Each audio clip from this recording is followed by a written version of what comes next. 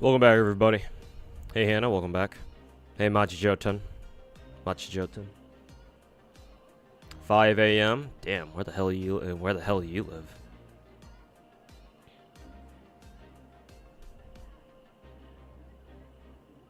But welcome to the stream. First time you managed to do all the grail fronts without looking up cheese strats. Nice.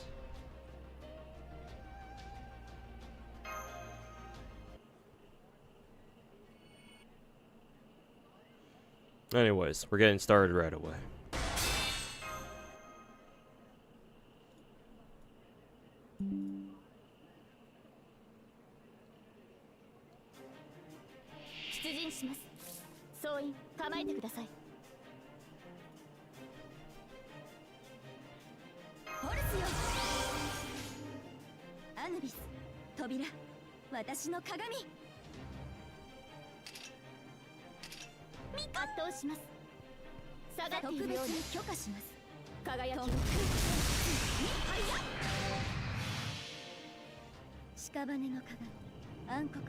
It only took like 4 hours. I mean, hey, better than me who spent like 7 or 8.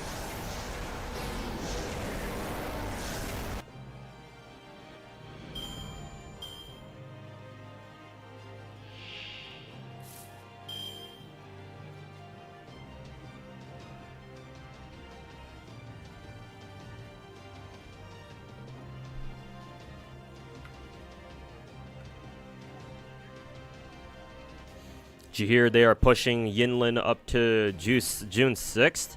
Really? Because I saw Tektone's video, because I'm a part of Tektone's Discord server, so I see whenever he uploads a video or goes live, because he pings everybody. Just like me. So I saw his react video, and I was like, you know, it's Tektone, whatever. Right? I don't think anybody here really considers Tektone to be a source of breaking news, right?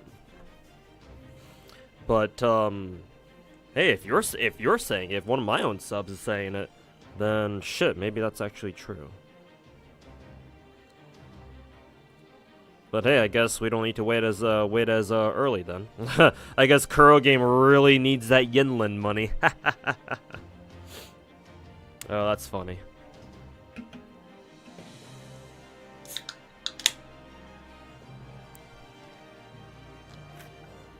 But yeah, I'm kind of curious as to why they decided to do that.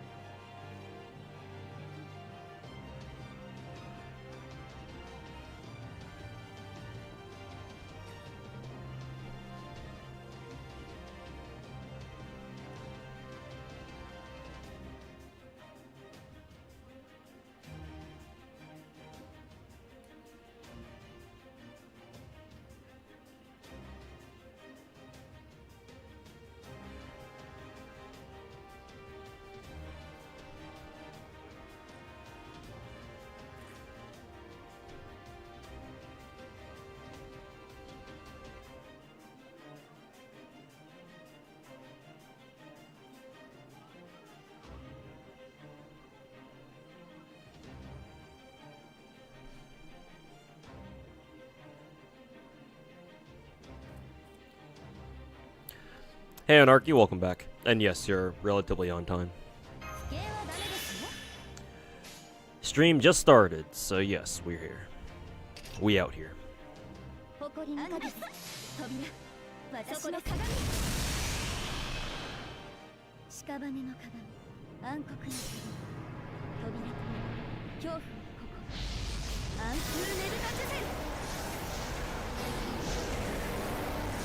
Maybe they learned from Genshin. A lot of players quit after 4 weeks of Genshin due to there being nothing to do. Maybe Kuro just wants to keep us around for longer.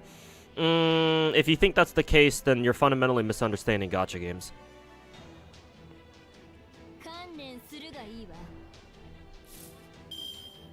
Like, if you think that a lot of people quitting Genshin after the first, like, month or so is because of a lack of content, here's the thing.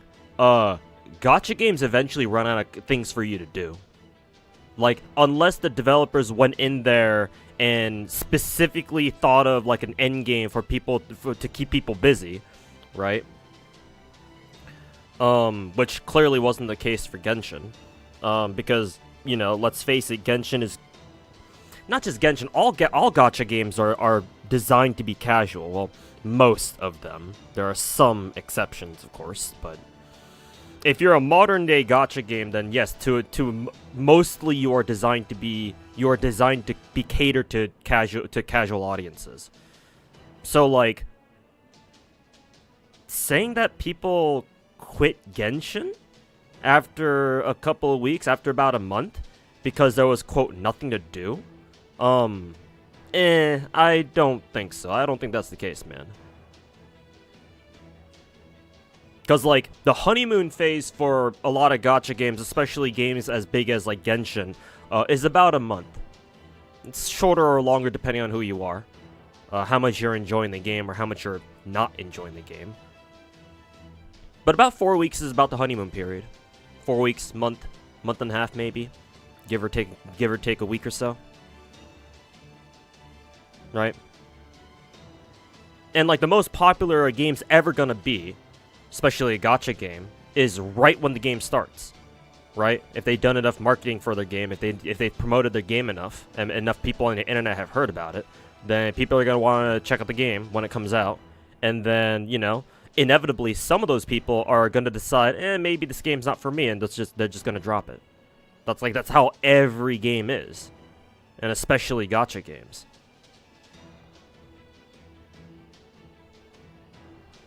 Now, to be fair, obviously developers can do a better job in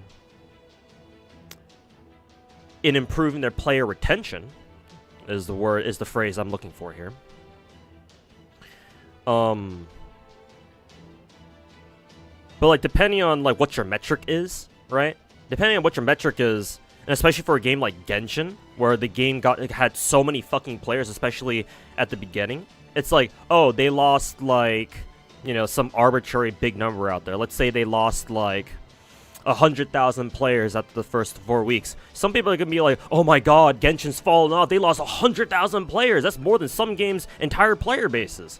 Well, like, sure, but then how is that compared to, like, their total player base? How much of a percentage of their actual player base did they lose? It's... Yeah, I don't really buy the whole fucking, oh, the game has nothing to do, so people left, right? I mean, obviously that's true to a certain extent, but, like, trying to use that as a justification for Kuro game coming out with Yinlin's banner earlier? I don't know about that, man. And besides, what's one gacha character gonna do, right? Like... Are they gonna bring any other content to wuwa with Yinlin? If that's the case, then sure, maybe. But how much more content is it really gonna be? Like, unless they're gonna drop like a fucking region expansion, like not even 2 weeks after the game came out. But for some reason, I don't think that's gonna happen. For some reason, I think this is just a character release and nothing else. More like, in my opinion, I think Kuro Games realized that, maybe they should have started with Yinlin's banner first, and not Jian. The fuck? That seems like a much more likely explanation, instead of, you know, oh, like, Kuro Games learned from Genshin's mistake of not having enough content? I don't know about that one, man.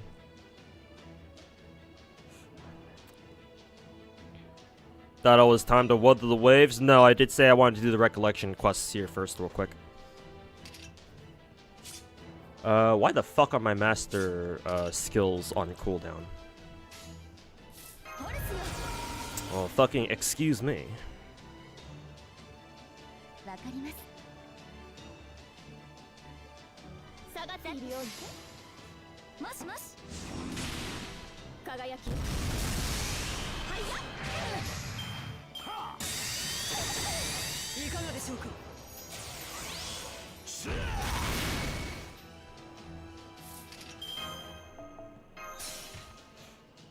Not only Yinlin being pushed forward, there are also other events being pushed forward too. Okay, so they are adding, they are pushing forward more content. But again, I'd like to ask, how much more content is it really? Cause like, I hope you realize that the more hardcore players of this game, like the gacha degens out there, the people who fucking speedrun like gacha content, all the gacha content that as soon as the game comes out, like we saw with Genshin, like we saw with Star Rail, and now as we're seeing with wuwa, like I hope you realize that those kinds of people are just gonna blow through all the content that Kuro Game is gonna give us on June 6th or whenever they plan to drop the new content with Yinlin, and then they're gonna go back to complaining about how the game has no content anymore.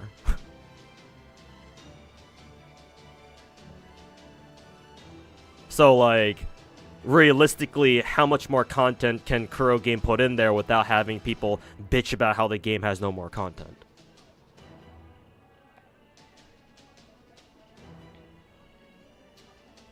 There are already people who are UL40 doing nothing but echo picking. I mean, yeah, you're gonna have people like that. Nothing wrong with it, but once you've already consumed all the content in the game, then, you know. What are you gonna do? Bitch about that? Oh, Kuro Game hasn't learned their lesson from Genshin Impact. I don't know about that one, man. It's more like, the game isn't necessarily, designed for the absolute fucking degens. Alright? Again, these kinds of games are catered to, are designed for casual players who aren't going to be sitting down for fucking 16 hours a day, playing nothing but wuwa the entire time.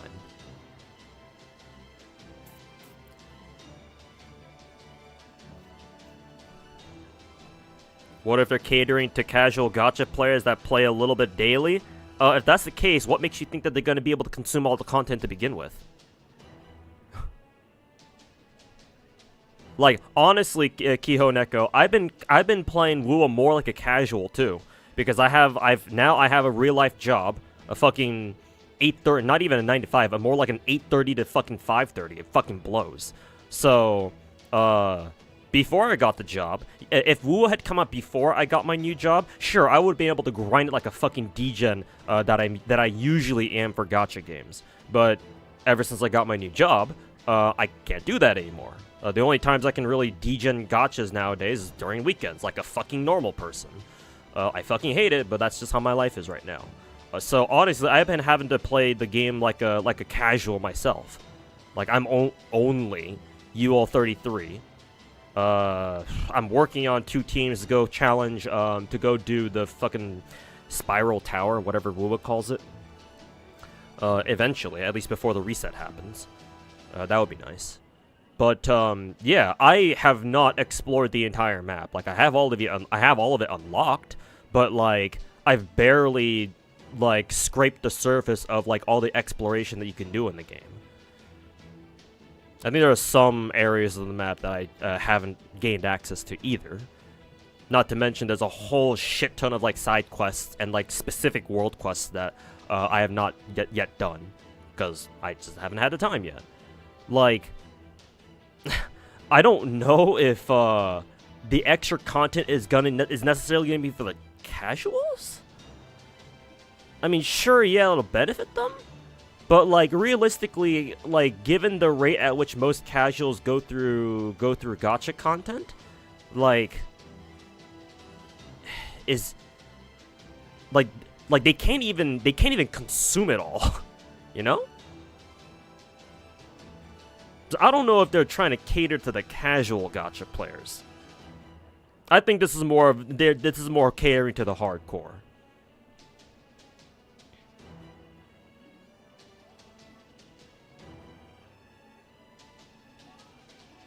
Because if Kuro Games' reasoning is that they're releasing new content earlier in order to cater to casual gacha players, then like you would think, right? By that same logic, MiHoYo would be releasing content early for all its players constantly, because MiHoYo has made the executive decision to cater to no one but the casuals. Up until recently, anyway.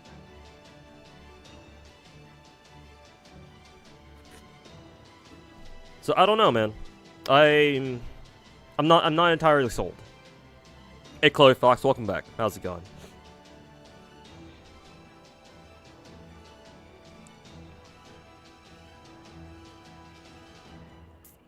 Heated argument about early content being released? Not heated. I just sound heated. But that's just kind of what I sound like whenever I'm talking about something that I care about. But yeah, welcome back. Full-time IT job makes you tired, I know, right? Seriously.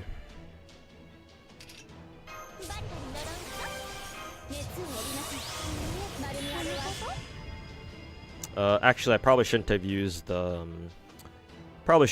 everyone's fucking arts buffs here, but whatever.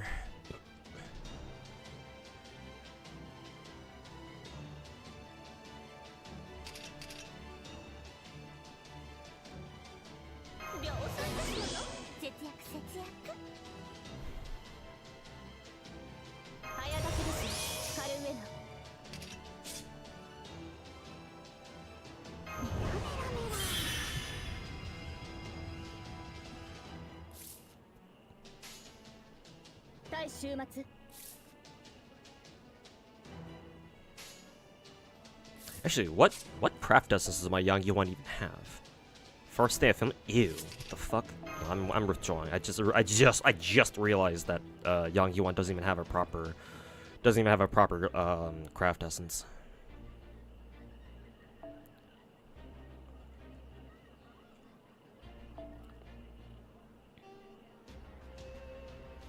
Since Lunling likes to is probably going to use Invul, I'm actually going to give my Yang Yuan Honey Link here. We'll see how much that works.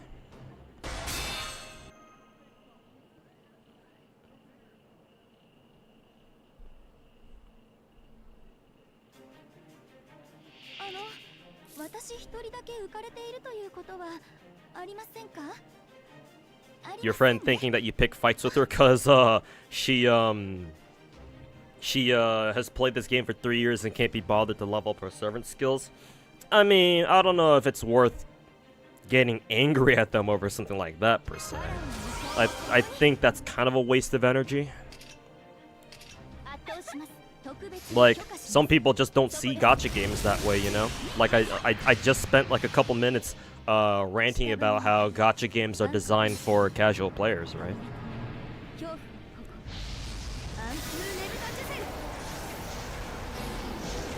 So, like, you know, who knows what goes on in the minds of casual players.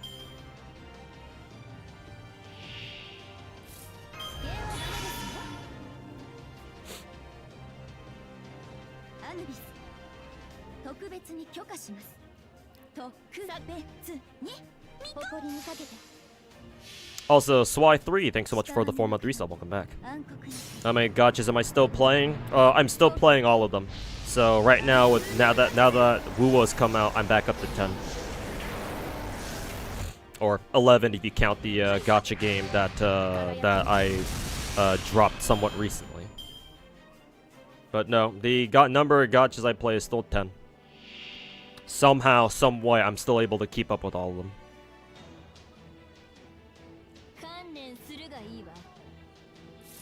Somehow, some way. Ow.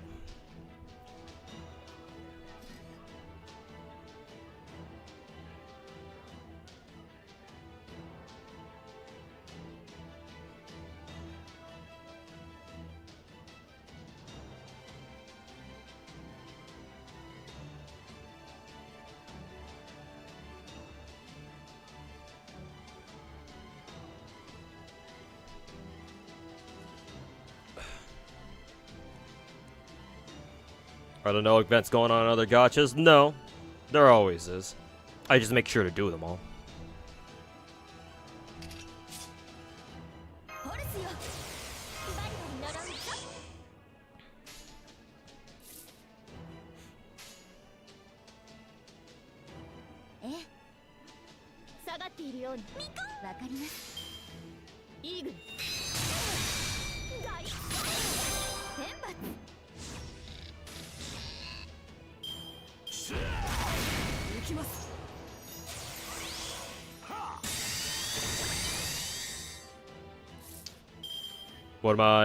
What did I drop recently? Girls Frontline 1.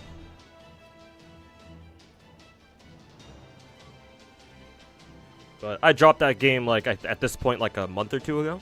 So I haven't been playing it for a while. I just still have access to my account.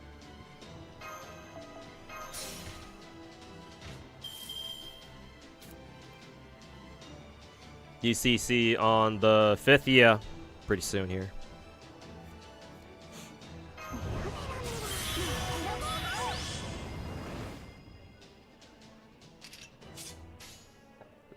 Excuse me.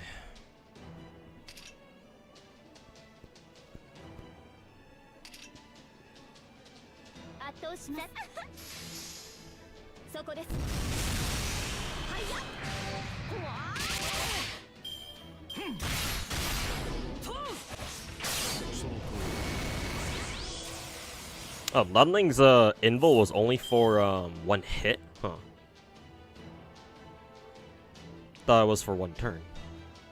New CC lobby theme is definitely one of your favorites. Nice. I think I'll give it a listen when we get the event. You dropped GFL? Yeah, man.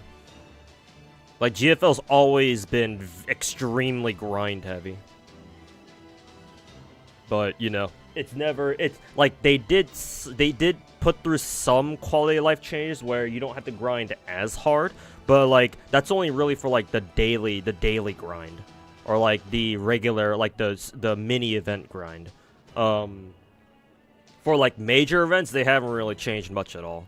Not to mention they keep adding more and more fucking mechanics that you have to keep up with if you want to be able to do like hard mode events, like hard mode major events and shit like that. So eventually I was like, yeah, nah, I'm sick and tired of this. Like I ain't really got the time for this anymore. If I didn't drop it when I did, like I would have had to drop it when I got my new job. Because with my new job, oh yeah, ain't no way I'm gonna be able to keep up with Girls Frontline. That's for fucking sure.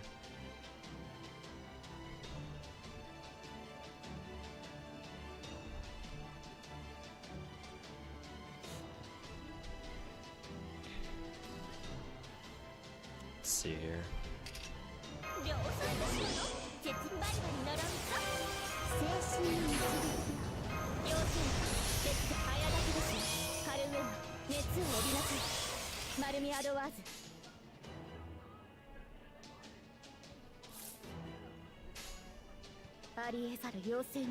Damn, I also have a what is it? I also have a full Yang Yihuan card here as well. Is there anything bad that happens if I kill one of them before the other? Let's see. No, I don't think so. Let's see. Removes all debuffs, gains increased crit damage for 2 turns. If I break Yang Yihuan's first bar. Dahyun, thanks so much for the brand new Twitch Prime sub. Greatly appreciated. Welcome to the team. Let's see. Yeah, I feel like delaying the Arts Brave chain here for this.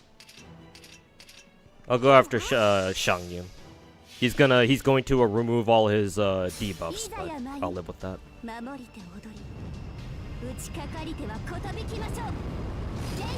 Was needed to use for the first 2? Yes, this Astiniak. And then I plugged her out with the standard, or not standard. I plugged her out with plug suit too. Very good.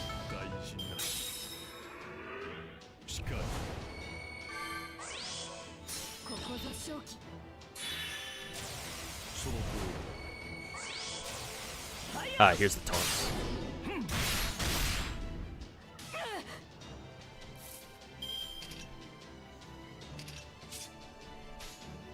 And then now we can do this.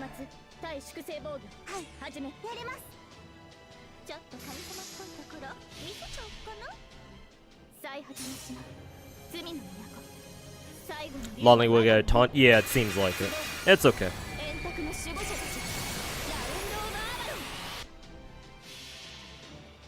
We need to kill off Lonling eventually at some point, so.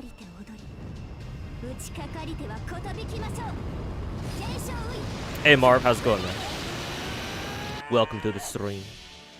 Just came back to Genshin, and holy crap, there's a shit ton to do. Yeah, man. If you haven't been playing Genshin, you've come back to it. Like depending on how long you've been gone for, yeah, there's a shit ton of stuff that you have to catch up on. Not to mention, you gotta go through all the story too. Christ. Favorite waifu and wuwa?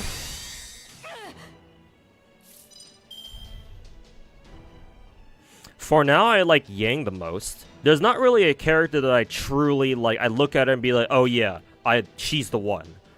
Yang kind of comes the closest. Yang comes the closest, I'll say. Out of obligation, I'll also say Chisha as well, just because I really like. She's my main. She's my main in wuwa. Cause yeah, the gunslinger playstyle is super fun to me. Hey, Warwick, welcome back. So those two.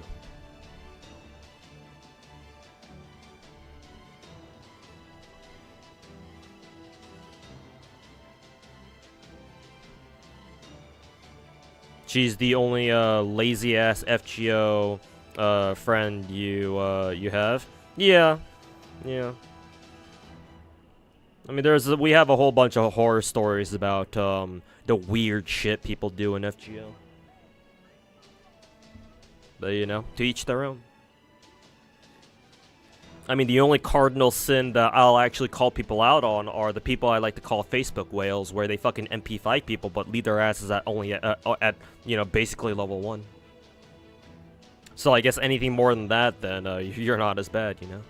Use your account have the power to one-shot most content in FGO? Not really. And here's the thing. You could do that. You could easily do that in like year 1, 2, maybe 3 of FGO. But then, technically speaking, one-shots kind of died off as soon as they introduced break bars. As a countermeasure to Merlin one-turn Buster crit teams.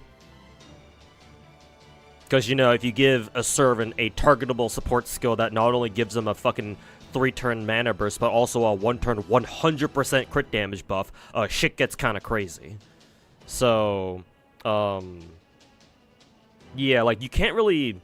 There's not a lot of stuff... there's not a lot of content that you can, like, truly one-shot. The most that you can do now is just, like, min-turn. And there is an actual, like, sub-community in FGO that actually... focuses on min-turning challenge quests. We call them TAs, or turn attack. Turn attack runs. I've done a couple of myself. I've done a couple myself too. Frustrating but fun. But like that's like the closest you can get to like one-shotting content in FGO. Because like all La Zengle the devs will need to do in order to prevent a one-shot team is do what you see on screen here, where oh you just give an enemy boss like a break bar. Okay, that's it. No more one-shot. It's okay. Cool talk, I guess.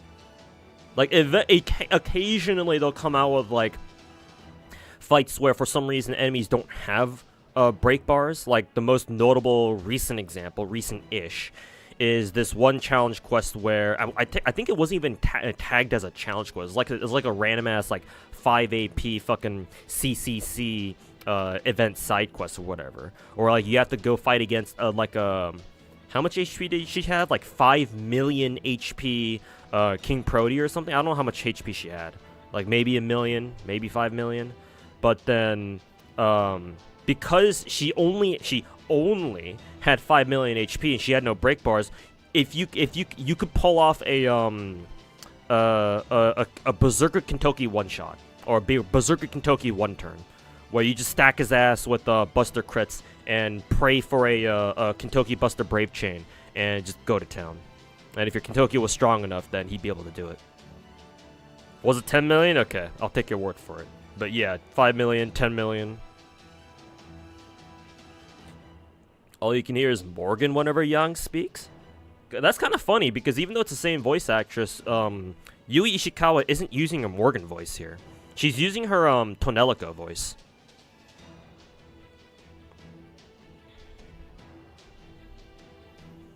I mean, you know, technically Tonelico and Morgan are the same person, but yeah, Merlin changed FGO forever. Goddamn cock wizard. Okay, you still got to burn, so that means that Lanling is dead.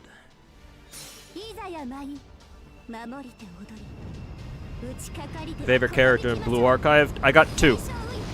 Iori was my very first favorite character, and then Wakamo is my second one.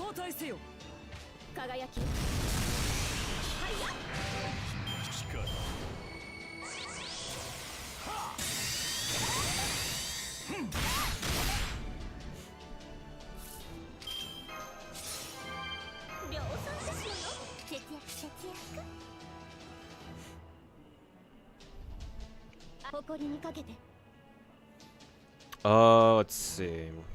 I should probably use one of Yang Yihuan's quick cards, just so I can put a burn demerit on Shangyu here.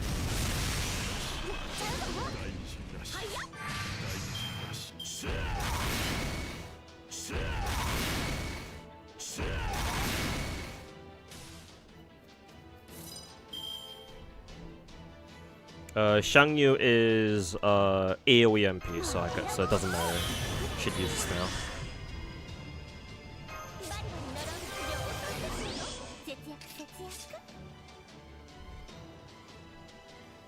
Let's see.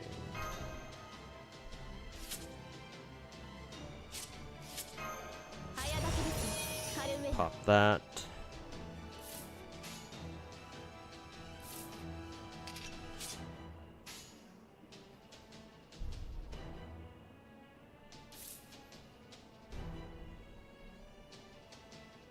I'm actually super tempted to pop Yang Yuhuan's BAA chain here. Actually, you know what? I will. I ain't a bitch.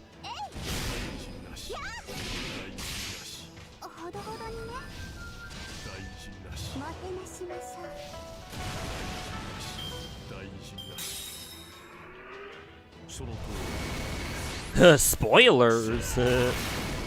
Who's your favorite VA of all time? Is it Yui Ishikawa? She's probably my second. Because I have a lot of waifus across my gacha games that for some reason a lot of them are voiced by Yui Ishikawa. Let's see. In FGO, I've got Morgan. In Girls Front, I don't know if Yui Ishikawa voices anybody in GFL 1. I'm gonna have to check. Azure Light Enterprise, that's easy. Arc Knights, I think the only character Yui Ishikawa voices in Arc Knights is Liskarm. I don't know if she voices anybody else. And I don't. Liskarm is not waifu to me, so I guess that doesn't count. Blue Archive Toki. I don't know if I would call Toki a waifu character for me personally, but she's close. Genshin Chlorinde, there we go. Yeah, you get the idea. But my favorite JPVA is Chiwa Saito. She voices Tamacaster. And it seems like Chiwa Saito's had been getting more like steadily more active in the gacha voice acting scene, because like a lot of my more recent gacha games have had her feature her work in them. Like Ether Gazer, she voices Hades. which was a surprise. I don't think she voices anybody in Snowbreak yet. Hopefully she'll get a voice in that game soon.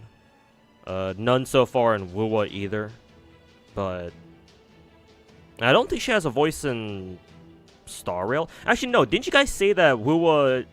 Yeah, one of the the NPC characters is voiced by Chiwa Saito apparently, right? In wuwa, like I think I remember chat saying that one of the voices was Chiwa Saito towards like the end of the story or something.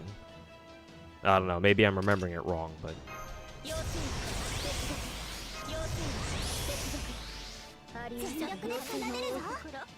Yeah, she voices Dorothy and Nikke, Bakumo in Blue Archive, so you know, big surprise.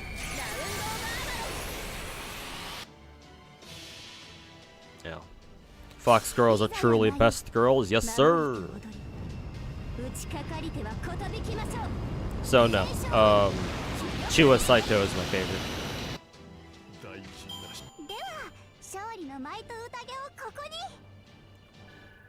You left around the Cloud Retainer banner when the new zone in Liyue dropped. Oh, Chenyu Vale. Okay. Actually, Chenyu Vale wasn't even that long ago. Like, Chenyu Vale was like... Yeah, we got Chenyu Vale as part of Chinese New Year, did we not?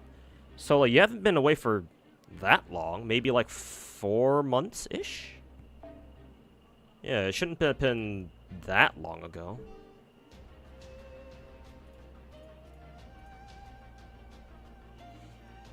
Let's see, Super Recollection node. I think this is just the same fight, but it's just a lot. The enemies have a lot more HP, I assume. And no duplicate servants. Lovely. Might as well look for like a waiver then.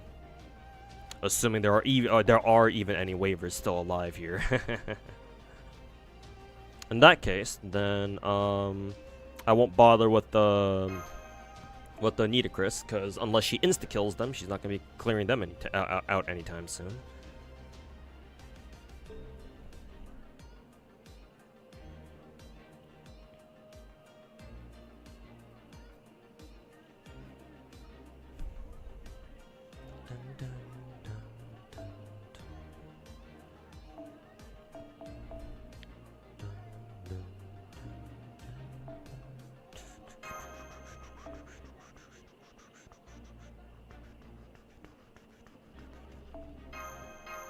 Alright, that should work. Switch over to Atlas Academy. Changli and wuwa. Yeah, there you go. There's the character that you guys said that Chiwa Saito apparently voices. Yeah, Board Sebastian, I heard. Yeah, I heard Kuro Games pulling up Yinlin. They really need that Yinlin money, I suppose.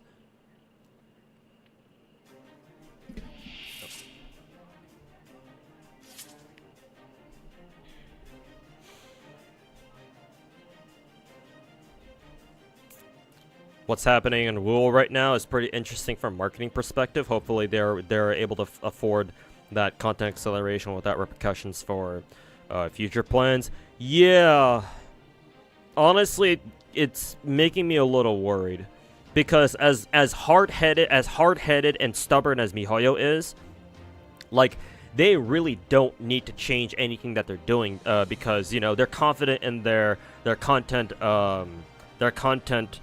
schedule, right? Because they got a solid team behind Genshin who will work on content and make sure that we have consistent 6-week patch cycles or content cycles. So the fact that Kuro Games, like, honestly, I think Kuro Game is kind of panicking here too. Like, it feels like Kuro Game is panicking. Like, they feel like they need to make up for the mistakes somehow, right? That they've committed during launch and the first couple of weeks with all the issues and the bugs and whatever the fuck is happening on the JP server.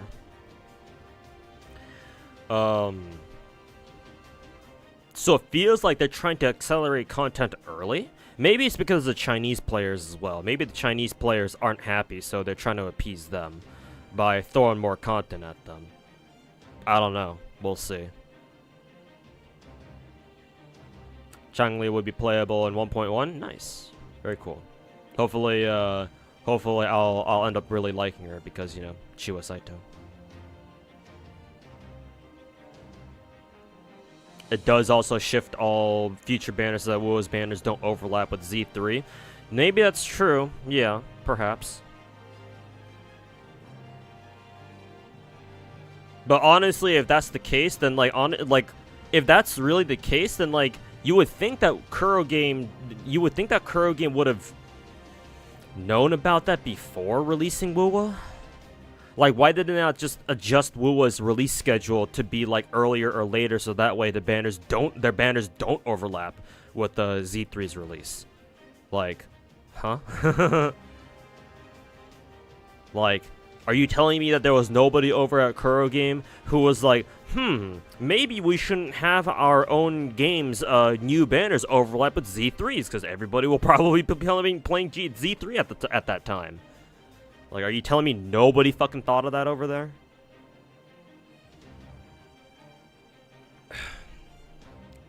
Makes things longer so that you can't skip cutscenes. Yep, welcome to Genshin. Welcome to Genshin, motherfucker.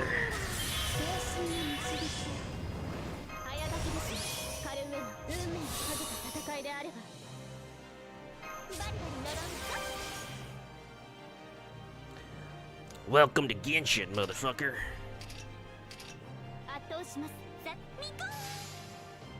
You got many figures? No, I actually don't really collect a lot of anime merch. I do have some.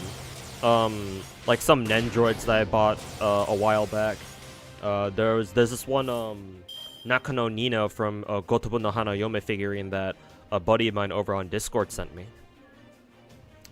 Because apparently I forget what his reasoning was. He either ordered like the wrong figurine because he's really big into figurines. It's either that or he must have like ordered like a second one on accident and he didn't realize until it was too late. So I was like, hey, you want a free you want a free Nino figurine? I was like, sure, I guess I'll take it off you. Sure, why not? And so he's just sent it to me for free. But no, I don't really collect much. I used to be big into collecting wall scrolls actually when I was younger. But I kind of grew out of that hobby at some point, so.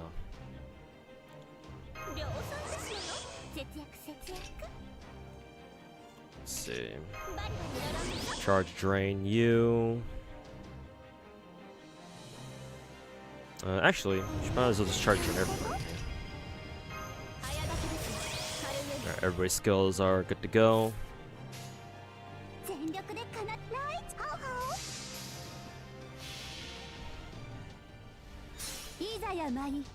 The fact that they're releasing Yinlin early means that they don't have enough revenue to push for a new patch.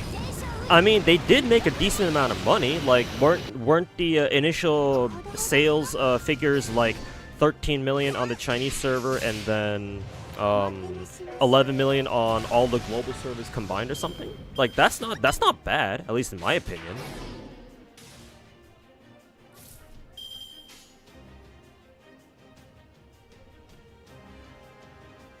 Like, personally, I don't see what Kuro Game has to worry about there, but I don't know. Maybe you know, they need to pay off their investments or whatever. I don't know. I don't know what's going on over there. But yeah, like if they're trying to push up Yinlin banner early, then personally, I think it's one of two things. Either one, they really do need the extra money. Or two, I think this is more likely, they're trying to appease their Chinese player base. Because last I heard, the Chinese players are not that happy with how wuwa turned out. So, they may be pushing up Yinlin's banner along with all the content that they had scheduled for that banner as well. Or to go with that banner. In order to appease their Chinese player base. Because I don't really think money should be a concern for them, at least not right now. Maybe in the future, perhaps, if they can't like keep up their regular, if they can't keep up their initial success, which obviously they won't be able to, but like at least they can maintain like a degree of it, or at least that's the hope anyway.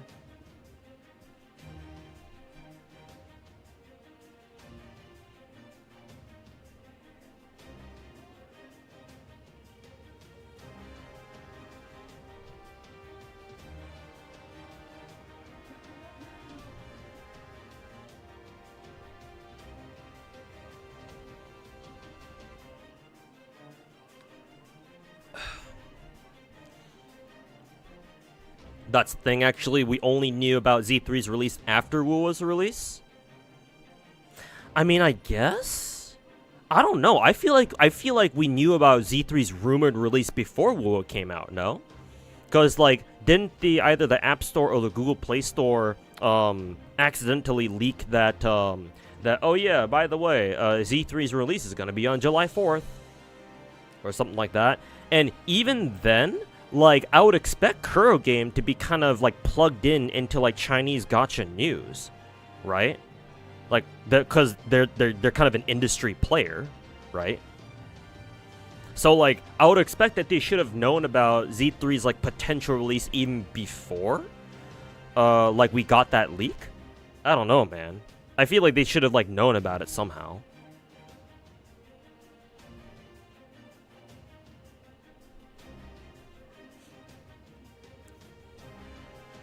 What was already made? Oh, right. Are the gacha sales only accounting for mobile? Then that would make more sense then. Yeah, if that doesn't factor in PC sales, then yeah, they should have made a lot more money. Yeah, 50 million. If they made 50 mil, then yeah, they should be fine, man. They should be fine. Though I would like a source on where they made that verifies that they did in fact make 50 mil. I mean, it's PC. I'm sure you could track stats for that somewhere, but.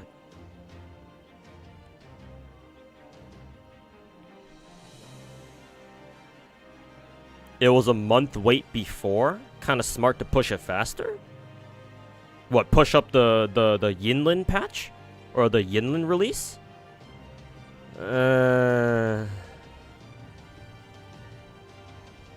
Like, smart in what way, though? Because I don't know if this is smart, personally.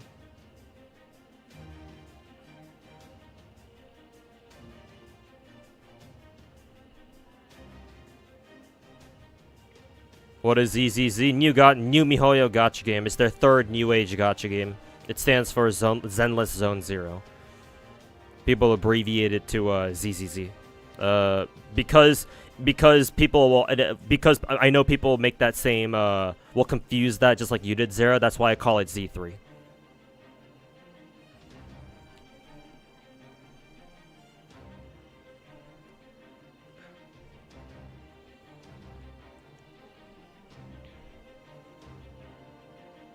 Yeah, mixed feelings about Chloe, but you like the VA too much. I mean, hey, I grilled Chloe, and you know, I'm not into lollies, so well, I don't have a problem with it. I like the voice actor enough to grail someone like Chloe, so shit, man. IMO, it shouldn't really bother you too much either.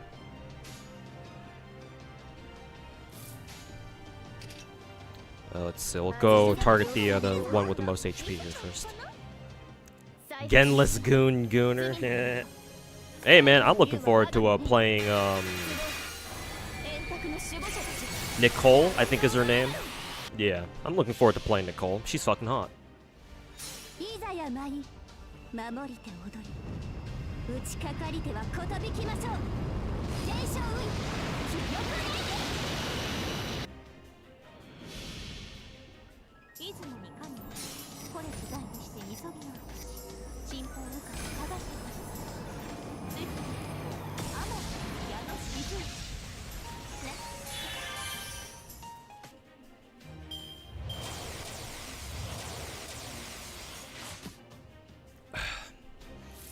Oh, there's the article. Thanks, Vin Spirit. Appreciate it. Actually, let me check out that link right now. Will reportedly reaches 42 mil in first week revenue. Okay.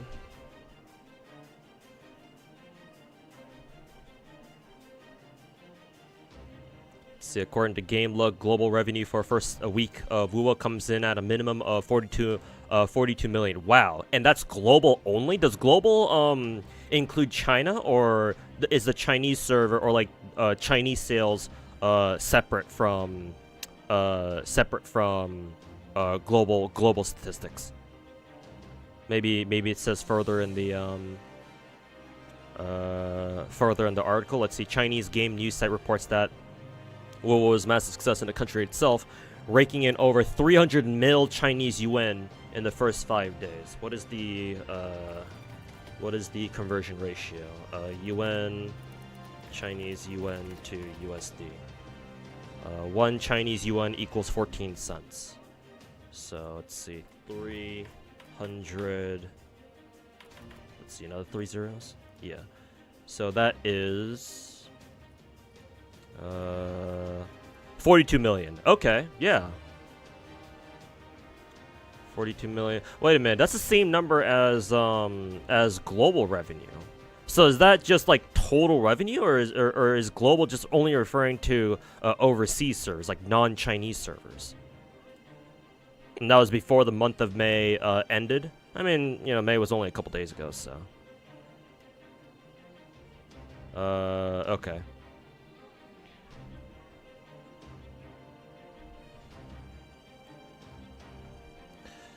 Okay, well, for the time being, total revenue. Okay, yeah, total revenue. Gotcha. So it's everything combined, the Chinese server and all of the overseas servers. Yeah, 42 million. Yeah, they're good, man. I think they're okay. So them pushing up Yinlin's banner is not because they're lacking for money. So it has to be for another reason. And again, my reason is that, or the reason why I think they're doing it is because they're probably doing it to appease their Chinese players.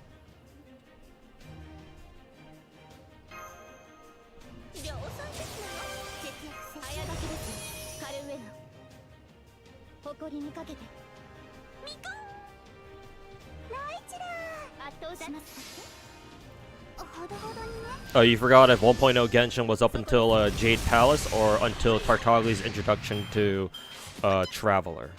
You mean where the story ends? It ended in 1.0 Genshin? Oh, I remember. It's when you meet Ganyu for the first time. It's when you the 1.0 Genshin story ended when after you met up with Zhongli and then you had dinner with him at the fucking open air restaurant or whatever. And then right after you're done, Ganyu shows up as and meets you on behalf of Ningguang to extend Ningguang's formal invitation to the Jade Chamber or whatever. Yeah, that's where 1.0 Genshin ended, at least as far as story goes. Yeah, Coco Goat. Looking forward to Z3. Same here, man. Even though I've heard some negative things about the game, I don't really mind.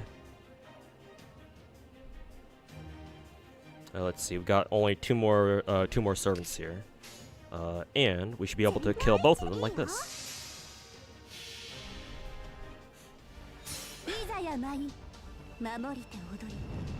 Yeah, Ganyu milkers. You actually pre-ordered Z3 on PS5? I mean, considering it's free, I don't know how you would pre-order it. I'm assuming you just pre-reg for it.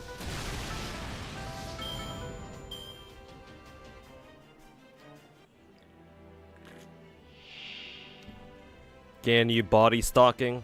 She's got one somewhere underneath there. I'm sure she's got one.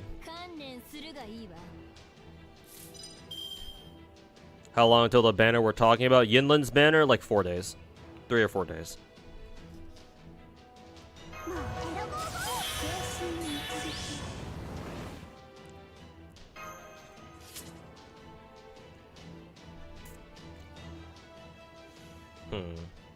Maybe we can take out Lanling first.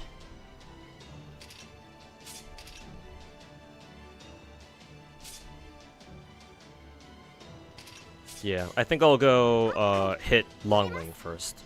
This won't be at full power though, unfortunately.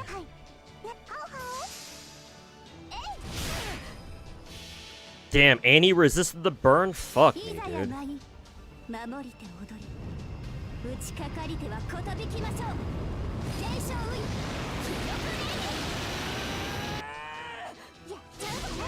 What are some of the common negative things that people had in Z3? The most common one was definitely the whole fucking, like, the TV mechanic thing, or like the TV game mode or whatever that was. I never played any of Z3's beta, so I can't say, I don't really have an opinion on that one way or another. But apparently people didn't really like that one.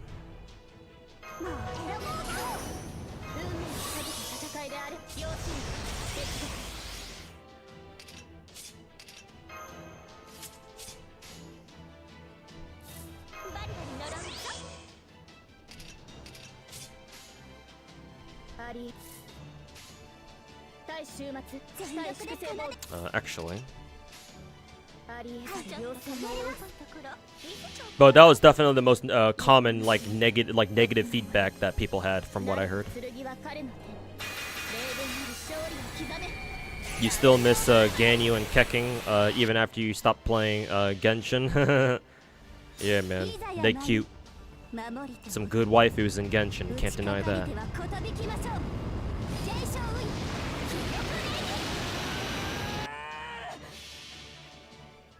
What was 1.0 doesn't end on a cliffhanger compared to 1.0 Genshin. Don't know what YouTube and Twitter echo chambers are going on about. I mean, you shouldn't really take YouTube and Twitter echo chambers that seriously if you're looking for like serious critique on the game.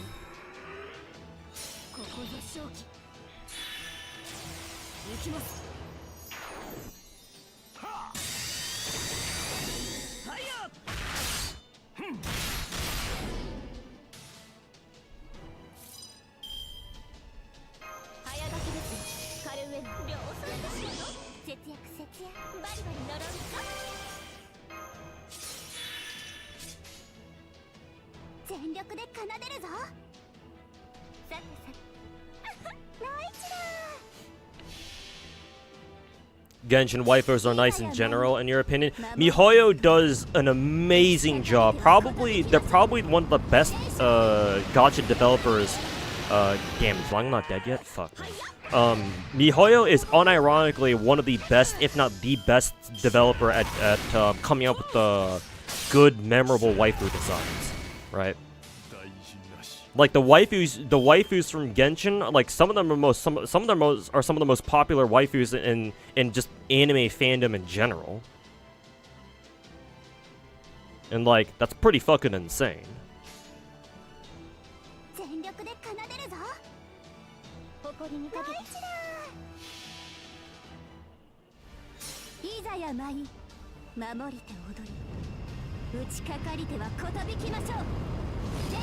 You prefer Ganyu's Twitter fan art than her in-game model? I mean, hey, if that means that Ganyu can gain a couple of cup sizes, then sure, I'm down for it.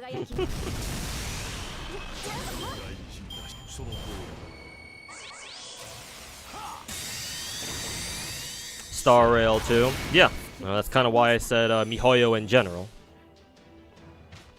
But yeah, you right.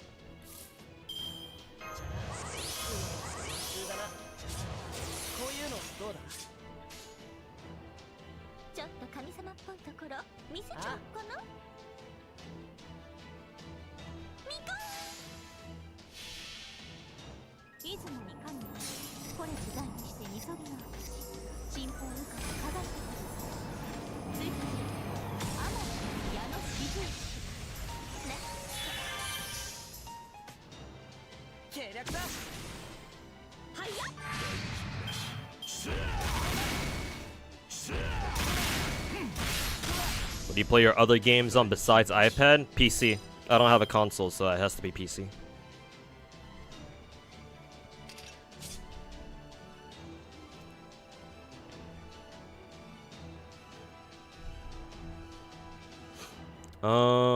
Let's see. I want to use waivers NP here, but I'm afraid that it'll what is it? I'm afraid that it'll Actually, no, I don't have to use waivers MP here. I can just wait one turn, or delay it by one turn. Just pop this for now. There we go. Because we can just do this. Going hard with the Young Yihwan Arts Brave chain here.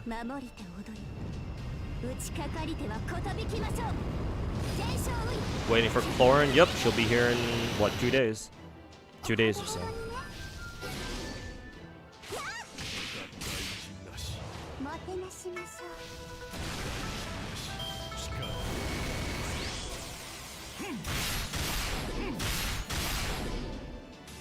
Damn. Almost gave her her full MP charge back. Actually, don't even need to worry. She'll get it back right now.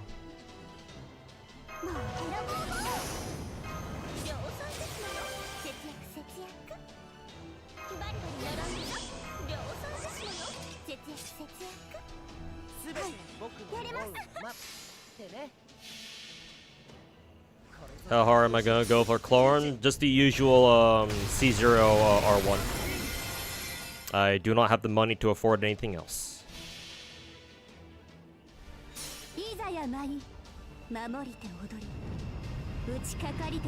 Genshin also cycles through their cast pretty well, like Yoimiya, Tartaglia coming around a lot in events. Yeah.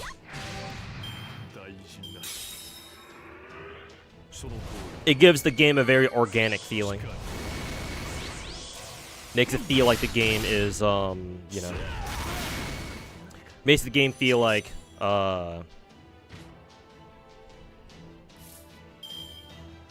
what's the word that I'm looking for here? Makes the game feel like, you know, shit's going, you know, shit is natural. Like, you see familiar faces pop up every now and then, so it's nice to see them come back.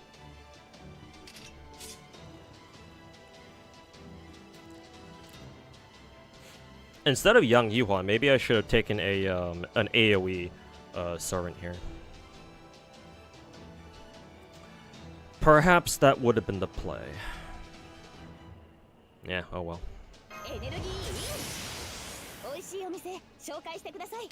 Which one was her attack buff again? It was that one. This one was... How many stars do we have? 16?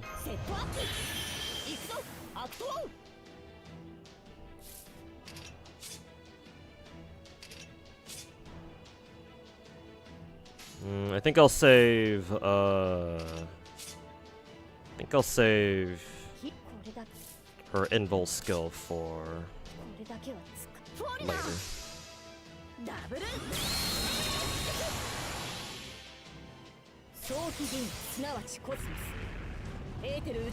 Organic? Yeah, I suppose so. I was wondering if I should use the word organic, so maybe it's not so bad.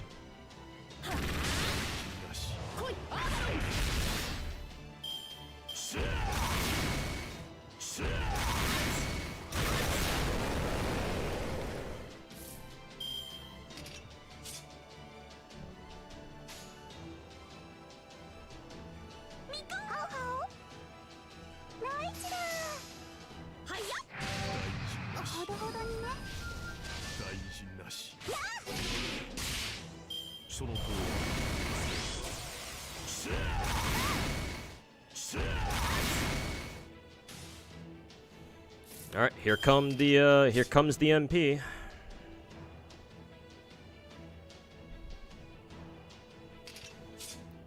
For some reason, I think young Yuan won't be able to survive this. Something tells me, chat.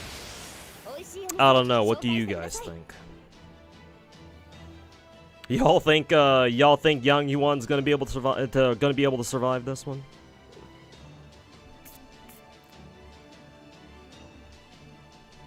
Chunky horse, yeah. Maybe a single target is not very good for this.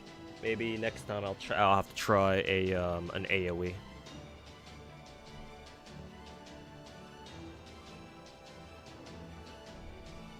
Or at the very least alive, yeah.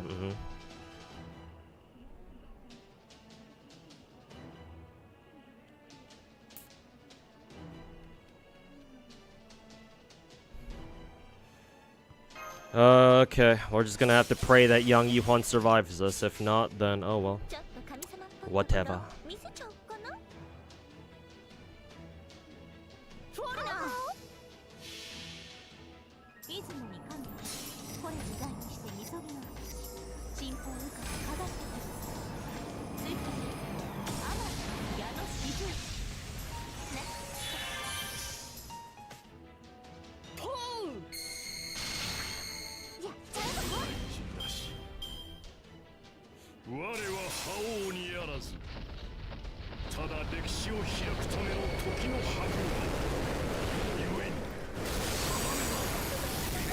Damn.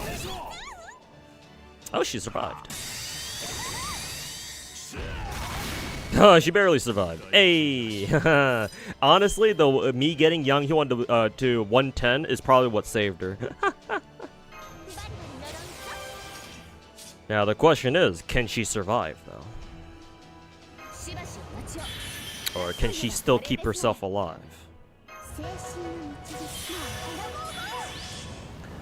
We gonna find out.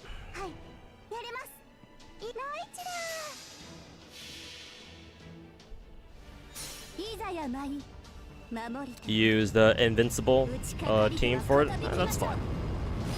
Whatever gets the job done.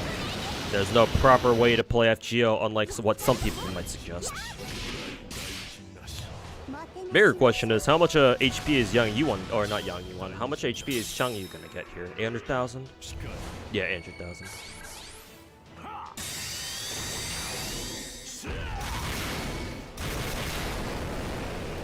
Very good.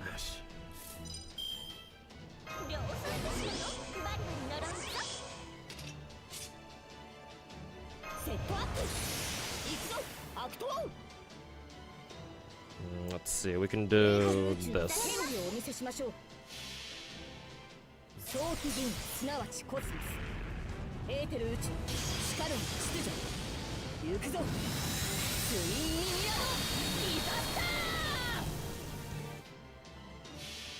Huh, even MHXA did some decent damage there.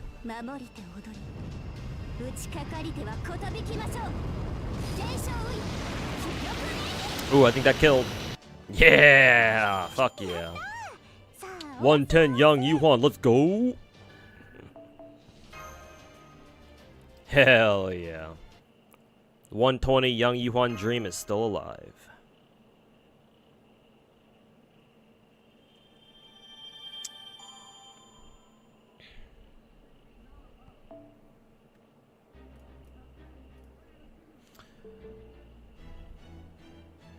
Alright, next one.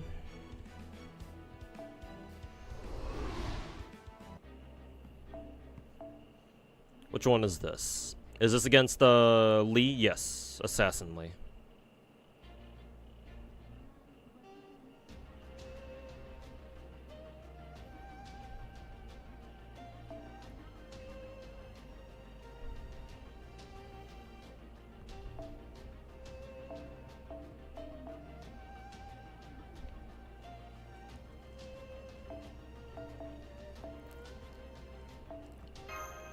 Oh, can't bring another 5-star. Now I can.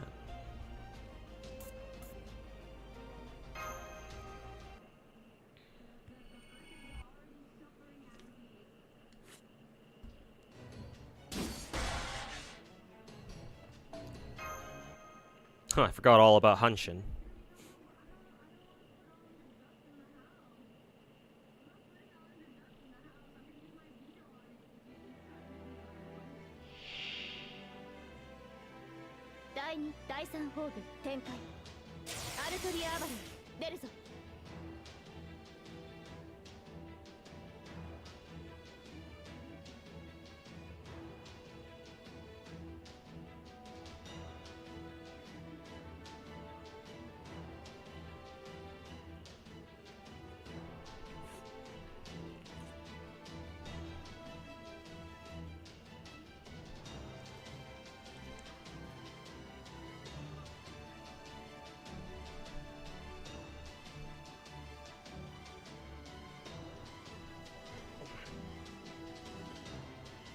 Oh man, we'll teach you a lesson in the super version of this. Yeah, I'm sure.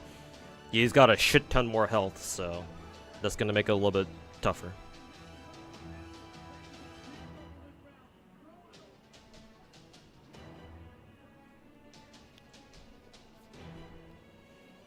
Because I bet he gets like a ton of like invul piercers or whatever the fuck. I think I think maybe he doesn't even need perma invul pierce. He already has it on his skills, so.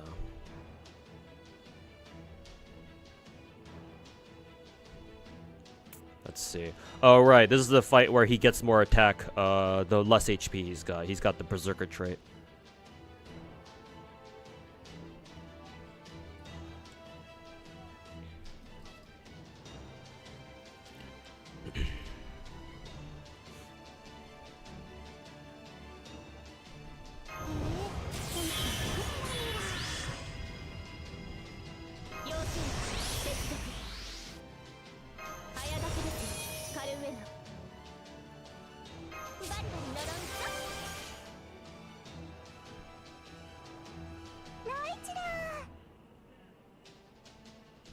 がっているようにほどほどにね。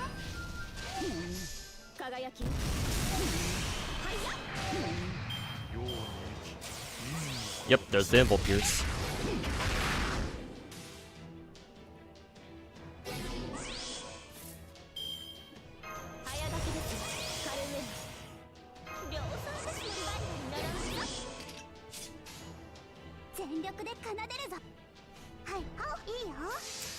Good old Invul Pierce.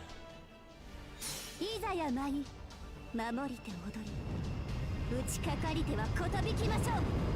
天正ウイ、気力ね。もてなしましょう。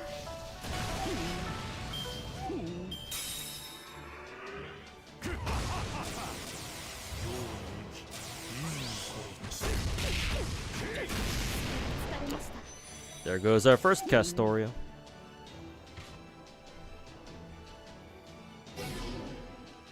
And now we bring in the second one.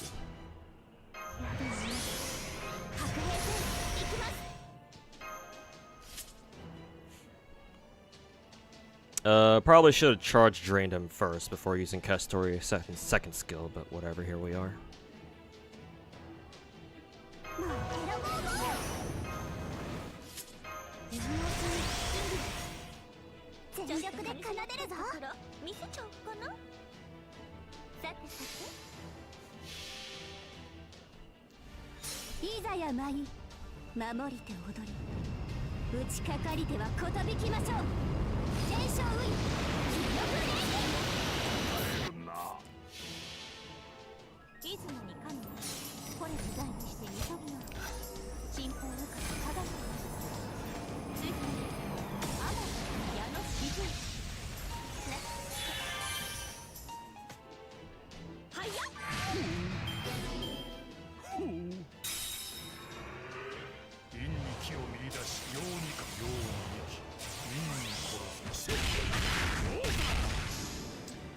Ooh, lovely. He just spams his first skill, so he always has what is it? He always has skill Invul Pierce, that is. Hell yeah, my fucking favorite.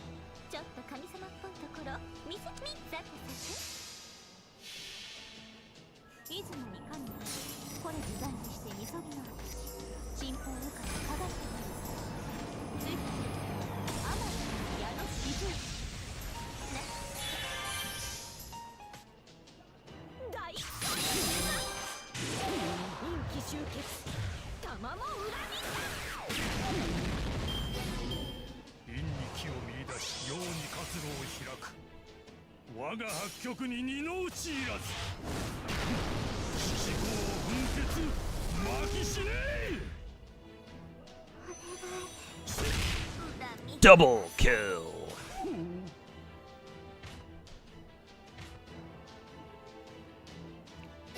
Double kill.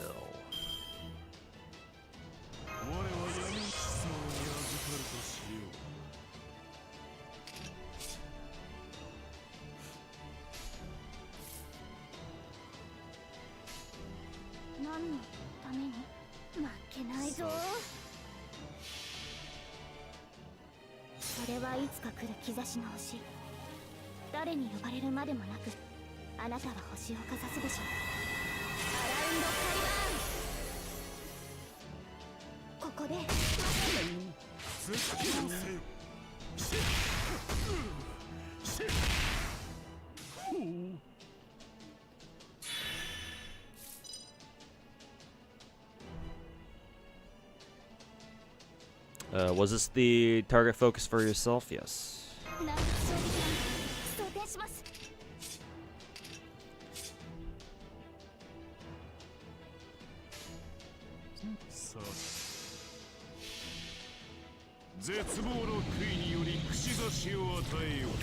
You voice lines for Vlad.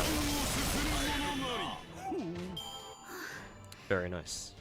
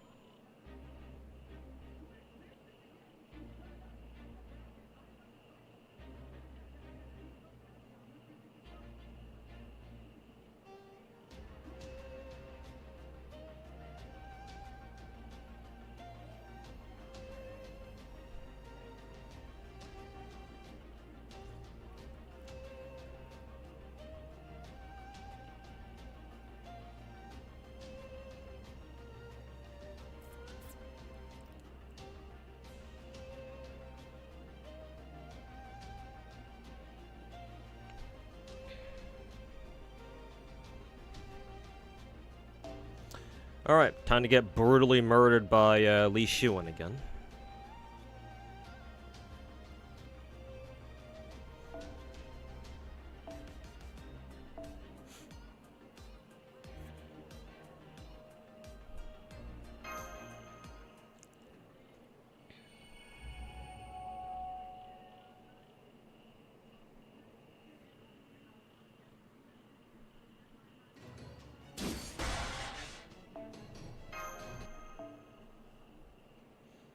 +++ of this is a nightmare? Yeah. Now with even more crit damage. Time to watch Li Shuan fucking one-tap all of my servants. Grails? What grails?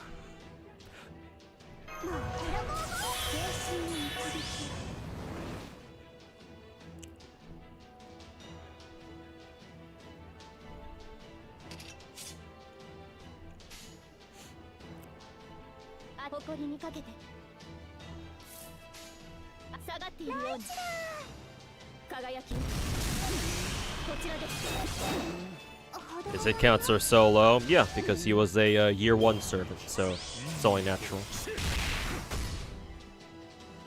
Ugh, he didn't get any burn debuffs because he used his fucking debuff immunity skill. I suppose it's better than his fucking charge trains or his invul pierce skill. Suppose it's better than that.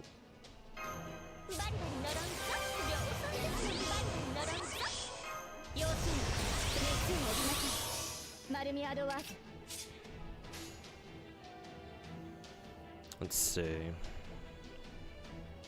Actually, they still have debuff immunity? Yeah, he still has debuff to all, immune to all fucking debuffs, so that's gonna be a bitch. In that case, I'm just gonna do a normal NP chain. Not gonna do much damage here, unfortunately.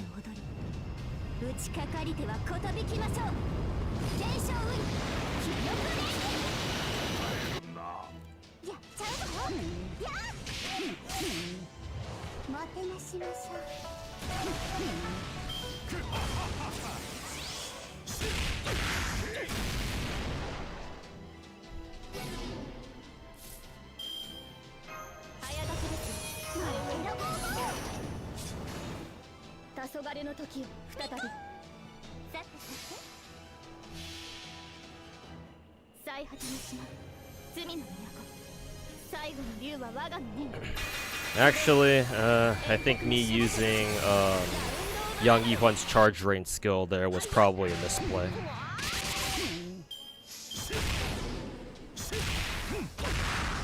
Because that means that now Li Shuan can use his NP without having to worry about anybody having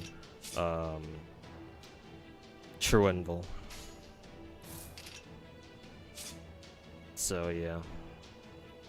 I may have to restart this one, which is a shame because we actually got some pretty good RNG on this.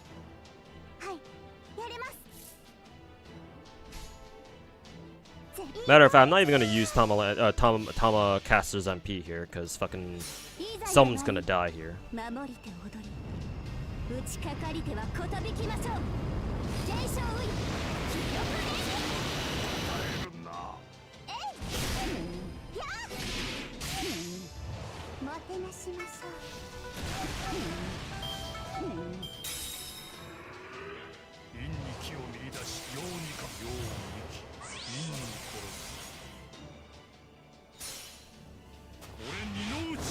Bonk. Ooh, we got lucky. He actually tried going after Tamacaster. Castoria is dead, kind of expected that.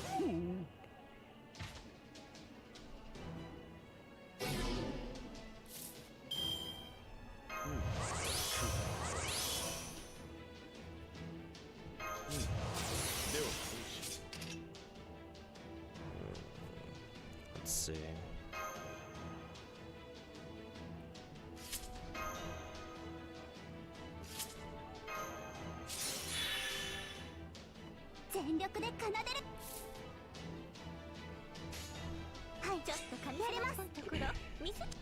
Let's see. We'll do this. や舞い守りて踊り打ちかかりてはことびきましょう全勝ウィン記録ね Nowhere near as much damage that I wanted to do. これ時代にして急ぎの進行部下の輝きついてあまり矢のしずね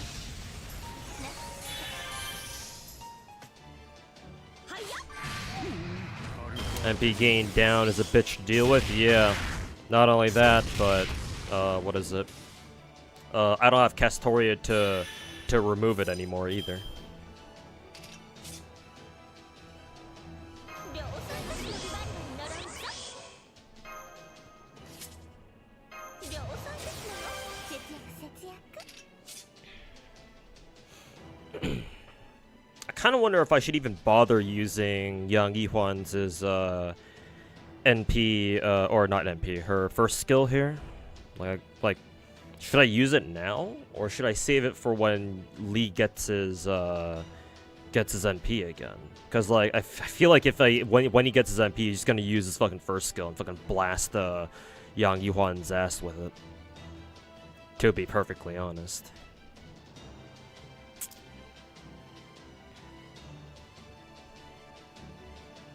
Like hell, the AI here is probably programmed to fucking pop Lee's Invul Pierce as soon as they realize I've popped an Invul skill here somewhere.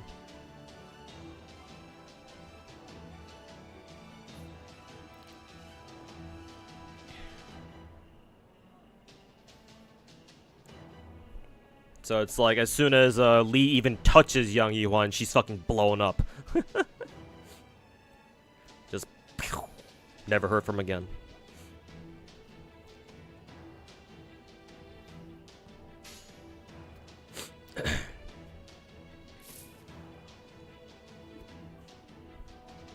Let's see.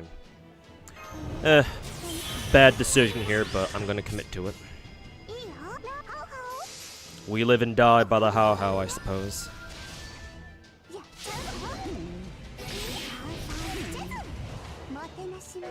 MP gain down. Oh yeah, I realized. Yeah, she's not even getting any MP charge anymore. That's nice. At least he didn't use his Invul Pierce. At least.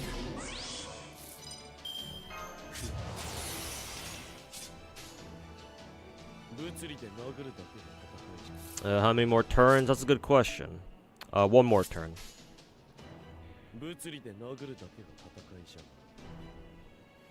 Unfortunately, that means that Yang Yihuan won't be able to get her.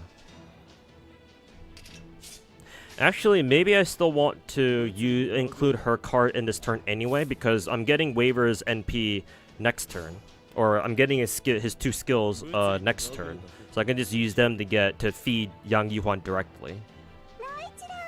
So maybe I'll do something like that. She's not gonna get any MP charge off this, but.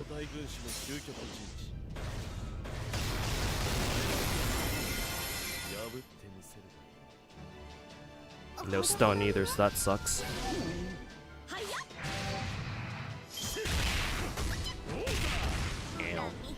Well, there goes Tamamo.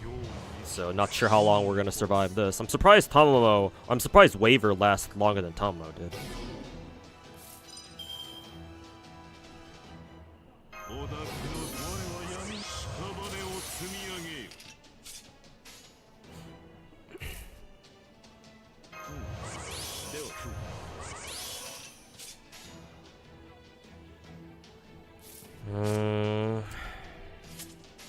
Let's see.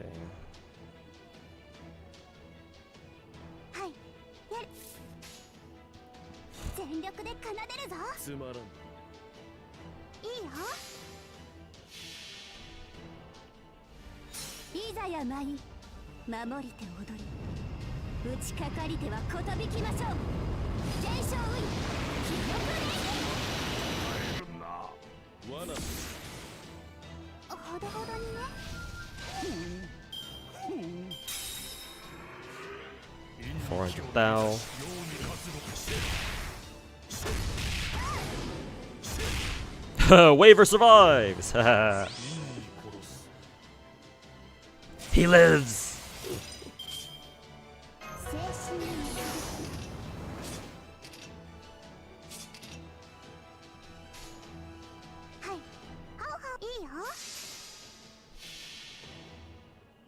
69. Nice. 守り手踊り Nice. 打ちかかり手はこたびきましょう全勝ウィン記録連やっちゃうぞやもてなしましょう Oh, goodbye, waiver.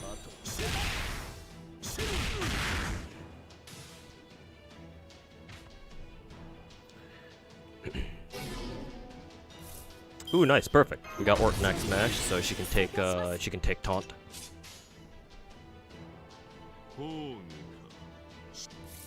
Let's see. Let us go for. Actually, do I want to go for max damage? I don't think Vlad should be doing that much damage here. I think I'll plan for endgame, and we'll go Arch Chain here with Yang Yuan's 90% crit.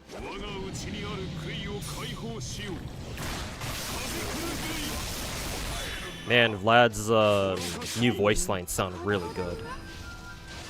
Nice, good crit. Oh, Invul Pierce. Alright, Mash is dead. Surprisingly, she actually guarded the defense debuff.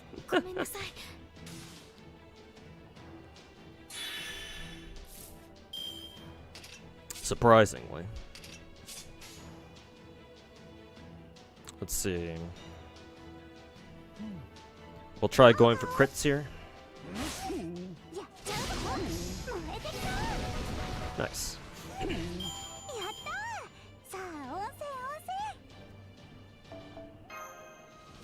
Alrighty, next one.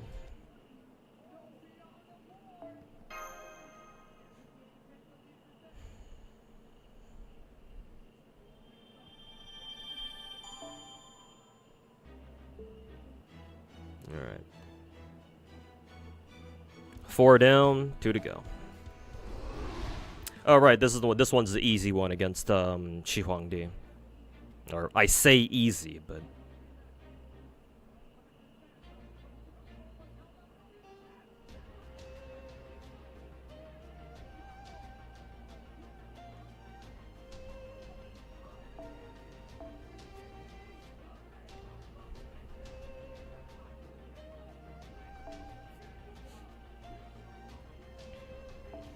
yeah, Kappa, I know. I say easy. I say this, but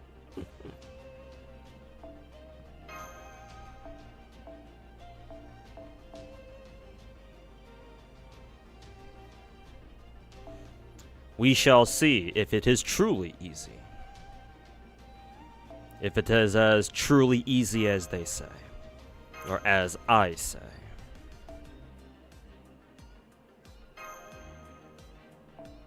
Dun, dun, dun, dun, dun, dun, dun, dun, dun,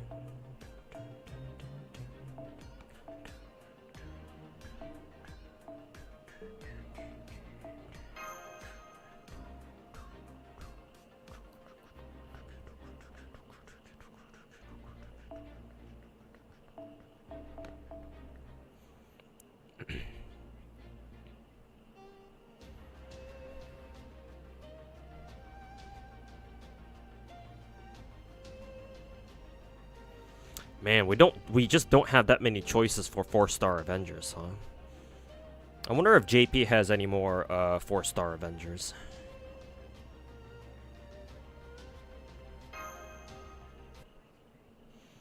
Alright, Anarchy, thanks for hanging out, man. And yeah, good luck at work today.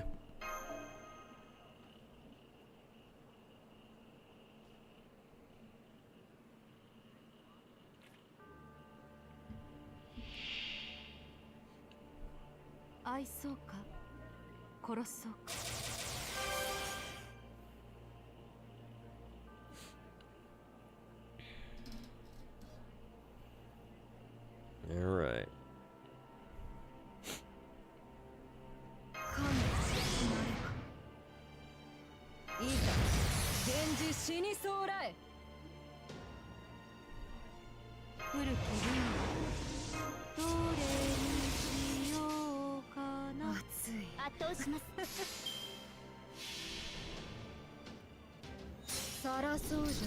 Shiwangi hits hard with crits. I can imagine so. And I think on the second break bar, actually no, on every break bar he charges his own MP gauge to max. So yeah, we gonna find out.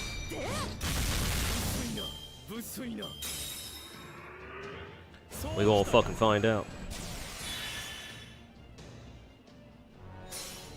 Summer Edisa. Oh yeah, sorry. I remember people talking about talking pretty good about Summer Edisa actually. I wonder which banner she's on actually. Is she with Summer Ibuki? Maybe.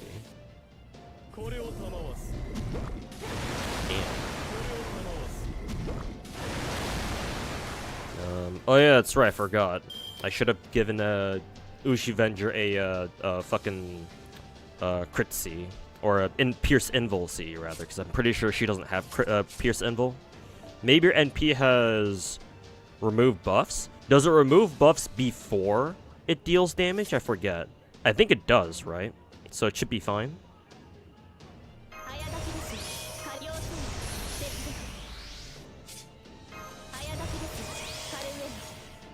Once again, we are going to find out.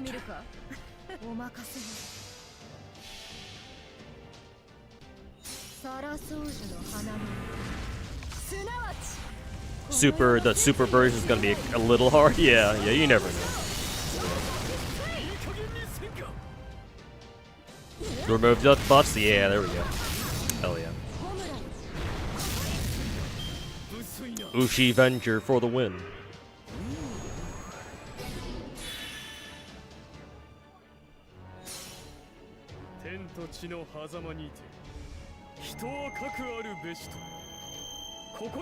Really wish you didn't quit this game and delete your account, but the impulse spending got really bad, which sucks because we've been missing this game.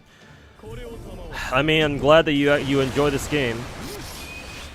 Also, I just realized that all our buffs went away, so that sucks. But that is okay. Also, I realized that I brought the wrong Mystico, but that doesn't matter because we're poisoned. Because of a bullshit lore.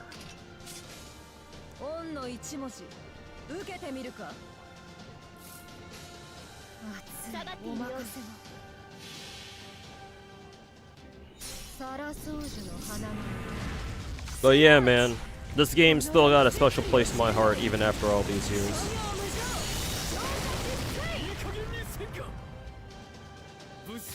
Damn, even on our own. Well, then again, they do have triple color buffs, so I guess I shouldn't be surprised, but...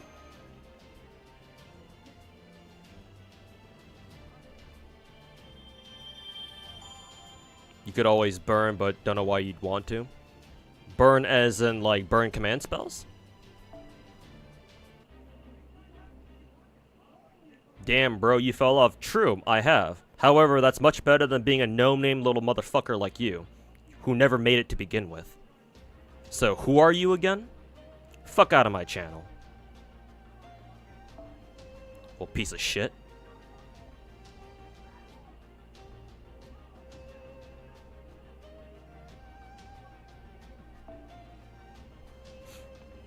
Might want to try target focus CE? Maybe. I think I'm gonna have to look for a waiver here. Waiver 2030. Perfect. Yeah, if I don't need to worry about Invul Pierce, then yeah. Don't need to bring a Invul Pierce CE. Honestly, I could just go in with this team maybe. The only problem with this is that if, who is it? If Mothman targets Ushi Venger, then that's gonna be a problem.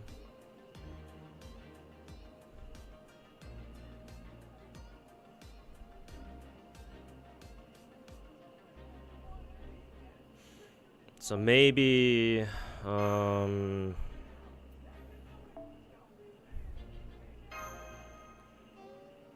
maybe I'll set waiver, or not waiver, Vlad on 4th slot.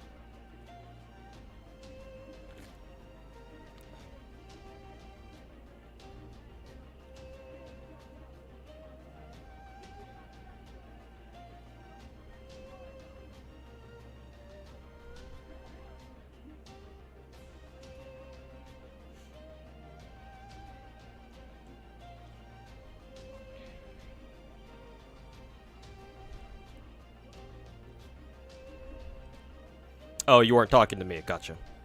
Talking to Zara. Glad you understand. At least you got wuwa now. I mean, I'm gonna be honest with you, Rabino. If you had trouble controlling your spending in FGO,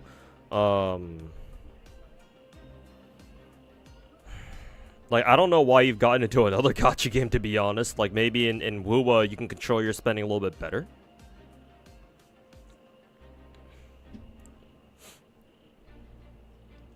But I mean, if wuwa is working out for you, then, you know, obviously best of luck with that, but...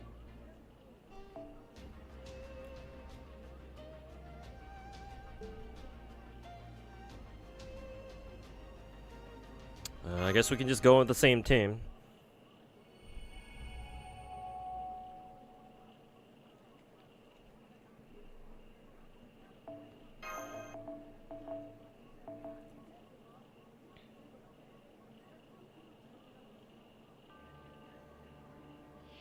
It clears Genshin for you because skip button? Yeah.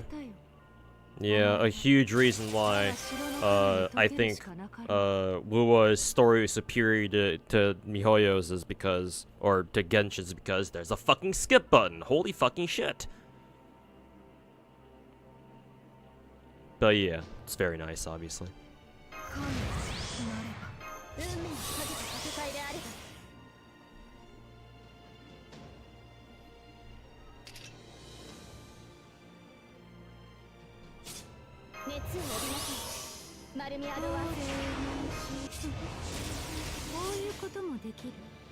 Let's see. Let's go for max damage here. Any good stages to spend teapots? Whichever the highest highest bond like note free quest is. Chat, are there any good events coming up where you can spend teapots? Does anybody know? Damn, he's so fucking tanky.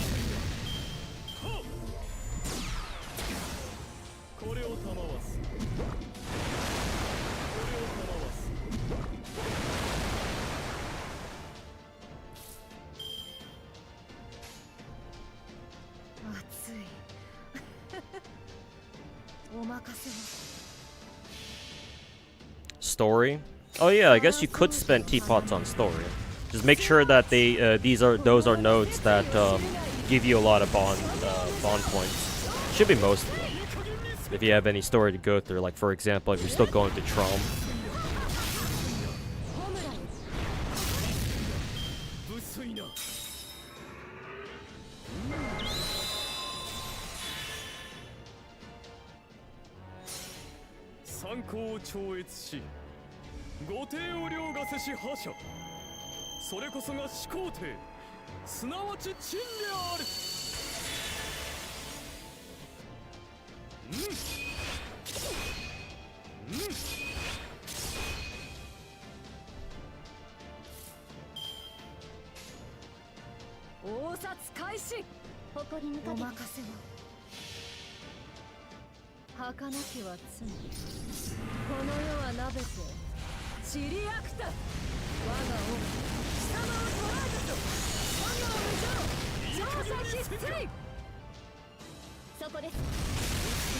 Ooh, almost.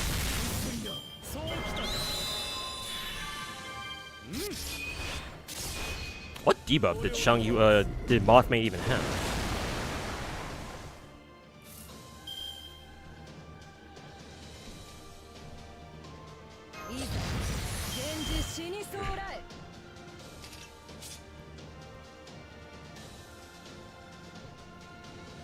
Let's see.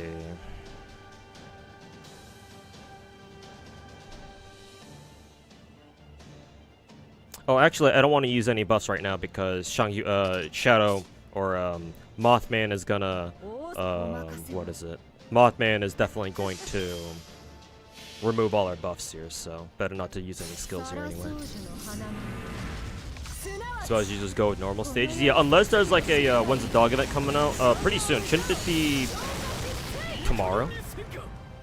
Probably tomorrow, right?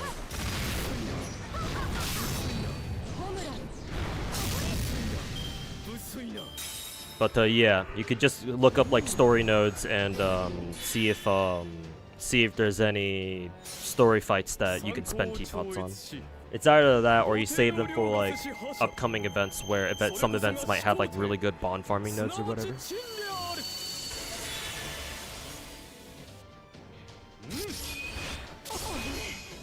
Well, there's one crit.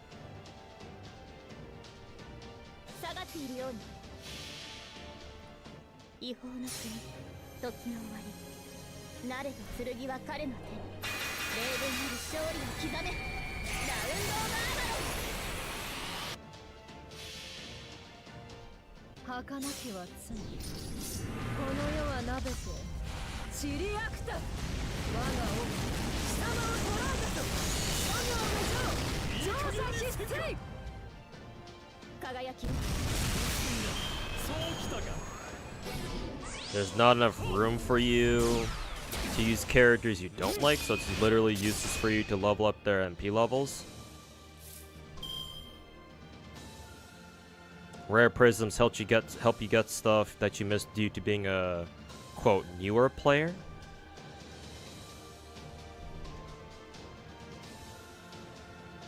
I mean, how much space are you working with?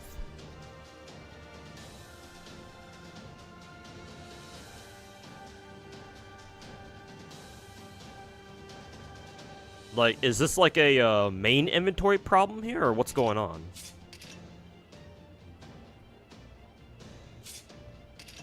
Also, why the fuck are these two stunned again?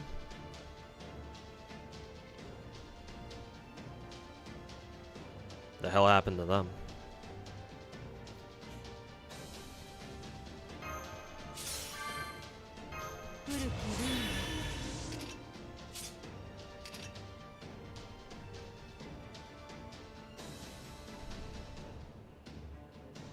Let's see.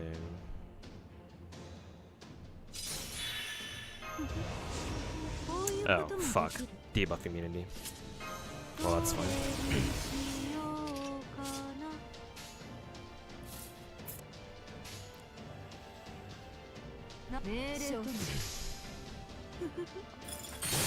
AoE stun. Oh yeah, that's right. His all books must be burned skill, or whatever the fuck it's called. Oh, not all book. That was all books must be burned skill. All scholars must be buried or whatever.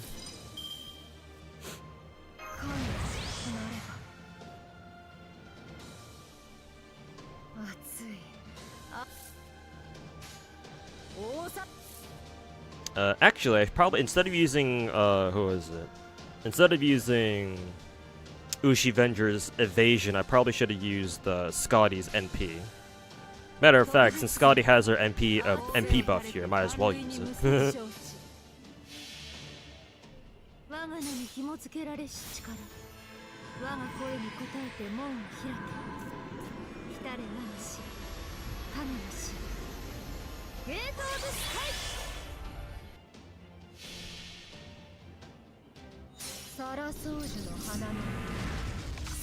You're never using them in battle? Well, first of all, never say never. Second of all, tower events exist.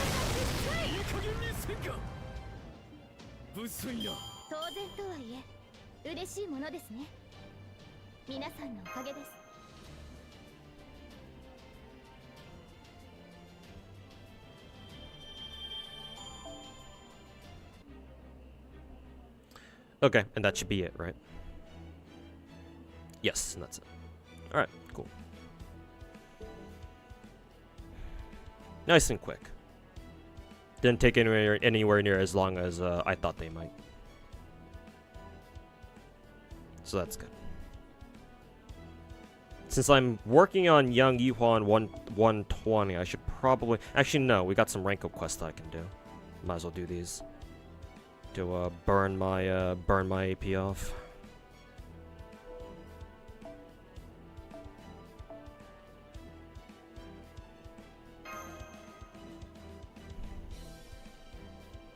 kind of wild, but even you use your 1 stars. Yeah, I like again to like you said, Zara, like to each their own, but like FGO is just kind of that game where ideally if you don't absolutely have to for whatever reason, like you shouldn't be burning your servants even if you tell yourself that you're like never going to use them.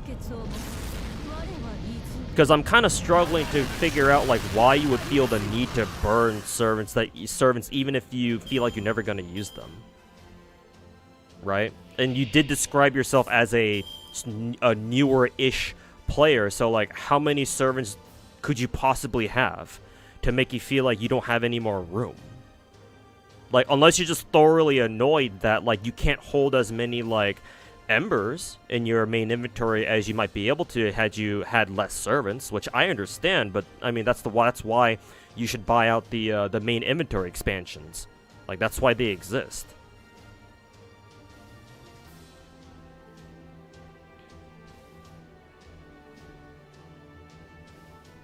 You just burn extra copies of a servant. So you do at least MP5 them and you keep a copy of them, right? Yeah. If that's all you do, then yeah, that's normal. What the fuck was Vince Spirit even fucking talking about then? Yeah, if you just keep, if you at least keep like a single MP5 copy of every servant that you come across, then yeah, that's no problem. That's fine. Because at least you can, if you ever feel the need to, you can go back and level them up. Yeah, it's just that right now you don't feel the need to. Thought he was burning MP2 copies. Oh, was he saying that? Like he keeps 1 copy, but he doesn't bother MP5ing them? I guess that's okay. If you feel like at least you have the servant. Like ideally, yeah, he do burn MP2 copies. Okay. I mean, you should still MP5 them anyway, but whatever. Like, at that point, that's getting to, like, semantics, and clearly you know what you're doing, so I'm not going to push the issue. So, we do a little misunderstanding here. But, yeah, like, you mentioned it yourself, Zara, but ideally you should MP5 everybody, but whatever. Not that big of a deal if you've literally never had to use any of them. Oh, well. I don't even need to use the bust enough.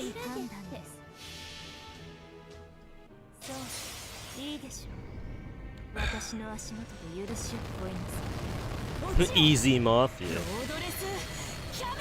You forget how old this game is sometimes? Yeah. JP server, it's going on 9 years. Next year it'll be a decade old. Even the NA server is fucking years older than most other gacha games out there. Shit, man. We're fucking gacha boomers out here. Hey, Cal Alter, welcome back.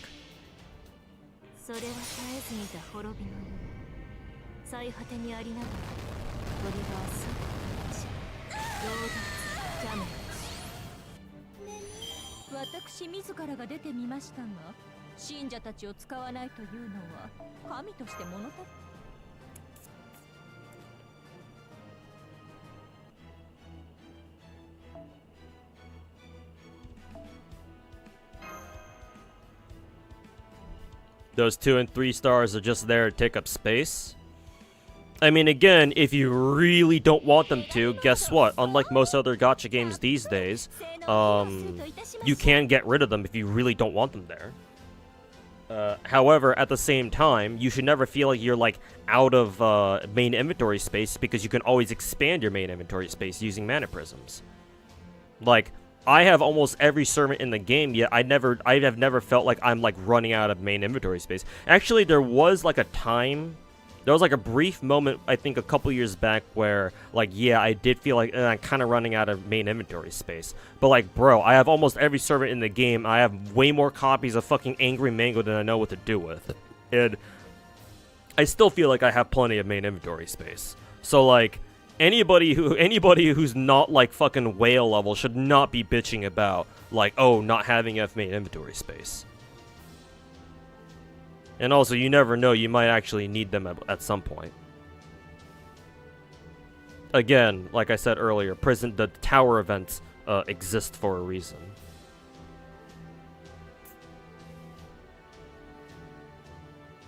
CE space is the real bottleneck. Yeah, to fucking trash all of them, or you know, better yet, to use all of them for CE XP.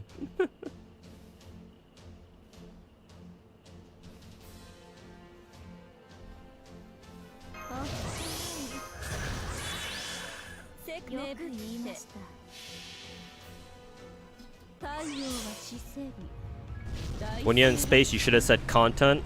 Oh yeah, that's kind of confusing. Yeah, space and content kind of imply different things. Yeah, if you mean the game doesn't have enough content, that's a completely different story. Yeah, then that's understandable. But yes, I would, in most cases, agree. Yeah, like there's only so much you can really do in this game, and so like why would you do what dumbasses like me do when we level up every single fucking character in the game? Like why? So yeah. English is your third language? Hey, better than me who only knows one. So props to you.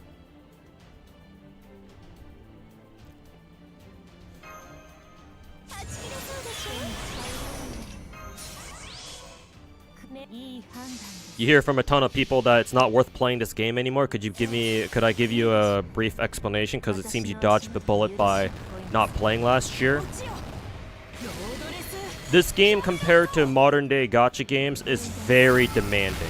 It's very demanding both from a gameplay perspective and from a like a time investment perspective. Leveling up individual servants in this game, or individual characters in this game, can potentially take a very, very long time, and the events can also sometimes take a very long time too. Not to mention, this game has some legitimately bullshit challenge quest content where, like, if you don't have the exact right servants, or if you don't know exactly what the fuck you're doing, there's no way in hell you're gonna be able to do the content. Like, let's compare FGO to everybody's favorite gacha game, Genshin Impact, right?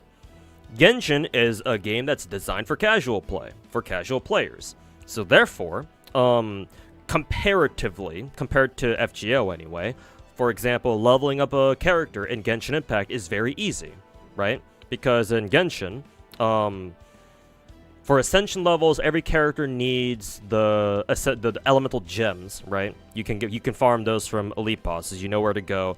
They have guaranteed drops, right? So every time you do an elite boss run and you use resin to redeem for their rewards, you know you're gonna get something out of it, right? Some guaranteed progress towards, leveling up a character. Plus, some of the materials that they need for their ascensions are just like overworld stuff, right? You go around picking flowers, right? Their regional specialties are what they're called. Right? All you need to do is just, know where they are, go over to them and collect them, and then just if you need more, just either hop into somebody else's world, ask them, either a friends or some rando, and ask them, hey, can I pick some shit from your world? If they say yes, cool, right? Or you just wait 3 days for them to respawn in your own client, in your own world, and then just do it all over again until you have enough, right?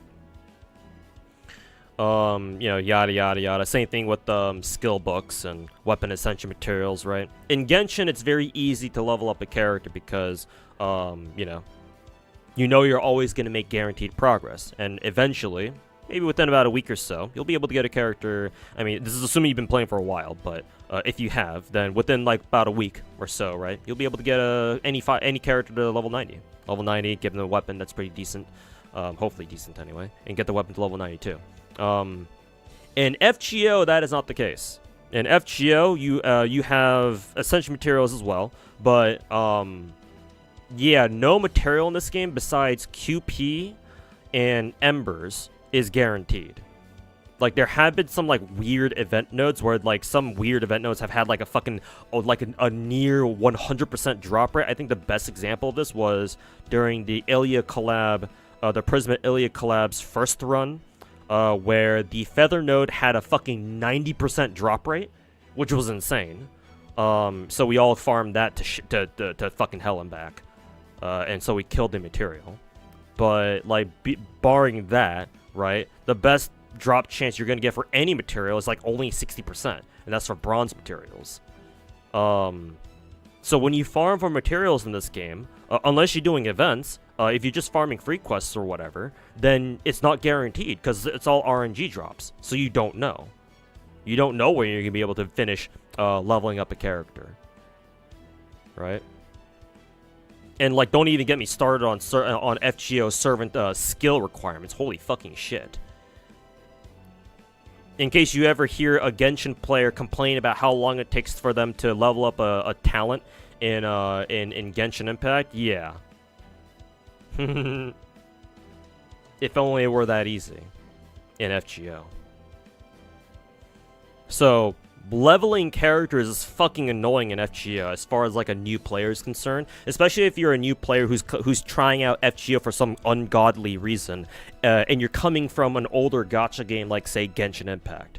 Like the difference is the culture shock, if you want to put it that way, is very real, or it's gonna be very real. They're gonna learn today, kind of shit. Oh, and another thing that's the investment side of things, right? Like just leveling up characters and whatnot. The gameplay side of things in Genshin Impact, the combat in that game is very simple. Like it's actually kind of deep. Genshin's combat mechanics are actually pretty deep. Like there's some secret mechanics in there where the game doesn't tell you, but they exist. Right, sort of like what FGO does. But the difference between Genshin and FGO is that in Genshin you don't have to know the secret mechanics. Right, you don't need to know Genshin's combat mechanics like fucking in and out, right? You don't need to be fucking Zajeff or any of the smart boys who do like the calculations and run the numbers and shit to like do well in Genshin. Like all you need to do is just have a solid understanding of, you know, reactions, solid understanding of like team rotations, whatnot, right? As long as your characters themselves have good enough gear that like the gameplay just kind of takes care of itself, you know? All you need to do is just press buttons and just murder everything. In FGO, that is not the case. In FGO, this game has some shit. First of all, the game doesn't tell you how to fucking play the game. Like, there's a sad excuse for a tutorial at the beginning of the game when you first pick it up, or when you first install it and play after you make a new account. But, like, literally all it says is, oh, here's what a Buster card is, here's what an Arts card is, here's what a Quick card is, oh, by the way, here's an extra attack. And here's the MP. Okay, you know everything now. Good luck. Bye-bye.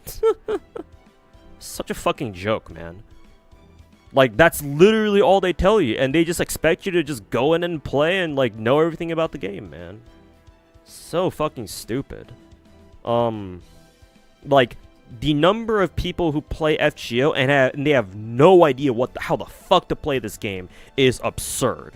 Like, one of my favorite anecdotes that I like telling people is back when, I think this was back before pandemic. I want to say this was like during like 2019, maybe I don't think it was as far as 2018, but 2019 I want to say.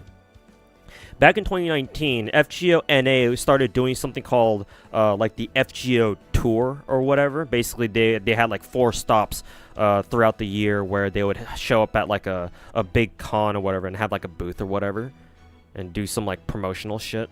And as a part of it, at every stop they went to, there was like a challenge quest stage, right, where they had this like challenge quest going on, and they had people come up and try to do it as best they could. And they like recorded the stats, right? They recorded everybody, how well everybody did, blah blah blah, on like a whiteboard or something next to the stage. And obviously, I participated in 2 of them. English is hard. The 2 of the ones that took place in Los Angeles, because I live here.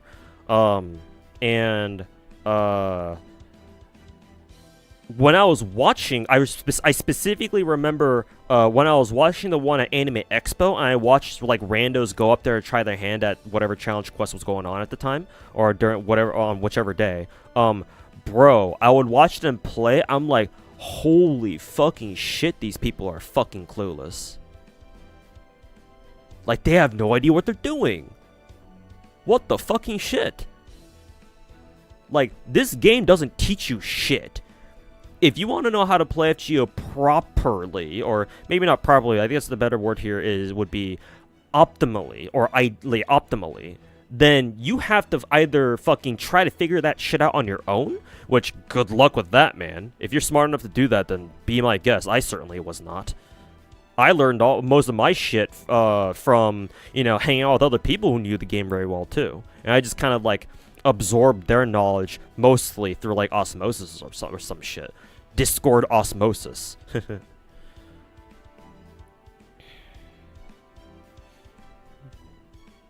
But yeah, like, good luck trying to figure out how to play this game at a high level if you just like all on your own. Like, you have to watch other people, talk to other people, have people teach you, right? Tell you what some of the mechanics in this game work. Because without that, there ain't no way you learn everything that you gotta know about this game, man. It's like fucking ridiculous.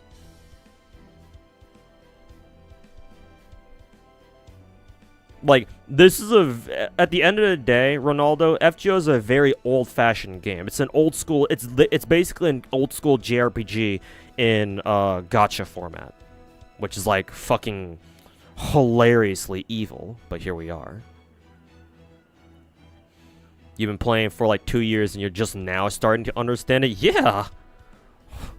It's so fucking ridiculous. Not only that, but a lot of the old school players, a lot of old school FGO players, they've stopped playing. Like, they've disappeared from the scene altogether. I've watched so many of my old FGO whale buddies that I have on my friends list, or used to have on my friends list, just kind of like disappear. They just they just slowly but surely, like one by one, steadily, they just all dropped the game, or a lot of them dropped the game and they moved on to greener pastures. Some of them just dropped gacha games altogether. Good for them. They managed to escape. So like the old guard like me, we were the ones who actually knew a thing or two about the game. But you can't ask them anymore because they're not part of the community anymore. So like people like me that you can go to ask about how this game fucking works in the first place, they're becoming rarer and rarer as time goes on. Like, the more of us whales get fucking beached up and, you know, the more of us fucking die and wash ashore.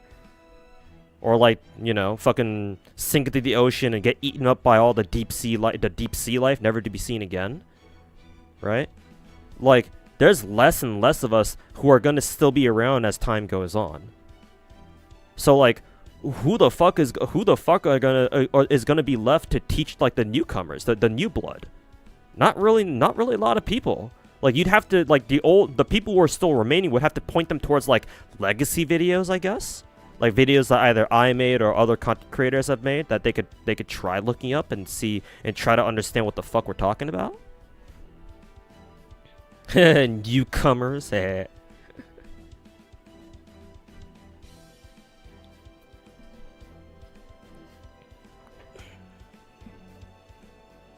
They tried to release the NA version in your region, but it failed miserably. Now you know why, really. Out of curiosity, which region is that? Which region was that? FGO is very bad for CCs when it comes to making videos constantly. Well, that and I'm an NA loyalist, and we have it even worse. The NA CCs, we have it even worse. You know why? Because there's this thing called a JP server.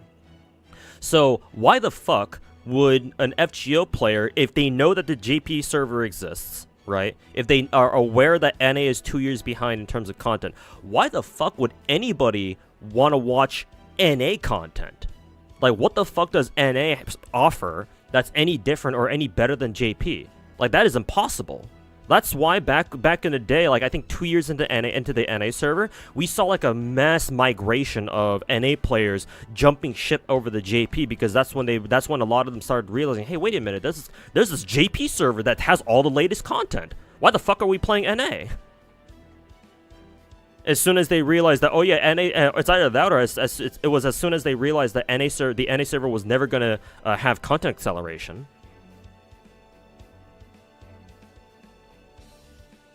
So yeah, there's that too.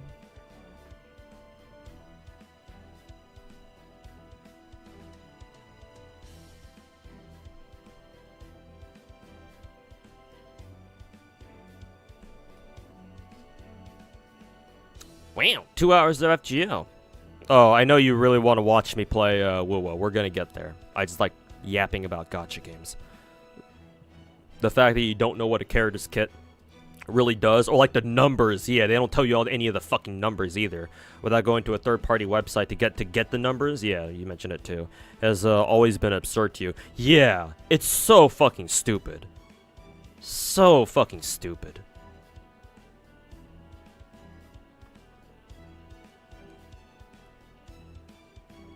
You have huge respect for ZTO, Plush, and Mist that still upload regularly. My beef with them aside, again, Plushie and Mist are JP players, so, like, how hard can that be?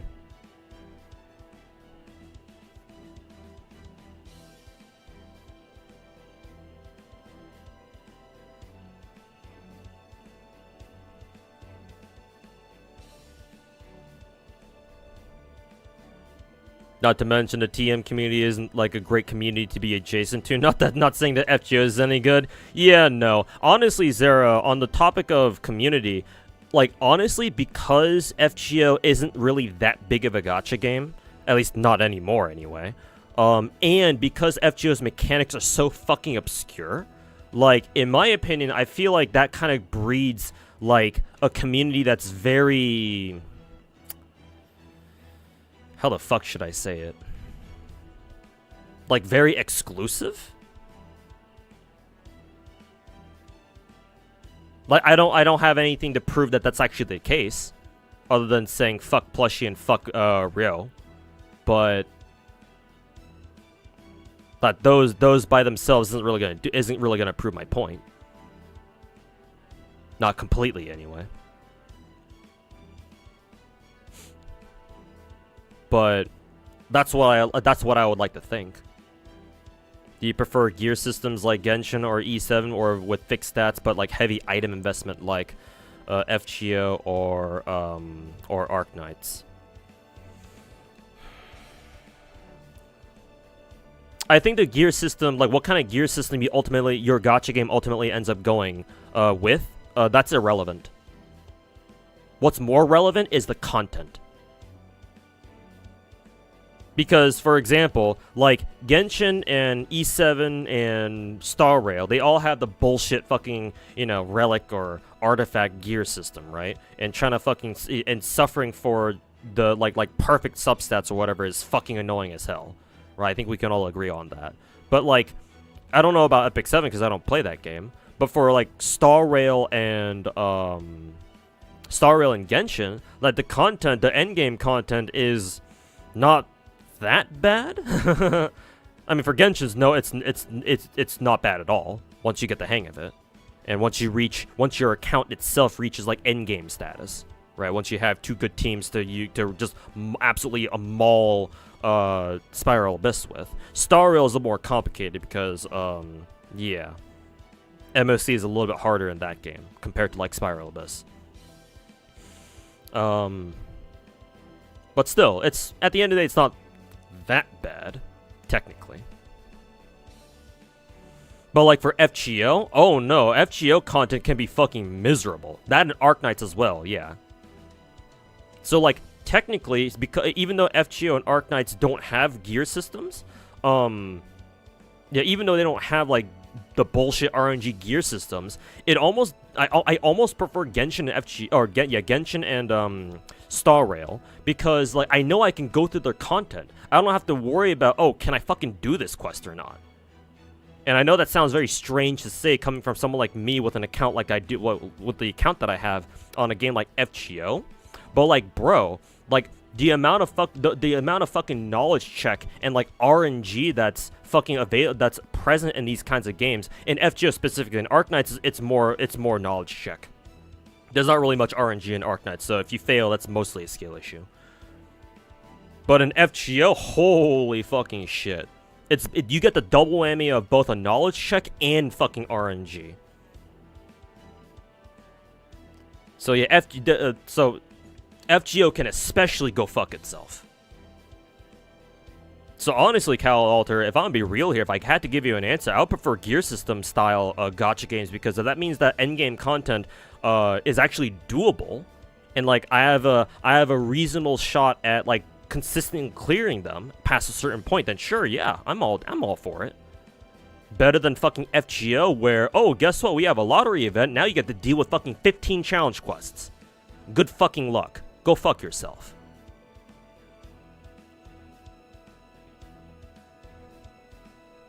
Nika has a very interesting way of strengthening using their commander plushies. Yeah, that's kind of weird. I think technically you only have 4 strengthening plushies, right? And we don't have any. We don't have plushies for anybody else at the moment. You don't know how to finish in like the 90++ versions of the Lost Belt, the recollection quests. Yeah, if you're a new player, you're not doing them straight up. Yeah. Like, not only do you need to have the right servants, but they need to be leveled up and upgraded to the point where, like, yeah, they can take those kinds of quests on to actually do them. If you're not in that position, you can go fuck yourself. I think luckily, the level 90+, the 90++ nodes, I believe they're not the ones that give the tickets. They only give teapots. So it's like, okay, sure, you lose out on the teapots, but that's kind of whatever. Like, unless you really want the teapots for some reason. The more important ones are the easier ones, and these ones these ones are the ones that give you tickets. So technically, if you can't do the 90++ ones, you don't have to worry too much. Obviously, the tickets are more important.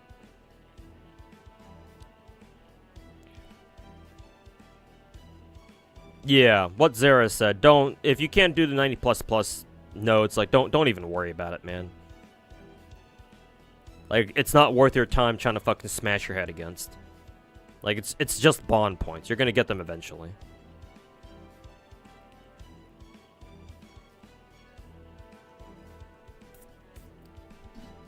LB3 super boss against Mothman were easier than 2-on-1. Yeah, the Mothman one was pretty simple. Yeah.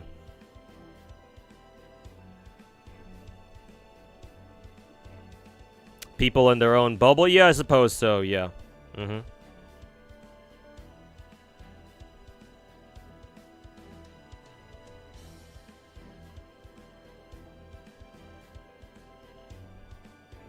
Remember the attribute mechanics, FG, like Star, Earth, and Sky? Those are really obscure. I mean, and surprisingly, it's funny you brought up the attribute mechanics because that's actually a mechanic that the game actually does talk about at like 2 points throughout the entire game. But they only mention it in passing. They don't ever like connect it with like actual gameplay implications. Which is kind of important because, yeah, once you understand what the attribute system does, yeah, that would explain why sometimes you feel like your Surns do more or less damage depending on the enemy that they're facing. Yeah, it would be kinda nice to know what they did. Really? Yeah. In FGO, they mention it in 2 places. The first place, I actually don't know which came first, but one of them is definitely during Camelot. Singularity number 6, not Lost Belt Camelot. And I believe it's when you first talk to Holmes down in the underground research facility that you explore and that you check out in Singularity Camelot.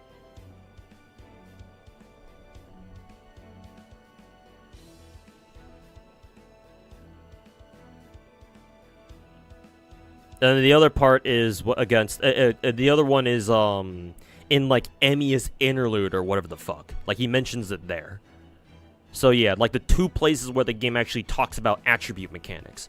But like they don't tell you straight. They don't bother telling you like, oh, you know, for example, man does 10% more damage against Sky, and then Sky does 10% more damage against Earth, and then Earth does 10% more damage against man. Like they don't tell you the numbers. It's just, oh, you know, man can fight Sky, and Sky can fight Earth, and Earth can fight man. That's basically it. You've never thought of using them as to be fair, Nexus, most of the time you don't need to. It's only a 10% damage difference. Or like a 10% buff or nerf. Technically, for most people, you don't really need to worry about that. one of the only times that actually like comes up is if you're farming. Like if you're a hardcore farmer and you need to like and you're trying to like super fucking nerd out on like exactly how much damage you need to like one shot a farming servant or whatever, or like a farming node boss servant. I remember doing a lot of those back in the day. And so yeah, like during those times when like, you know, obviously we farm kind of hardcore in this game, we need to know everything, right? And so that's when attribute mechanics actually came into play, because we actually needed the extra 10% a lot of the time. Like entire farming servant choices, like our choices for DPSs, would be entirely negated because, oh, they're the wrong attribute. Well, shit. Guess we gotta look for somebody else now. Da Vinci might talk about it in a cutscene too. Yeah, I wouldn't doubt it.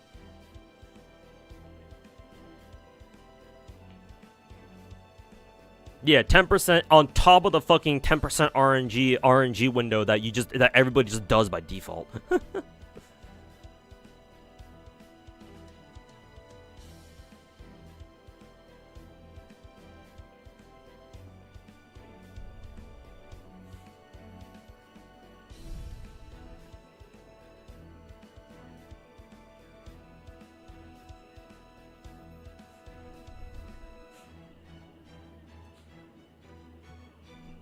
FGO sometimes feels very archaic with this explanations and excuse me, it's mechanics. Yeah, because that's exactly how it is. It's fucking archaic. That's exactly what it is.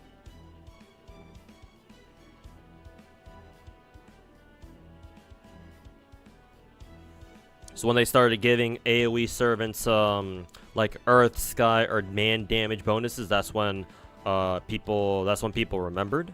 I mean, technically speaking, they've been giving servants those kinds of super effective mods for a long time.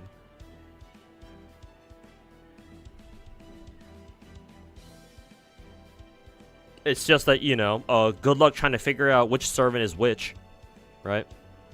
Oh, do you know what Saber's attribute is? It's Earth. Do you know what Salter's attribute is? If you think it's Earth, no, you're wrong. It's man. Just because. It's so fucking stupid.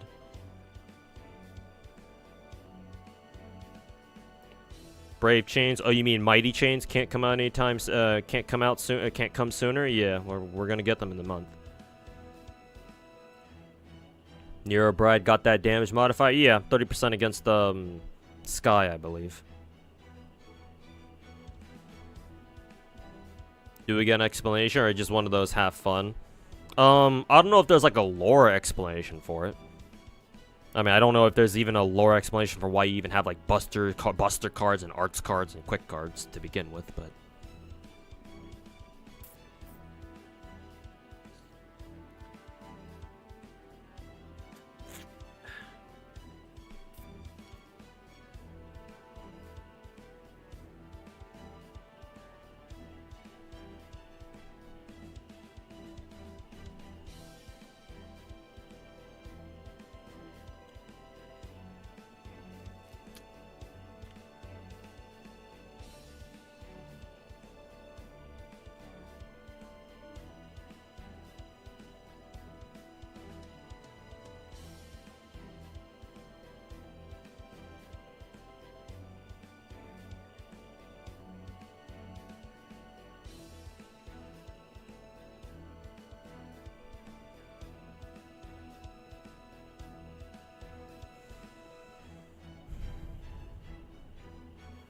they should explain it at anniversary. I mean, even then, they're not going to explain it completely. Like, for example, there ain't no way they're gonna tell us, oh yeah, by the way, when you get mighty chains, now your optimal if you don't have like a full like a full color chain, right? Like a full quick brave chain, or like an arts brave chain, or a buster brave chain. If you don't have all three cards of the same color type, but you do have one card from each type, now your optimal mighty chain combo is QAB, I believe. Like, they're not going to teach you that,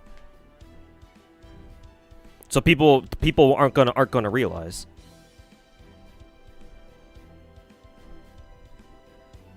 Yeah, what's quick? What's that? Yeah, fucking human and man. So they're not the same thing.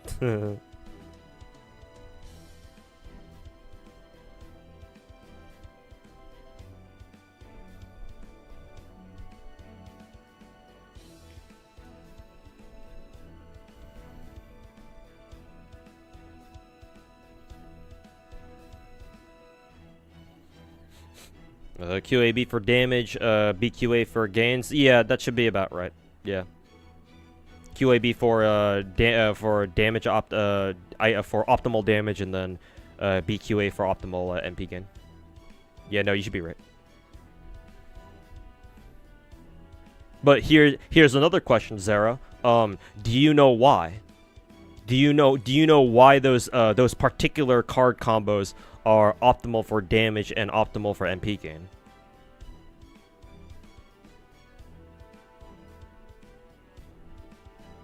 Too bad we just had that. I'm sure we'll get more Grail fronts though. At least I think JP has had more Grail fronts, so we'll be able to keep using them.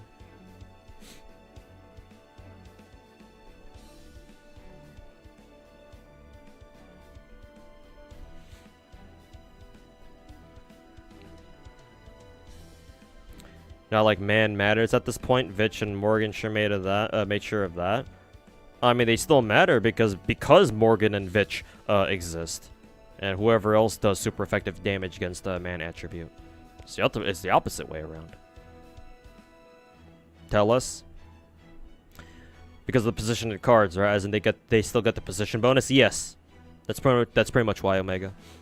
The reason why QAB is damage optimal is because you have to take into consideration the individual position scaling of each color type. For quicks, so basically what I'm talking about for those of you guys who don't know what the fuck I'm talking about. In FGO, the position of your card determines how much damage they do, because each position has a specific scaling, and it also depends on which color type they are, or which type they are. So for quicks, the damage scaling that they have, depending on position, is like 80%. I want to say it's like 80 or 90% for for point position, or basically a first card. For middle position, it's like 98%. Like, it's not quite 100%. It's like very slightly lower than 100%, like 97, 98%, maybe as low as 96. And then the anchor position, or the third position, quick cards then have like 111% damage scaling. Whereas arts is pretty simple. Their damage scaling goes 100, 120, 140. Easy to remember. Just increases by 20% the further along they are in a chain. Buster's Buster scaling goes 150, 170, 210.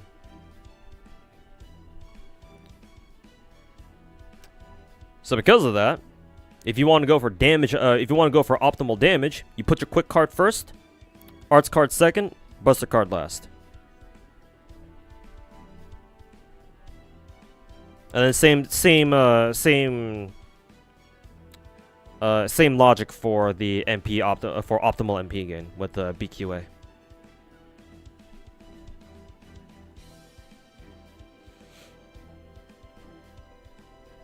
That is because of the free 20% crit that the quick card gives. No, why would that matter? I mean, I'm sure it helps, but that's not why, you know, that's not why the 20% quick lead the extra 20% crit rate is not why you do QAB. Because like that applies to every single card, so what does it matter?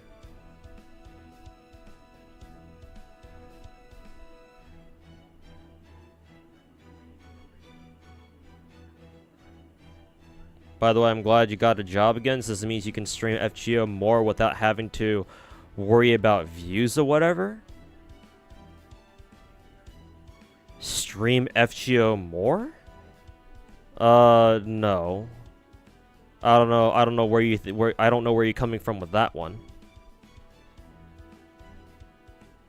Like, if you're talking about me worrying about being a 100 viewer Andy, No. Because, like, I have a job that hasn't changed. I still worry about being a Wonder Reviewer Andy. So, no, Peepo. No, you are wrong. I can't stream more. Because I have a job now. So I don't know where you're trying to go with that one. Are you going back to MP5 and all servants? No. At least not for the time being. I'm still broke as fuck. Well, you think just because I got a job, I've got, you know, an entire year's worth of salary right here and now? I mean, I wish it worked like that. But no. Obviously, I'm not. Obviously, my workplace is not gonna fucking pay me enough to right off the bat to fucking start MP5ing everybody again.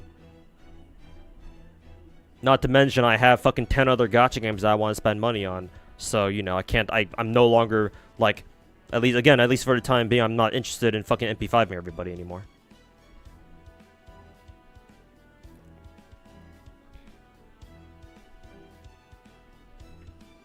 QABs are better than BQAs for damage. Yeah, Machido-tan. You don't know what Mighty Chains are, right?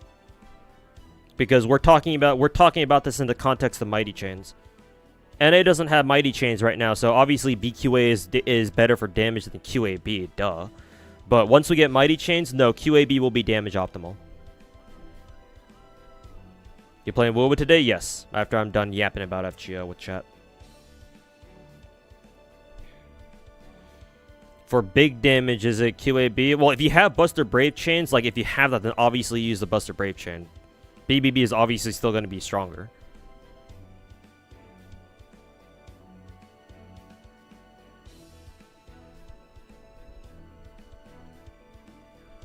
Mighty Chain, what the fuck is that? A new mechanic we're getting with Anniversary in about a month. Basically, it means that if you're able to make a Brave Chain with any servant, with one card from each type, you get what's called a Mighty Chain, and you get the lead-off bonuses for every type. And so that sort of changes how you play FGO if you're interested in playing it optimally.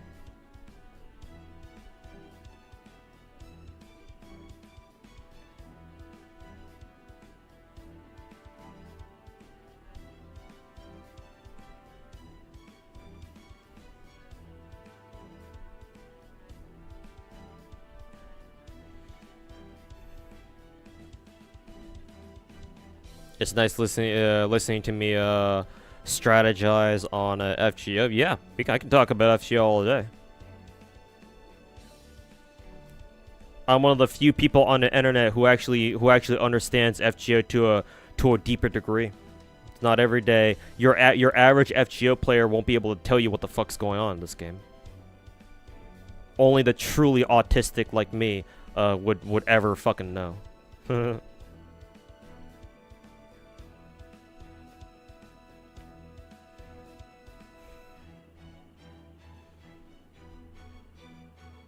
QAB with Mighty Chain is pretty much like BAB in vanilla system? No, Majido-ten. I think you don't know what Mighty Chains. I don't think you know what Mighty Chains are able to do.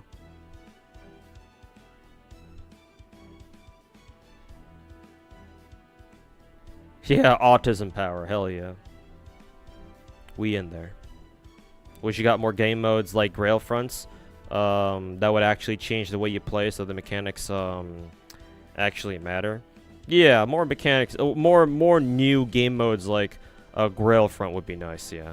And like maybe not make them so fucking annoying or like so fucking tedious to do. But you know. Explain why Grail Front even has to leave. Hey man, you're not gonna get an explanation from me. Go ask Los Angeles, see if they give you an answer. And yeah, like, why does it have to be a temporary game mode? Why can't it just be a permanent game mode that just gets like occasional updates where, you know, we get like a new Grail Front map like every like 4 months or something. I don't fucking know, or however long it takes for Los Angeles to come out with a new Grail Front. Would you say Star Rail has 3 metas, Hyper Carry, DOT, and Break, or 4 with those 3 plus plus follow-up attacks. I don't really understand why people think follow-up attacks is like its own quote-unquote play style.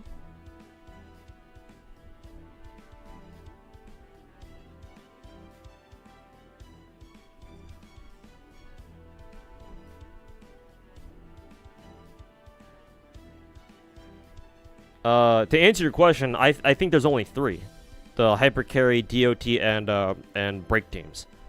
I don't know why people keep saying that follow-up attacks are like their own quote-unquote build type.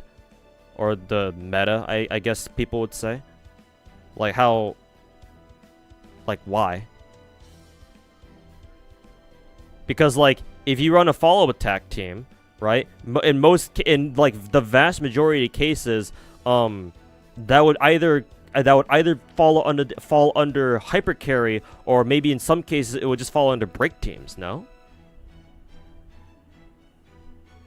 Like, why the fuck would DOTs care about follow-up attacks unless your name is Kafka?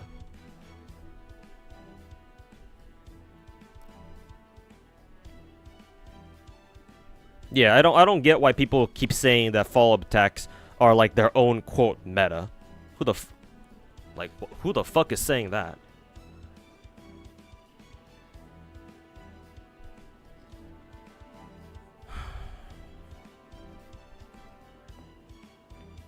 Tower event and Grail Front are cool and should return. You would love to see tower events have like super forms of part 1 bosses with like break bars. I mean, we're gonna keep getting tower events. They just only come out like once every like 2 years or something.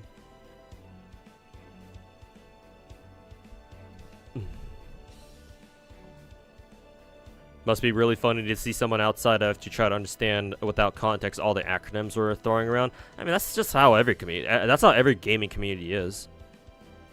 Like every gaming community eventually like coins their own like terminology and jargon and shit. So that's just kind of how it goes for any community.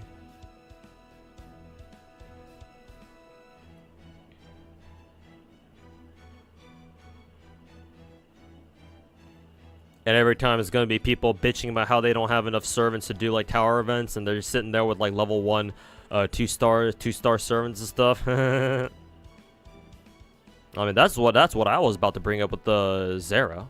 I mean, I mentioned it in passing too.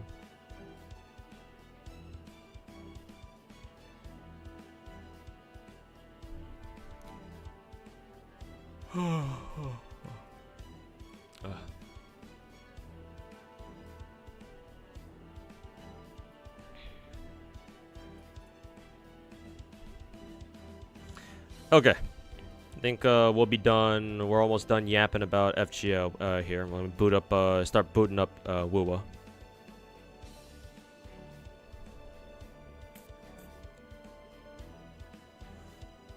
FGO players are weird. Some players don't want to add anything to them, or don't want to add. Some people don't want them to add anything, so they don't have to play as much.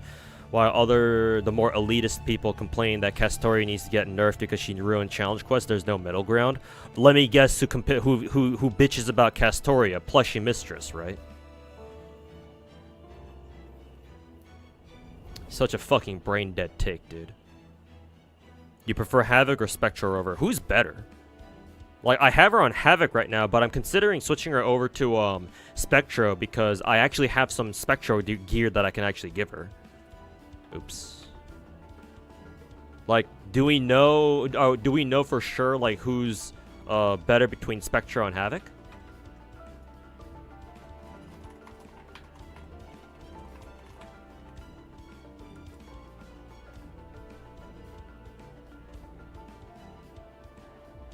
You think Havoc was supposed to be better, but you still like Spectra better? Havoc is supposed to be better because she's supposed to be a DPS.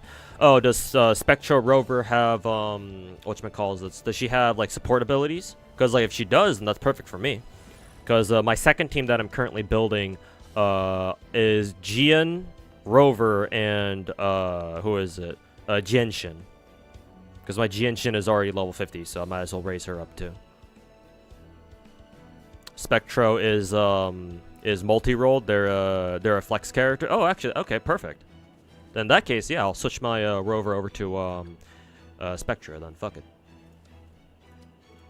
Better for me. Because again, I actually have Spectral gear that I can give her. Whereas I still need to farm some more Havoc gear.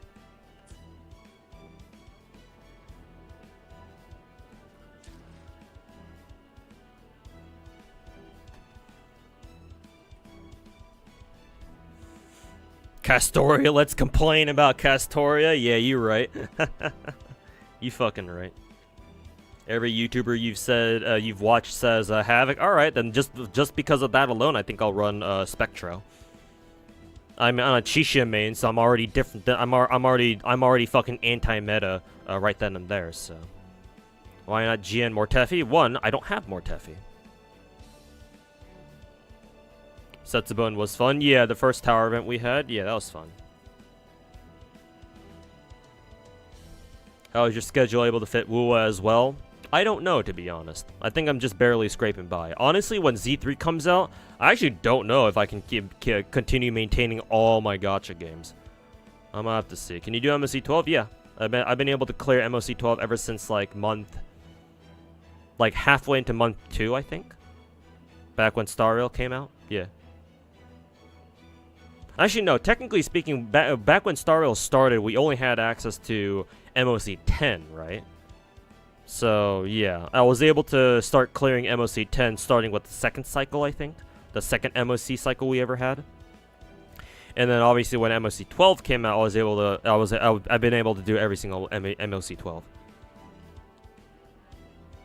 Some seasons have been pretty tough, to be fair. Some of them I've just like barely scraped by in finishing, but I have done them.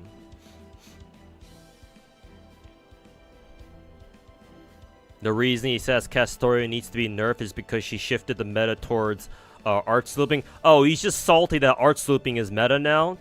Get fucked. He can go fuck himself. Imagine complaining about meta in a fucking single player game. Holy fucking shit, the autism. Imagine being that fucking retarded. Holy fucking shit, bro. Like, sure, he might be right about that. That, as far as CQs are concerned, arts looping is now, like, king. I mean, if you ask me, I think arts looping was always meta, because Merlin can go fuck himself. So, honestly, in my opinion, from my perspective, if people are only just now realizing that they should have been arts looping this entire time. Like, what the fuck have you guys been doing? You know, Unga Bunga, oh, I use Merlin, fucking double Merlin, just buster crit everything. Is that what you guys have been doing this entire time? Shit, man. Fucking smooth brain Neanderthals out here.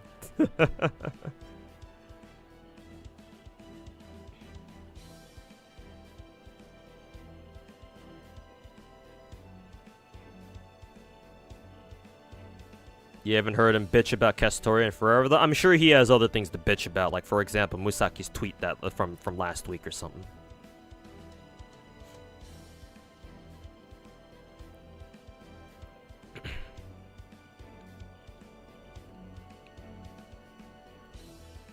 If you run something like Himeko, Topaz, Robin, and Clara, you don't think it would match other archetypes other than a follow-up? No, it would still run standard crit teams. Because you still want to give everybody except for Robin, like, good crit stats, no? It might not be hyper carry, but, like, I should have mentioned earlier that I wouldn't call hyper carry its own meta. I would instead, the 3 metas that I would say that I would say exist in Star Rail, or the 3 build types is what I prefer calling them, because calling them metas is going to give people the wrong idea. So the 3 build types in the game that exist in Star Rail are crit teams, DOT teams, and break teams. That's why I don't consider follow-up attackers to be like their own like build type, so to say, because like ultimately they're going to be built with crits. So yeah, they're a crit team. Not only that, but you have follow-up attackers are follow-up attacks are not limited to like a specific like path or something, right? You see a lot of different characters across a variety of paths who have follow-up attacks. Like, why does Kafka have a fucking follow-up attack? Does she need one? I mean, it's nice, but like legitimately it doesn't really do all that much for her other than, you know, do the very important thing of add another shock DOT. But on its own, it doesn't do that much damage. But they gave her one anyway. I forget if she's the only Nihility character in the game to have a follow-up attack right now. Maybe she is. I don't remember anybody else. I don't remember anybody else who has a follow-up attack in the Nihility class.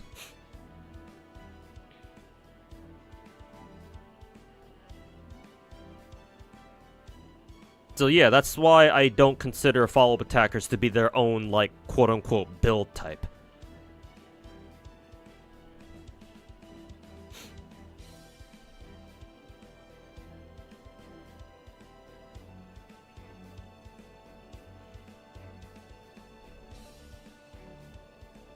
He keeps any slightly controversial take to his Twitter or his podcast with Otto, whoever that is. Like how Genshin CCs are really positive videos and just complain on Discord. I don't know, man. Him barging into my Discord server to to fucking call me out on my own tweet didn't seem to be very conservative.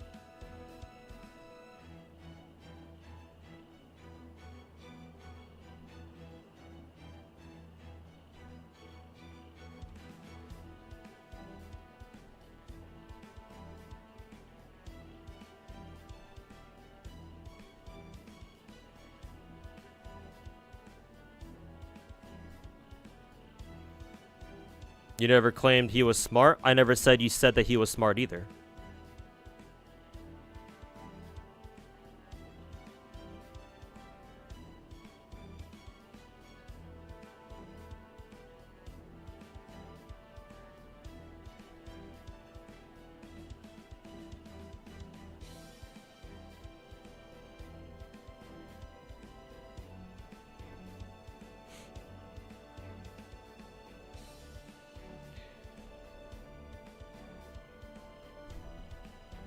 Your Dr. Ratio team is missing Topaz, but it's still kicking ass. Damn.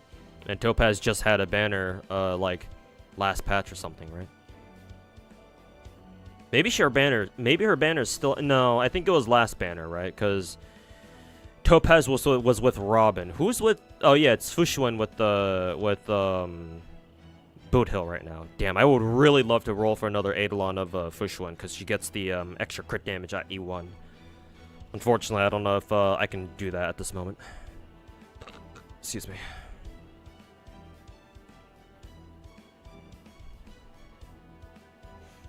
Hey, Caliente. Welcome back. Did you do the 120 bear fight yet in wuwa? I think I did. I think I ran into it by complete accident on, like, day 2 or 3. But, yeah, I think I lost... my Genshin died. But then I was able to finish a job with Yang and Chisha.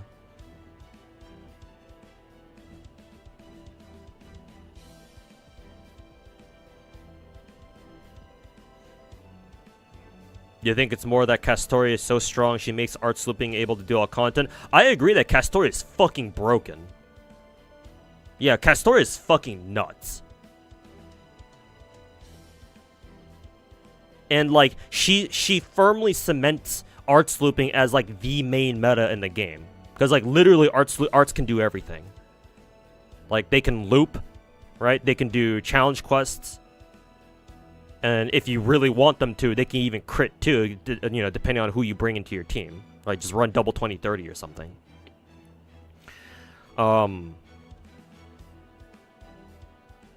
But, like, again, I still firmly believe that arts teams just in general, even without Castoria, they have always been meta. Because again, arts teams are the one team, maybe quick to a certain extent, but you'd have to run quick crit teams. But then again, quick teams are basically crit teams by default, so it's like whatever. But obviously they're only quick, and you know, quick chains last I checked didn't generate any MP charge.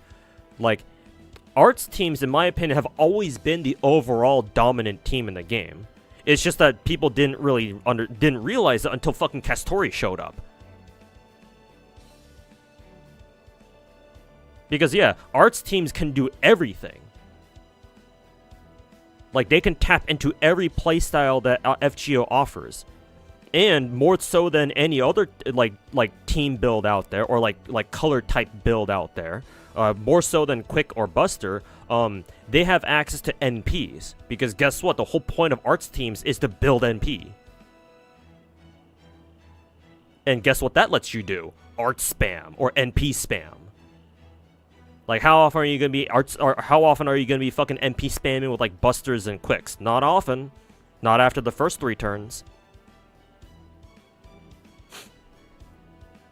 What's the one character in opinion that changed FGO meta the most? Castoria, for sure. Yeah, it's Castoria, no question.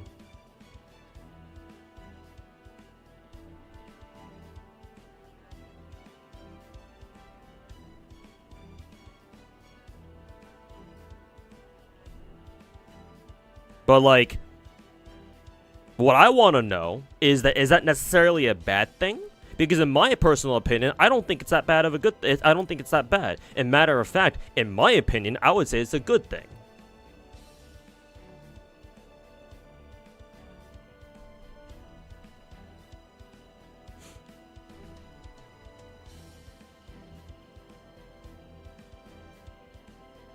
Yet another thing that Plushie can fucking fight me over again. But yeah, I think that us having a super broken support like Castoria is actually a good thing in a game like FGO. Because it's a gacha game. If this were a normal game, then yes, that'd be a problem. I would agree with Plushie. Like having like a support character who like dominates the meta this fucking hard, yeah, that would be a problem. The issue is, this is a fucking gacha game. And the sorts of content that FGO throws at us is fucking bullshit some of the time. So, how do you fight the bullshit that the devs throw at us? Fight back with your own bullshit. Like, if you want to suffer through challenge quests in FGO by using non-meta teams, sure, go ahead.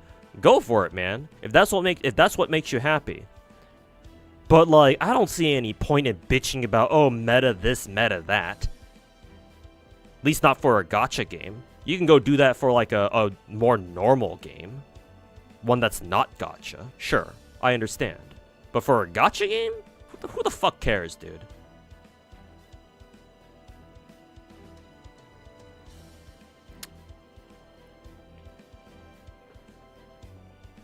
All right, let's switch over to some wuwas here. Let me see. Switch over to PC games. There we go. There should be my my wuwa screen. Let's see. Do I have the game muted? No, it is not muted. There we go.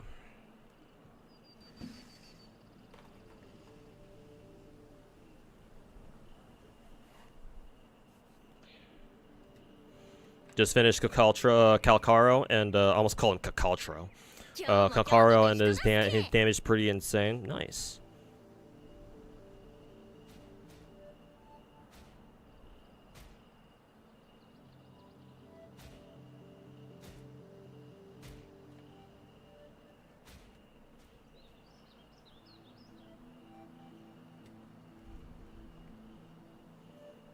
Who's this Jaden guy? Apparently, I added him as a friend.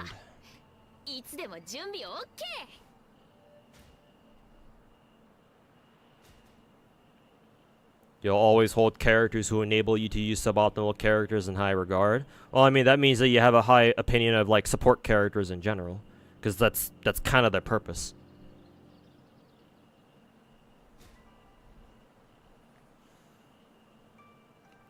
It does make you wish for that thing I talked about earlier, where regarding like gender bending characters.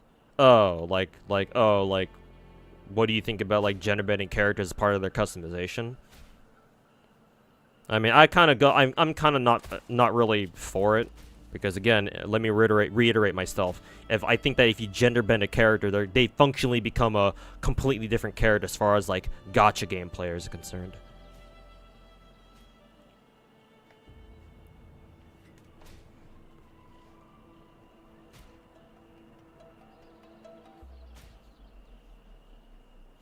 Let me go wash my hands real quick.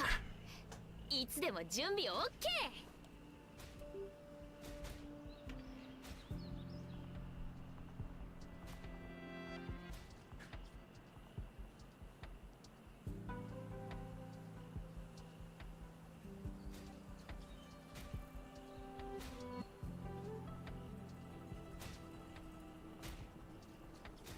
みんなが無事なら私も頑張った甲斐があるってもんだ。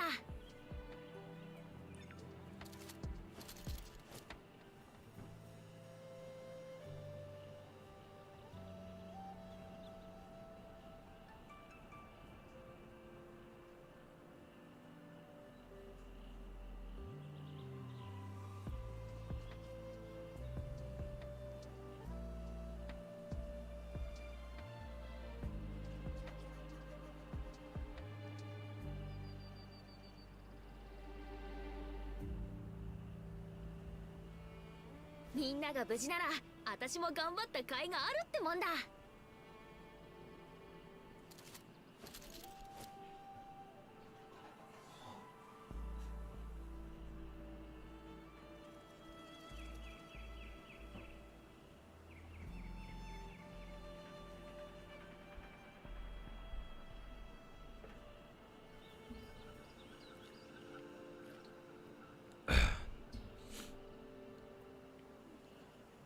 For example, notice how many, how we've gotten units after Castori who remove defensive buffs after or before damage. Wonder why that is. Yep, because her one weakness is buff removal. Yes, sir. You are correct.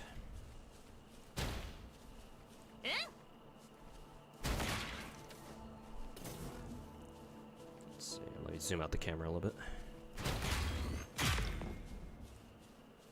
ついてこれる？レアものの予感。 Oh, right. I should probably change my directory to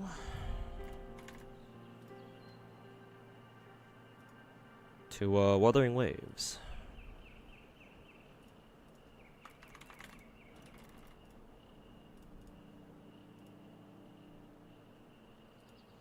There we go. Should be updated. 根順位しかいつでも準備 OK。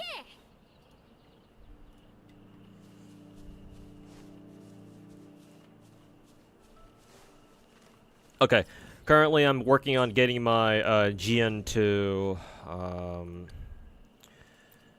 whatchamacallit, to level 60. I got his elite boss material, or whatever they're called in this game. I need to just look for 3 more of these peacock flowers. And I don't know where they are, so here I am. Apparently they should be in the area where they're located in, so I'm just gonna run around trying to look for them. Do some exploration along the way. Oh, these guys are immune.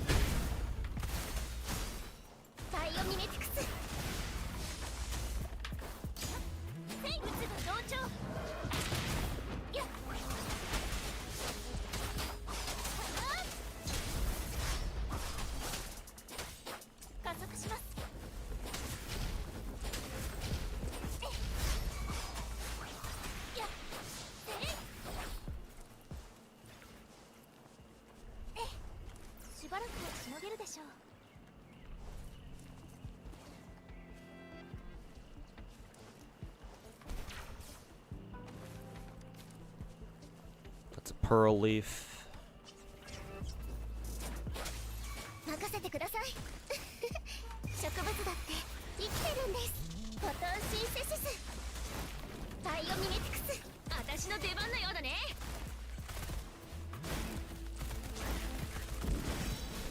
こんなもんじゃないよ。でい。オ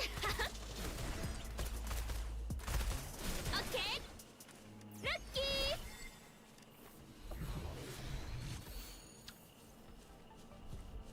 Try clearing the character tutorial quest. I think I already did them. Maybe I didn't.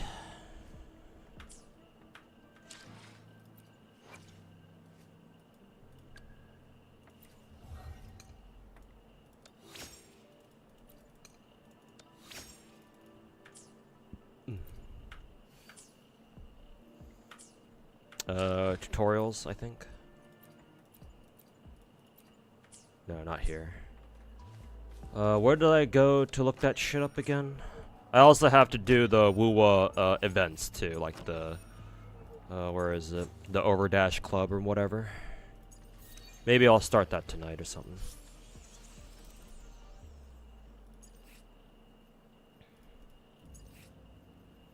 I still haven't even done the trial quests for these guys either.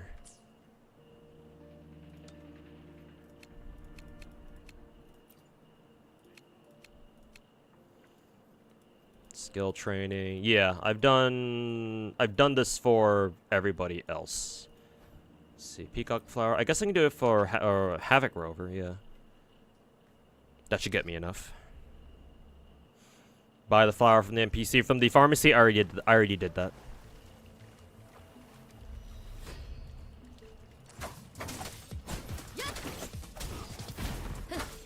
Havoc Rover seems so cool though.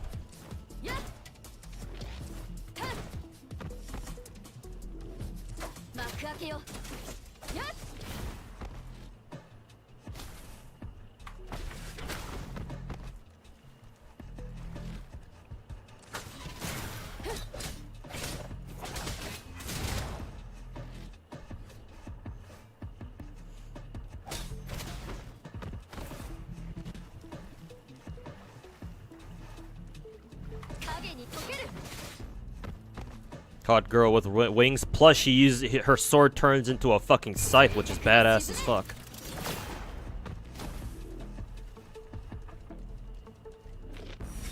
Yeah, I fucking vibe hella hard with the Havoc Rover, but unfortunately, I just don't have good gear right now. So maybe once I get good gear, like gear that actually makes sense on her, because I'm still missing a 4-cost Echo that has a relevant main stat for her. So once I get that, then maybe I can switch back to using or I can switch her back to Havoc. But for now, I'm gonna keep her on Spectro because I actually have Spectro gear right now.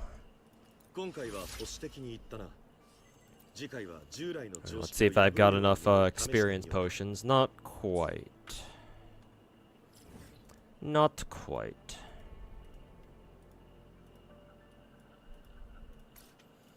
I'll go over here. Grab some.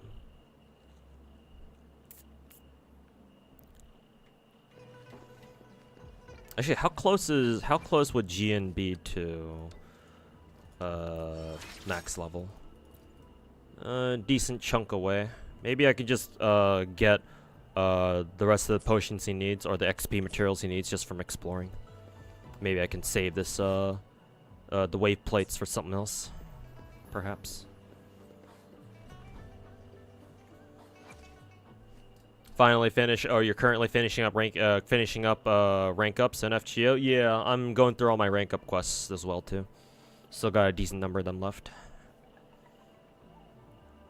Didn't we have a Makusa who did that long before? Oh, Foolish Monkey is saying that we're getting more servants who have that sort of mechanic.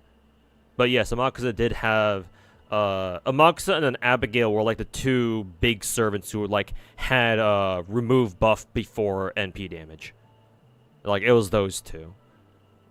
But then ever since we got Castoria, we've been getting more and more servants who have that sort of perk. So it's like, oh, I wonder why they're giving us more servants who have that sort of thing. Yeah, you mentioned Abigail already. There you go. Yeah, and that's why they've also been pushing for servants who have skills that give you like buff removal, resist or whatever. Unfortunately, it's not that. Unfortunately, they still do need to give it to more servants, because like the servants that do have like buff removal resist, like you kind of have to go out of your way to actually use them. Is the thing. Downside is Abigail and Amakusa have damage that is ass. Well, clearly you haven't used them properly then. I don't know if you've done all of Amakusa's strengthening quests yet, but yeah, he can hit kind of hard. I mean, compared since he's not counterclassing most of the time, yeah, sure. Maybe he's not gonna hit as hard as, say, like a regular class, but he can do some respectable damage on his own.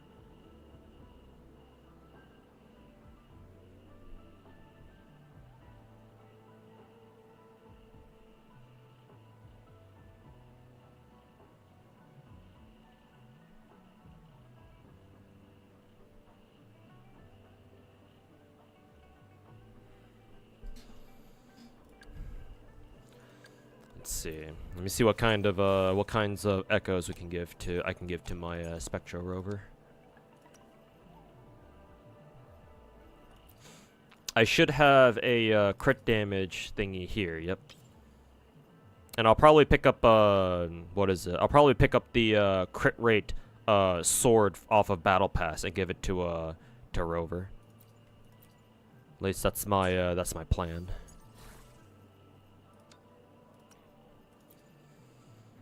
Oh yeah, this guy's perfect. Spectro damage bonus.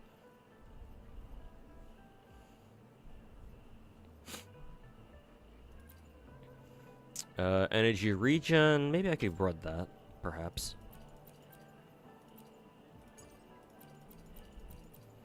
Both of these guys are Spectro damage bonus. Sure, I'll take it. Oh yeah, I just need to look for level 1s now. This guy is attack. Sure, we'll take him. Attack percent. Attack percent. Attack percent.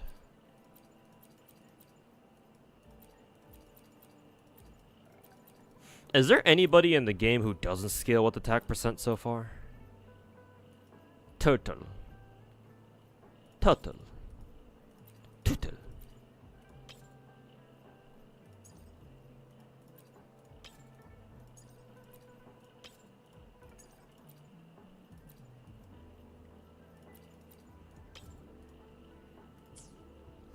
Total.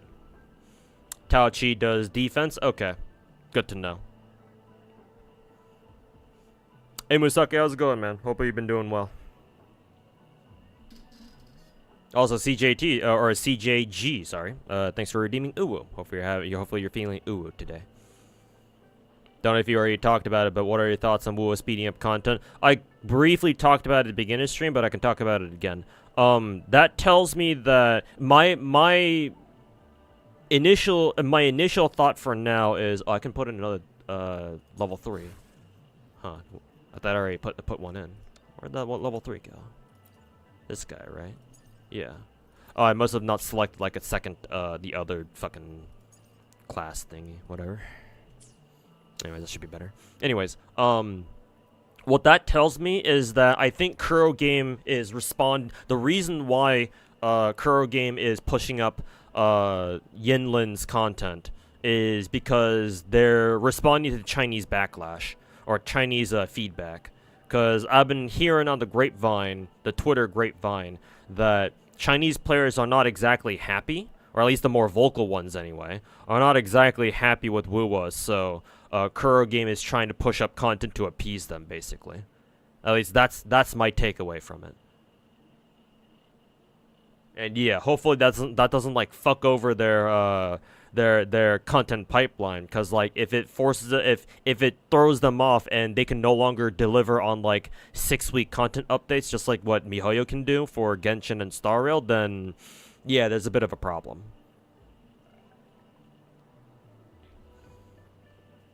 Standard banner sword has crit rate? You mean this one? Actually, can I take a look at their details real quick? Like this? Yes. Okay, these guys all have crit rate, I'm assuming. Oh, no. The longsword is attack percent? Yeah, but the sword is crit rate, gotcha.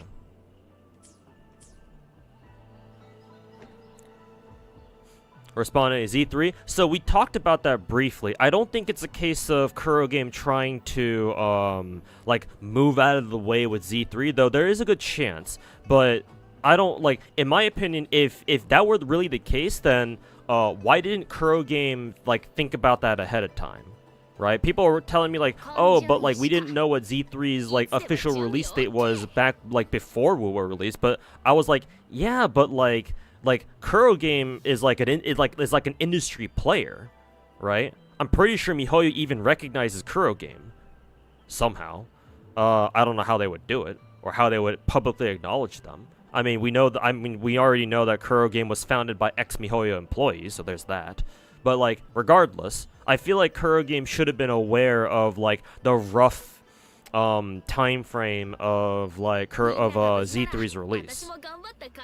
Or better yet, they should have had like a more of an exact idea of when it was going to release. And so they should have also planned their launch of wuwa around it, so that way like a new banner doesn't come out like on the same week or hell even the same day as Z3.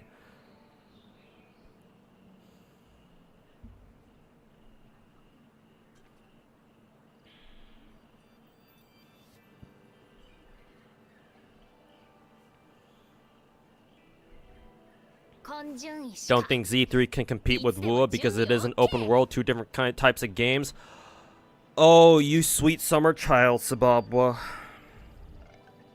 You don't know how the internet works.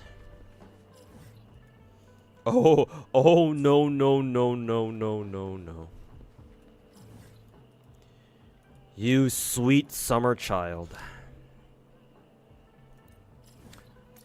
Actually, might as well go start the Overdash event right now.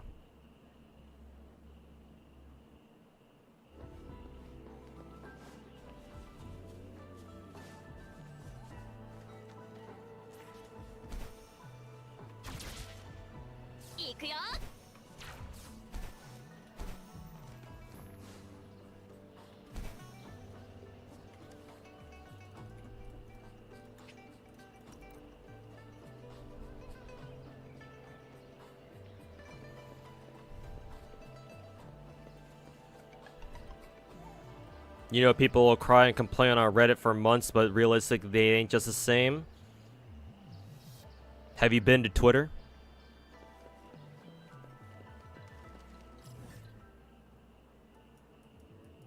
Oh, it's all the way up there.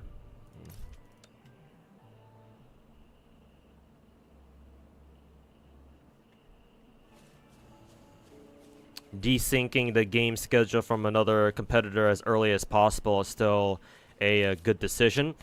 Even then, Kuro Game feeling the need to desync their schedule because of another game, I don't know, man. To me, that comes off as they're not standing their ground. They're not confident in their own game. Like, bro, your game just made 42 million in the first opening week. Like, that's pretty good. And now you're scared because big bad MiHoYo is gonna come out with a new game? Like, bruh. That's some fucking beta pussy ass shit, bro. Like, I suppose it's a smart business investment, I guess.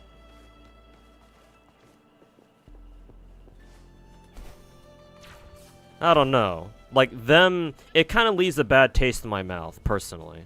Knowing that if that's really the reason why they're deciding to delay, or they're deciding to pull up their content schedule because, oh, we don't want to try to compete with Z3. Like, bro, that's some pussy shit, man. Like, fucking have confidence. Do the Chinese not watch VTubers? Well, I mean, maybe they don't watch Hololive VTubers.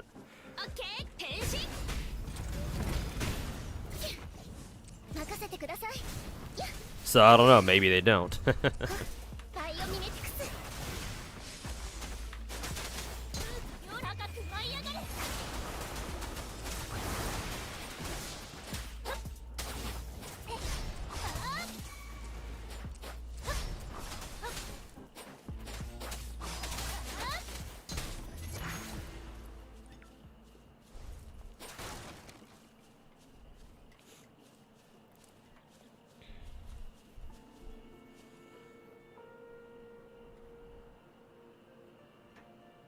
Just means that they don't have the confidence to compete. Yeah. You have confidence. Yeah, that is true, Majijoten. fucking, yeah, FF14 delaying their release by a week because of Elden Ring. I mean, they did that, so maybe I shouldn't be too harsh on Kuro Game if that ends up being the true reason. Personally, I'd like to think that it's more because of they're trying to appease the Chinese player base, because again, once again, I heard that the Chinese players like have a lot of problems with wuwa. So like Kuro Game is mainly responding to that.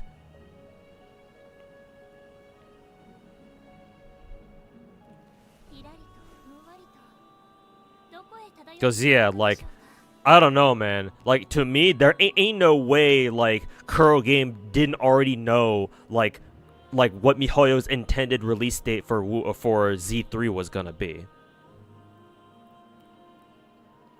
Like, surely somebody must have somebody should have leaked it to them. Like, these are Chinese companies we're talking about. Chinese companies don't play fair, man. I mean, you know, not just Chinese companies. A lot of companies don't play fair, duh, but especially not Chinese companies. You kidding me?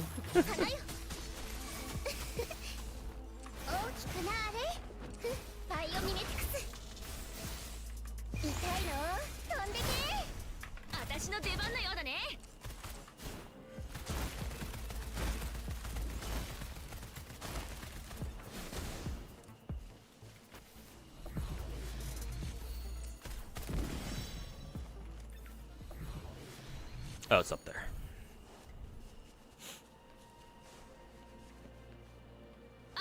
It's because he wanted to play Elden Ring too. Yeah, I mean, Nasu fucking wastes his time playing Elden Ring, so yeah, maybe Yoshi P wanted to play some Elden Ring too.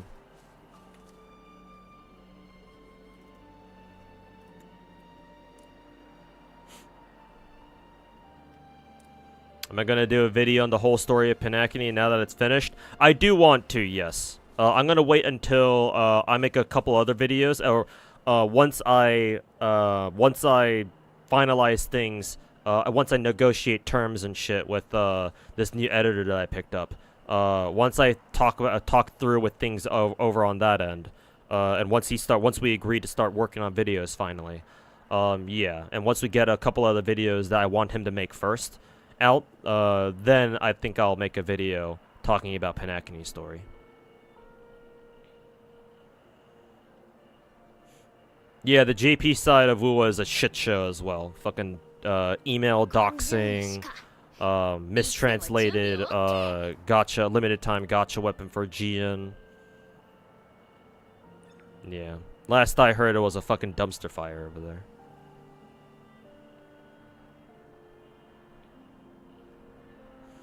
You don't know if these values are good because wuwa must have had a lot of dev costs? What values are you talking about? Like their revenue? But yeah, for sure, wuwa must have had a huge development, like, investment cost, yeah. Because, I mean, hey, Genshin apparently took 100 million to develop in, like, 4 years or so. So, like, assuming Kuro Games started working on wuwa, like, let's say in 2021, right? Maybe, let's say, assuming early 2021.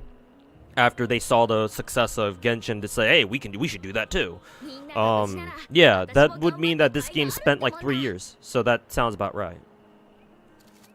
3 years and God knows how much money.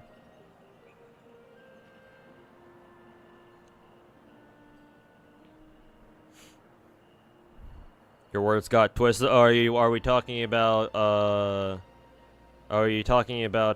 what is it? Your Twitter debacle? I mean, honestly, even if people think that you were trying to say that, oh, I want FGO, Hoya versus FGO. Honestly, that would probably be better than the FGO we have right now anyway. So it's like, hey, thanks for proving our point. You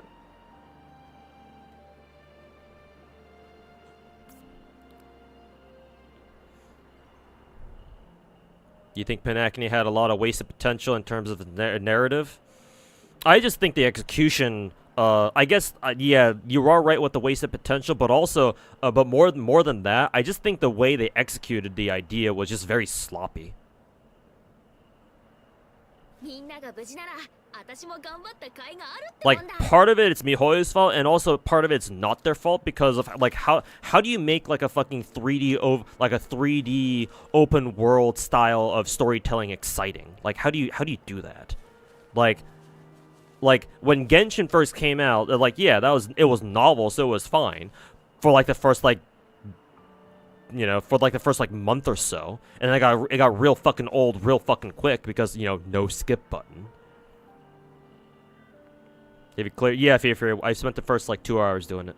So yeah, we're done. Now it's time for wuwa.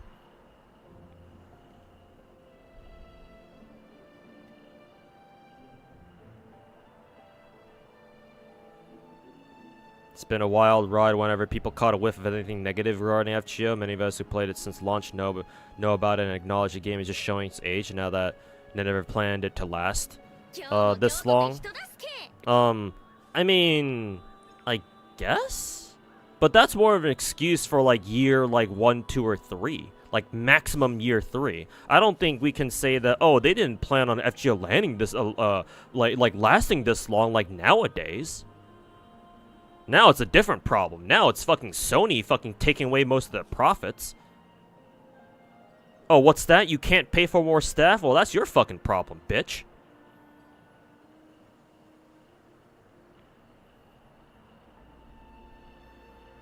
You think wuwa is already a success? It is. Fucking 42 million on the opening week? Yeah, it's already a damn good success. But people will compare Z3 to wuwa anyway because that's what people like doing. They love comparing shit. The internet is full of tribalism where people fucking stand for their favorite things, and anything that's not their favorite thing, they fucking shit talk and trash all day long. Because they have nothing fucking better to do.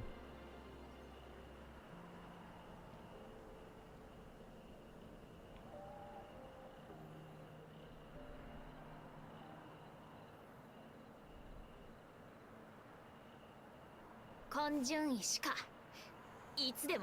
you see all the compensation that's coming? What, for wuwa? No, actually. I have not heard anything about, like, compensation. Like, I already know about the free free 5-star. I already redeemed that for my Verena. That's why I have my Verena right now. Excuse me. FGO 2 at home is Star Rail? Yeah. Unironically, Star Rail is the better FGO. Come play Star Rail. We have MASH, aka March 7th. We have Da Vinci, aka Himeko. We have Dr. Romani, aka Mr. Welt. And best of all, we have Foe, aka Pom Pom.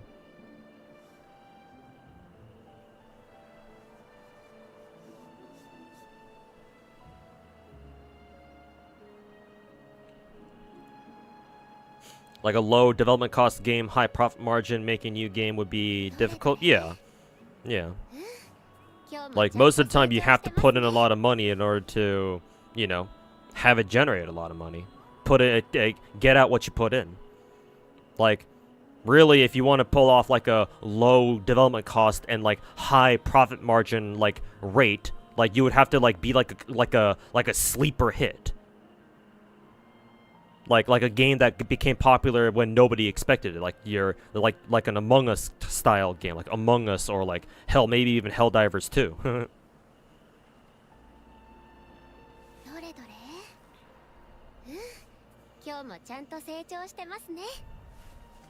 Sony is bad, but FGO company is the one still developing. True, yes, I do agree, Sababwa. Yeah, just because Sony is leeching most of the money away. Doesn't mean that should be an excuse for Lazangle to not try to, keep evolving FGO. But to be fair, with how much money Sony is fucking siphoning away from them, to be honest with you, like, we have to talk about Sony fucking leeching most of their profits away. Like, a big part of the reason I would say why FGO can't evolve is because of fucking Sony.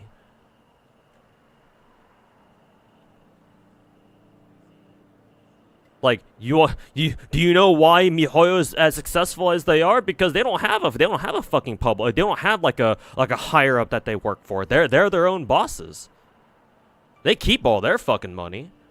so they could do other shit with it. Hey, guess what? Because Genshin did so well, now they have two more. They have two more new age games that they're developing, right? Star Rail, and now soon Z3. And those games will make them even more money. And meanwhile, don't forget about Genshin. That's still 4 years old. Starting this year, that's still gonna print money like a motherfucker. Every time a new waifu comes out, like chlorine. And guess what FGO's doing? What the fuck is FGO doing?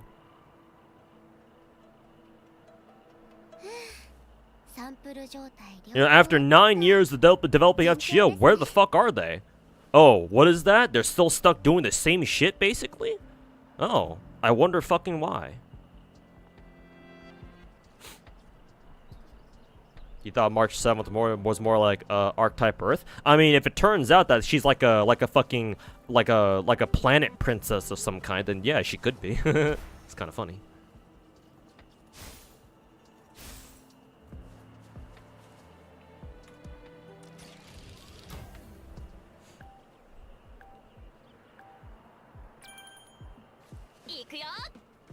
Sony too busy to sell PlayStations. FGO is like, FGO is like, what the fuck is that? I know, right?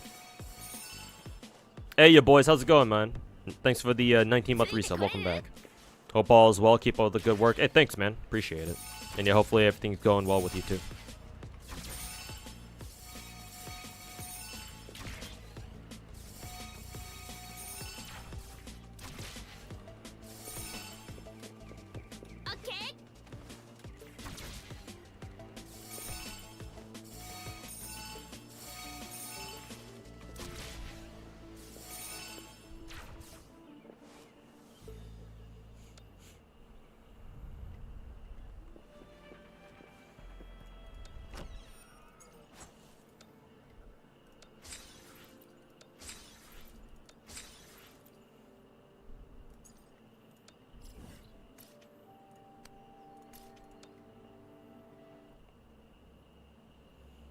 This is a Fortnite looking shit, maybe, or maybe it's a Star Asset. Yeah, because this game is built on UE4.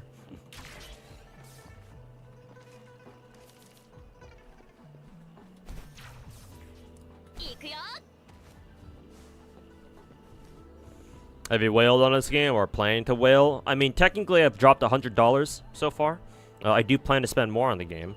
I wish I could whale. Like, for example, like, I would love to just drop everything I'm doing. And because Chishia is my, I'm a Chishia main right now. I would love to just go fucking drop a pack right now and roll until I get a copy of the what are these pistols called? Static Mist pistols, or I guess they're called Winter Broom. I don't even know the fucking proper name of this weapon. Static Mist. I'm just gonna call it Static Mist. But yeah, I would love to pick up a copy of Static Mist or what's the other one I wanted? The sword, the Emerald of Genesis for either Rover or Yang. Yeah, I would love to fucking whale in this game, but unfortunately I can't right now.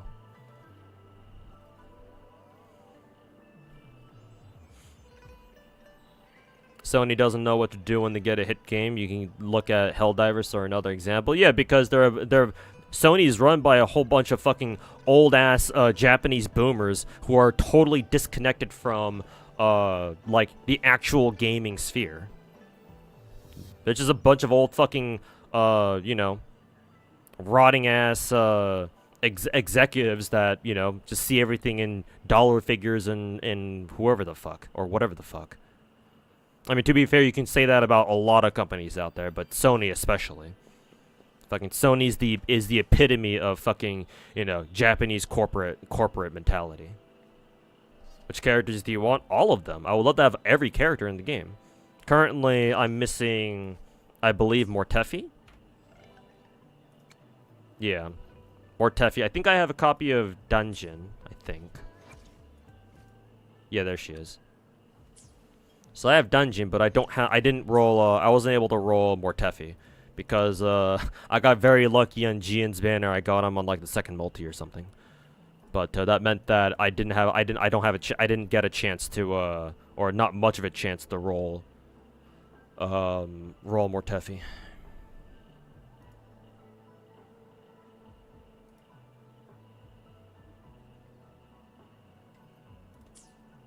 But I'd like every character.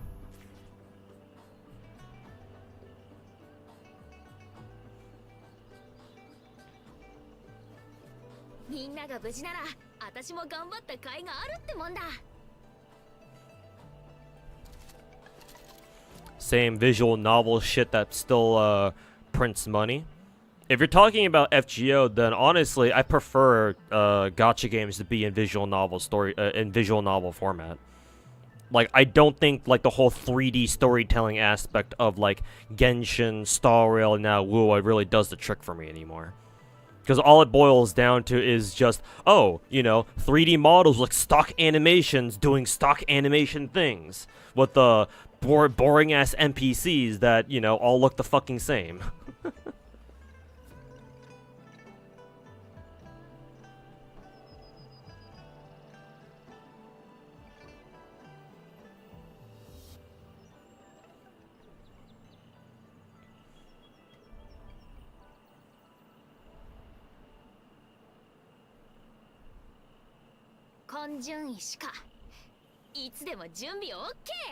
Sony is a worldwide brand. They're making bank and don't give a fuck about a single IP being like quote unquote creative. I mean that they just match Japanese corporate mentality, or maybe just Japanese cultural mentality to a T. I explained this before, but Japan's overall cultural mindset, if it's not like they truly embody the saying, if it ain't broke, don't fix it. So like when it comes to corporate, like if it makes money, if they make enough money, then they're not gonna change shit about it. Like they're not gonna go out of their way to like reinvent the wheel on their own. Like they need to be convinced to do it. And mainly it's going to be because of external factors, because it's definitely those sorts of like suggestions will not come from within. Because, you know, East Asian culture.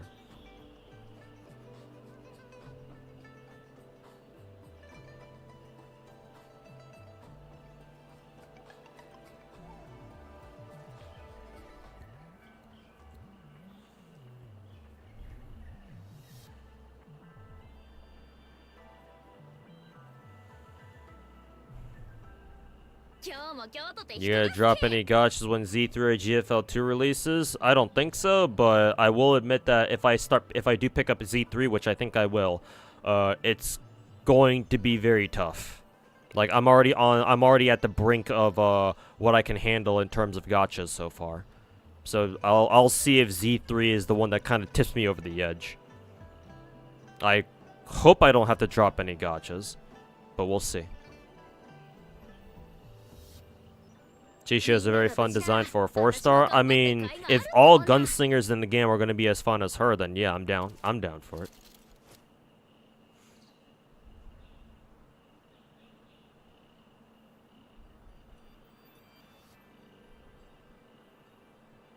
You're hoping wuwa is going to be good in the future because the game didn't have the same stock motion movement in cutscenes.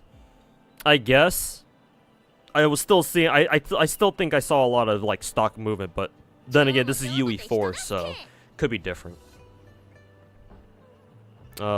Even still, again, this is a 3D game, so that unless I'm proven otherwise, I don't think there's really gonna be much in the way of like actual like immersive storytelling.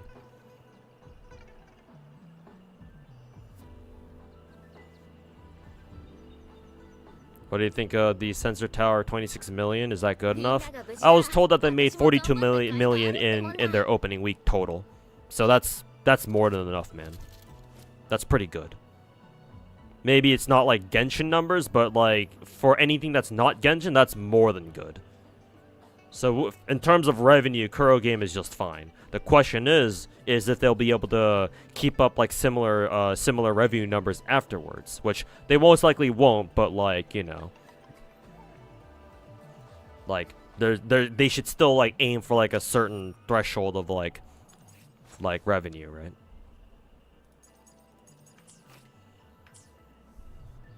So amazing you can juggle so many gachas. Well, I mean, I don't really have a lot of time for anything else, really, so. Like, I am basically gacha man, and that's pretty much it.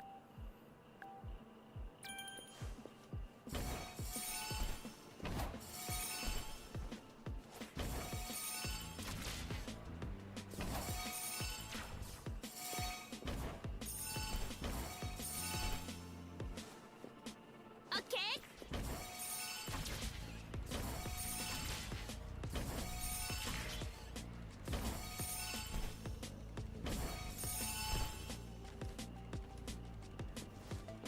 Is this a peacock? No, just a Duvich. Why the game sent me back here? Oh, because it was because I went out of bounds. I just wanted to pick a flower, man.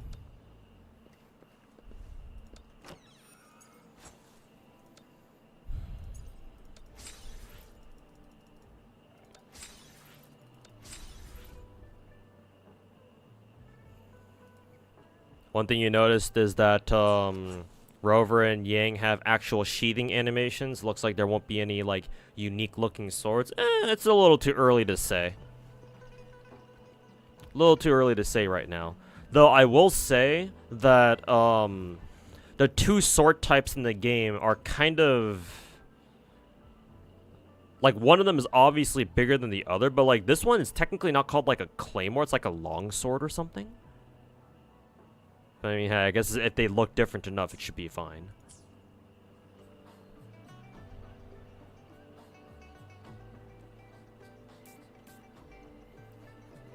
Broadblade doesn't seem to be that much slower.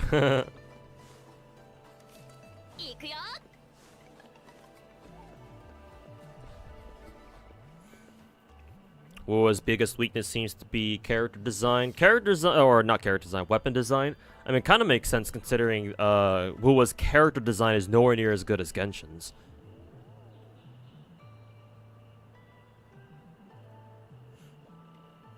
They're trying to add more character unique animations. I mean, yeah, the more they can work on like actually giving us like an expanded story experience, then yeah, the better. But we'll see. We'll see what they cook up. I gotta see what they're up to first. I gotta see what they're cooking first.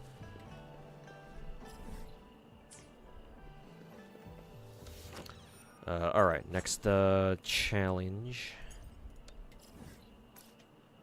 God, it's all the way over here.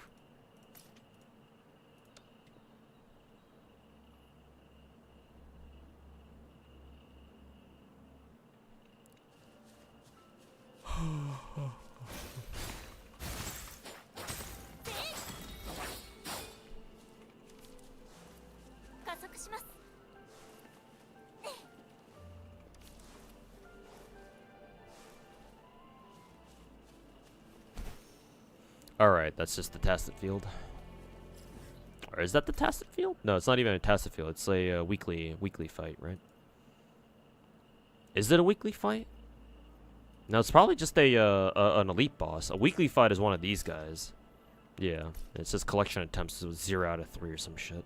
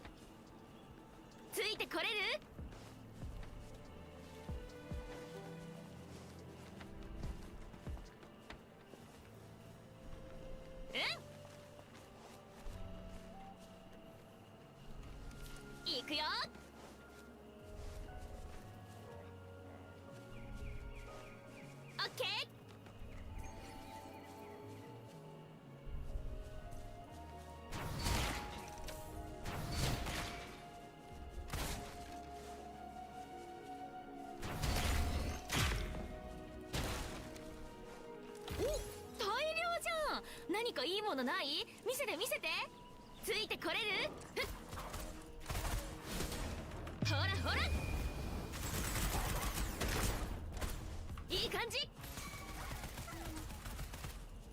それいくよ。いくよ。えいでい、まだまだあれいい。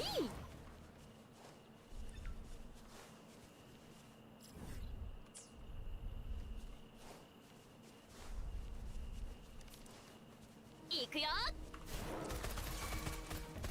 変身。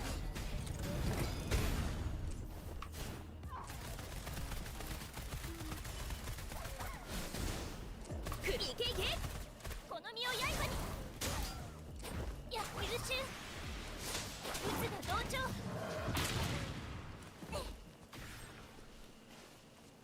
加速します。Let's go grab the tower. オッケー。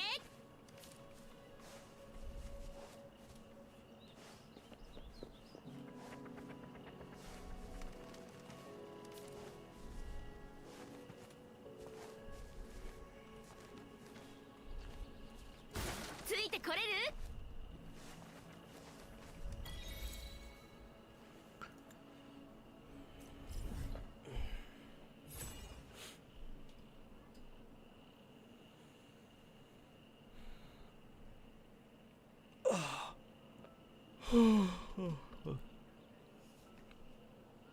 ？Working on servants for anniversary, yeah.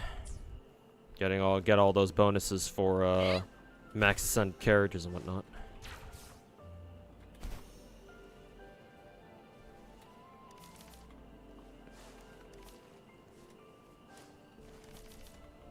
OK。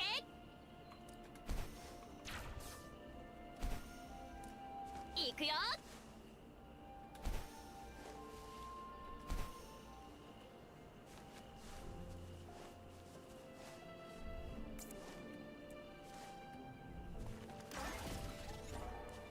ついてこれる？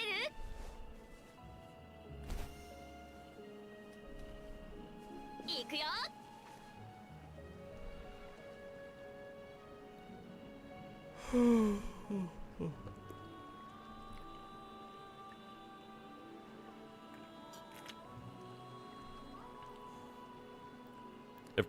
If Calcara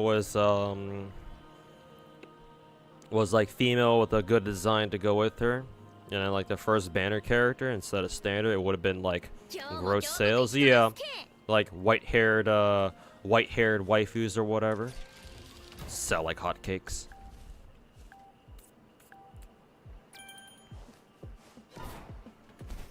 You basically have a triple jump with the grapple and the air dash. Yep.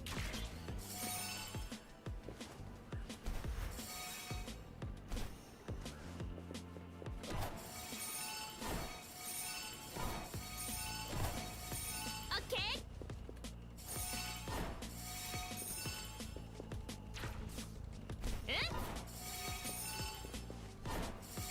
ついてこれる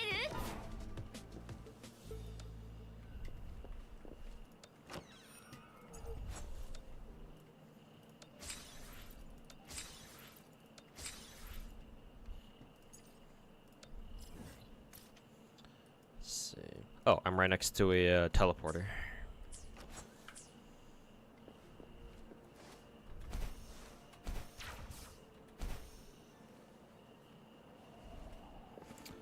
Grab this bad boy first, and then we can go down to the last one for now.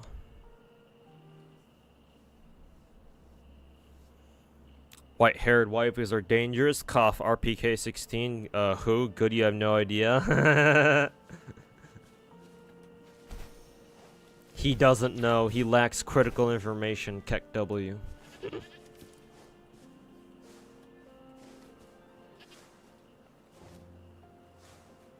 OK。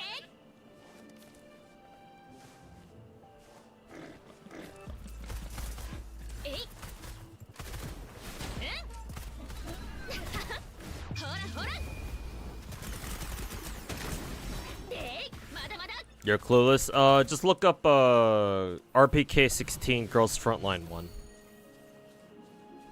ラッキー。てこれる？いくよ。変身。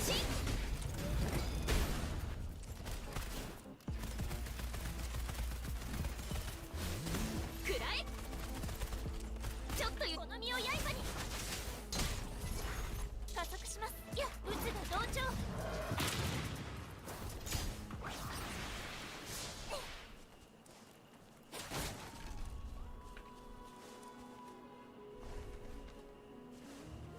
いくよ。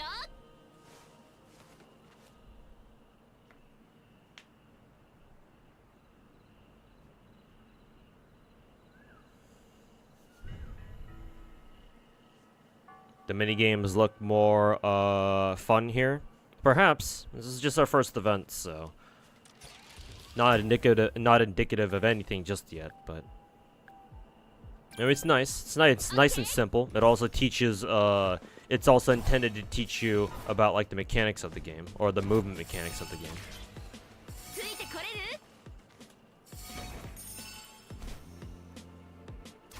Strangely, I can't actually, what is it, turn my camera here. Maybe it's just when I'm in midair. Okay, now I can. Huh, I didn't know you could actually fall down in there. Trying to make sure I didn't miss any coins back there.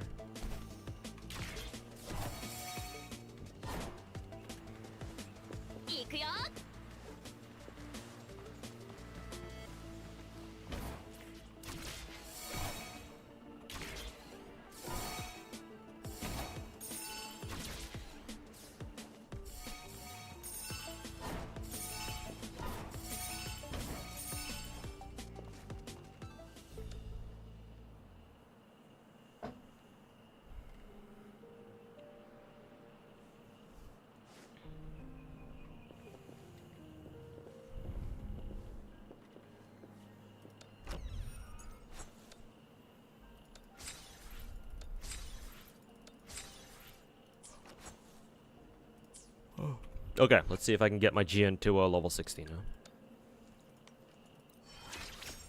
There we go.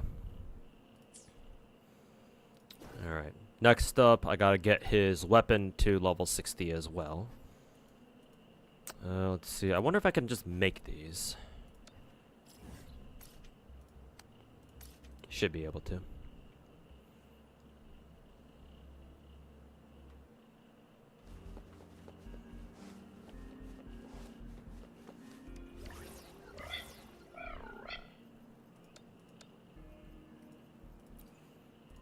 Hey, we can make exactly 3. Nice.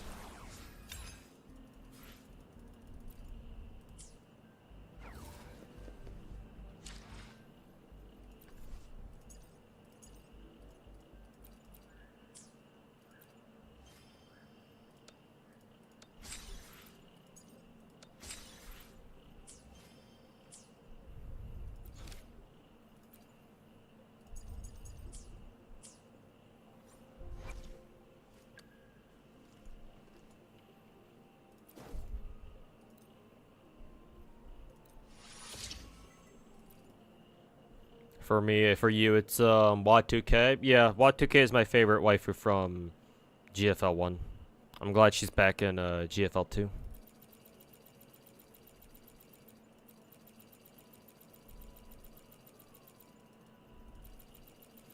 Actually, I don't even think this will be enough weapon XP to get this to max level. Yeah, we're still off. Maybe we can start feeding it some trash weapons like these.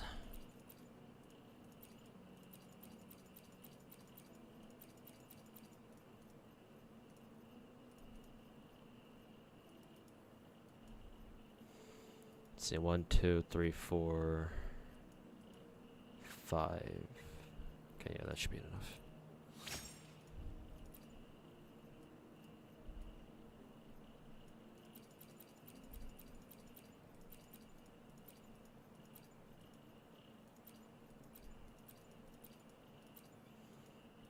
Holy shit, feeding this the 1-star weapons takes so much fucking time.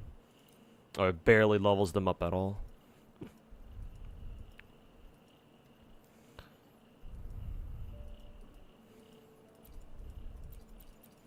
That's a little bit better.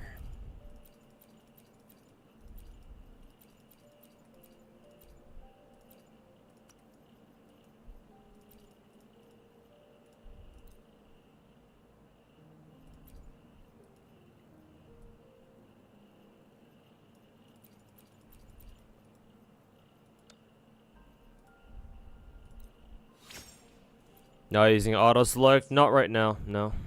Because I would still like to keep one copy of every weapon in the game.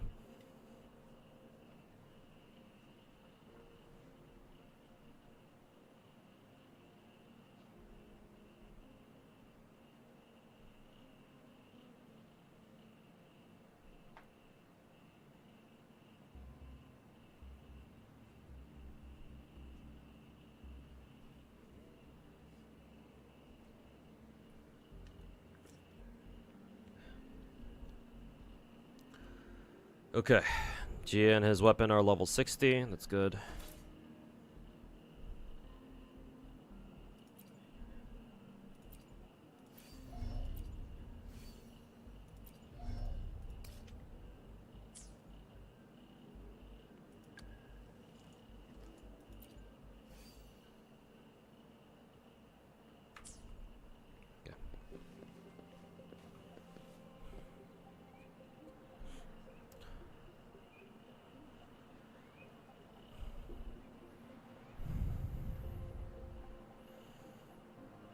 Does auto have to add up to 2 stars? Oh no, you guys don't understand. I keep a copy of a max refined copy of every single weapon in the game. That also includes the 1 and 2 stars. Like if I were to show you my Genshin account, you'll see that I have every 1-star weapon and 2-star weapon in Genshin max level and R5. Why did I need to do it? I don't know, because I could. So I'm going to give wuwa the same treatment. But yeah, I'll organize weapon inventory later. Could always max 1 copy? Yeah, I could. When I feel like it. And I don't feel like doing that right now. Excuse me. I guess next I can try getting Genshin to level 60. Don't have the weight plates to do that though.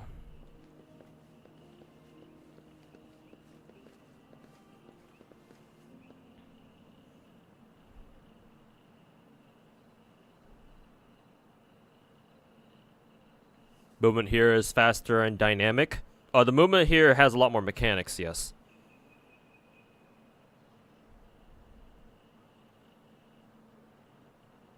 And yes, traversing in wuwa is a lot faster than it is in Genshin, for sure. How much sync quartz do I have for anniversary? Currently, I have around like 400. I should be getting another like anywhere from like 900 to 1,000 from anniversary stuff.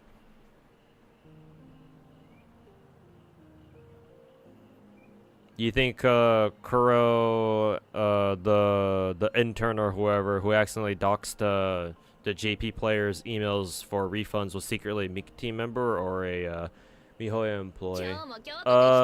Until if evidence comes out that it was like a sabotage attempt, no, I just chalk it up to incompetence. Like sometimes fuck ups are fuck ups. Like. I'm not going to point fingers at any other company until we get unless evidence surfaces that yeah, this was like an inside job or something. Give me 1 second, chat. You guys can just stare at Shisha while I'm away. I'm going to the bathroom.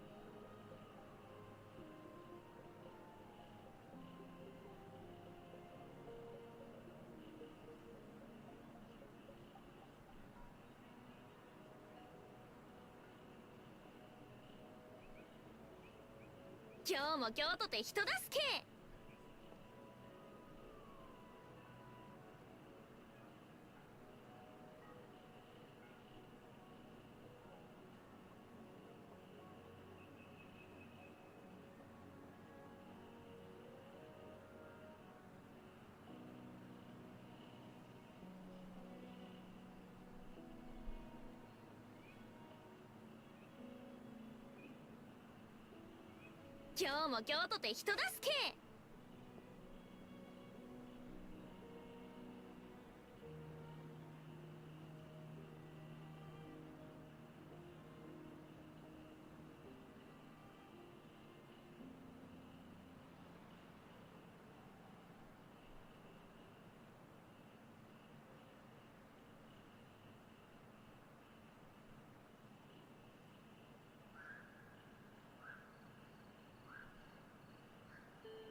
根順石か。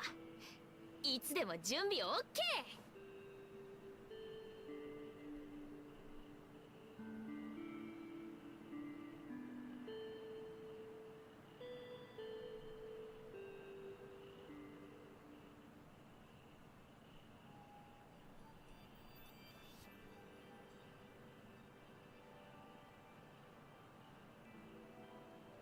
根順石か。いつでも準備 OK。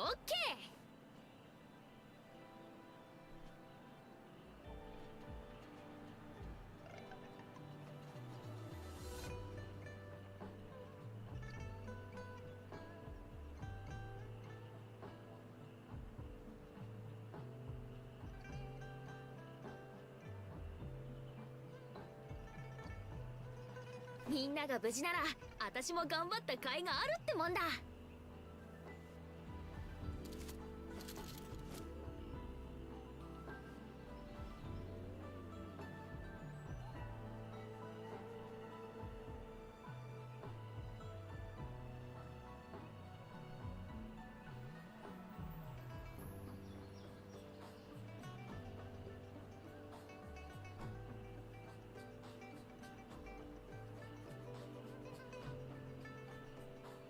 根順石か。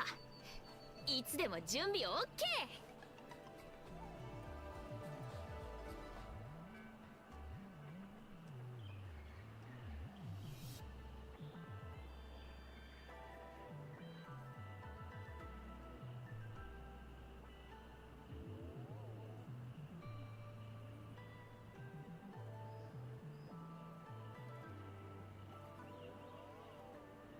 根順石か。いつでも準備 OK。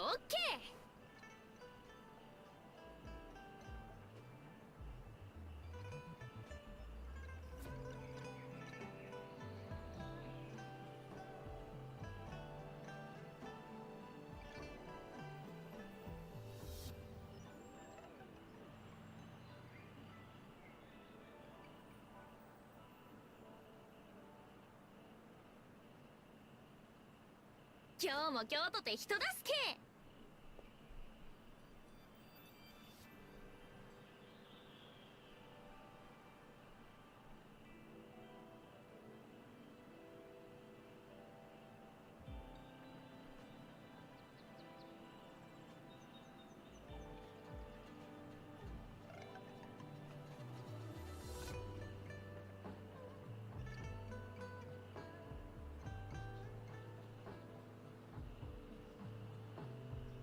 今日も京都で人助け。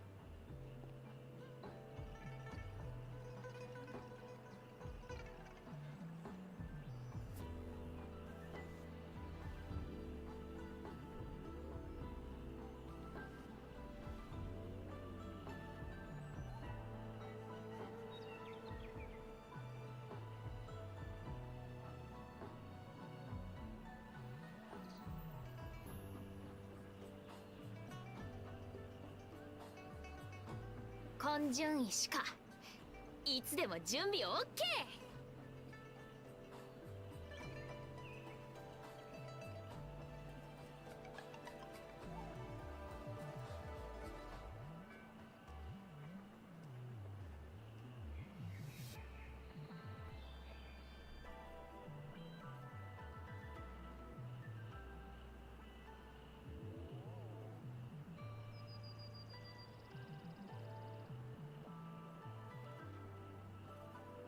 今日も京都で人助け。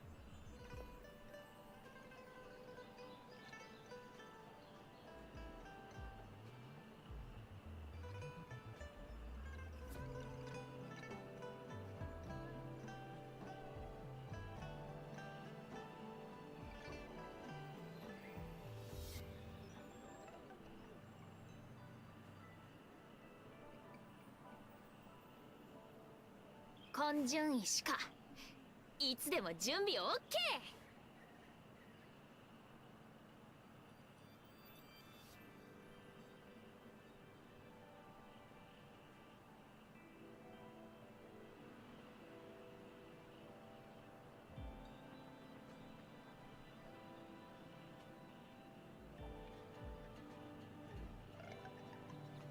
みんなが無事なら私も頑張った甲斐があるってもんだ。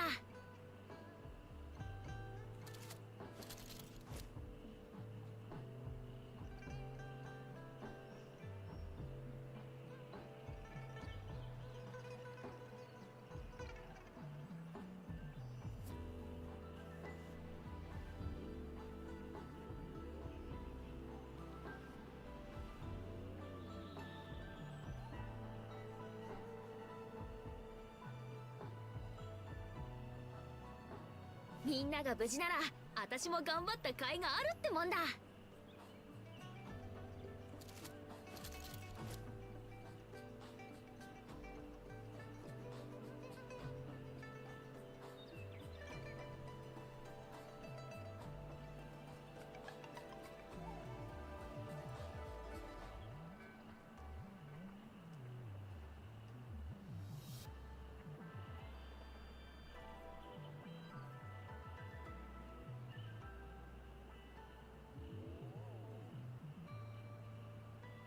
根順位しかいつでも準備 OK。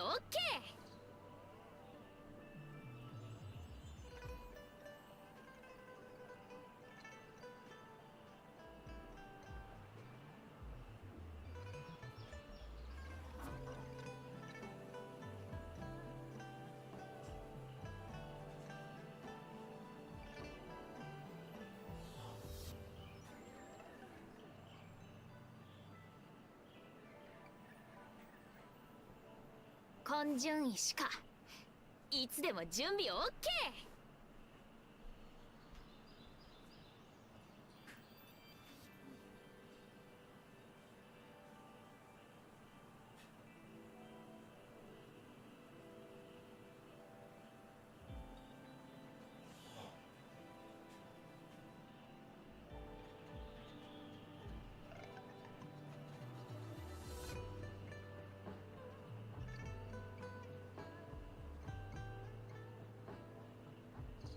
根順位しかいつでも準備 OK。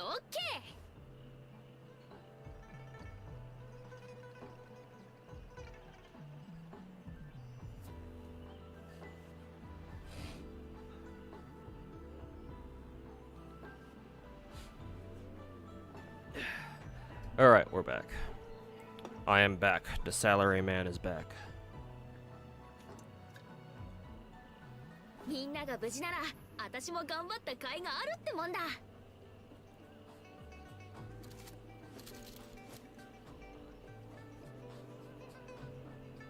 Which characters have more than one idol? They have two, but sometimes the characters like play one particular idol like over and over and over. They also play their idols a lot compared to like Genshin or something.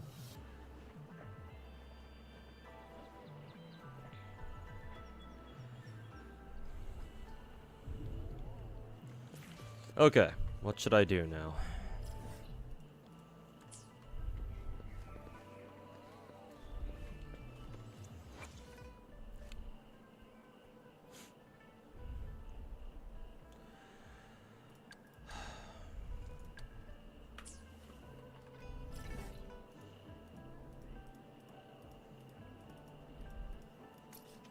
I tried doing a run of this. Actually, I should check my event tab, see if there's anything else I gotta do. Oh yeah, I still need to do the trials. I think I'm just gonna do that on my own time. I already picked up Yenwu. Though I guess I could try the Tower of Adversity shit a little more. And these are just union level rewards. Yeah. I'll try a run of this and get my ass kicked for like the third fucking time in a row or something.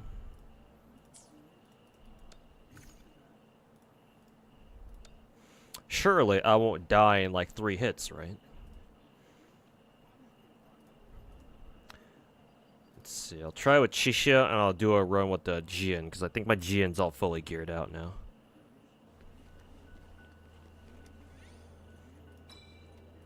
Actually, no. I think the characters here are trial characters. Actually, let me exit real quick. Because can you bring your own characters, or are they all forced trial characters? Let's see, challenge level 50. Unavailable characters. No, they have to be your own characters. Oh, that's funny. Yinlin's already here. Let's see. Can you take Yinlin? No, yeah. You have to actually have them in on your account if you want to use them. God, Taochi's tits are fucking huge. Alright. Yeah, only a set list of what you can bring, yeah. Arlecchino is the best idol in Genji, yeah, because she just kind of sits there and doesn't say anything.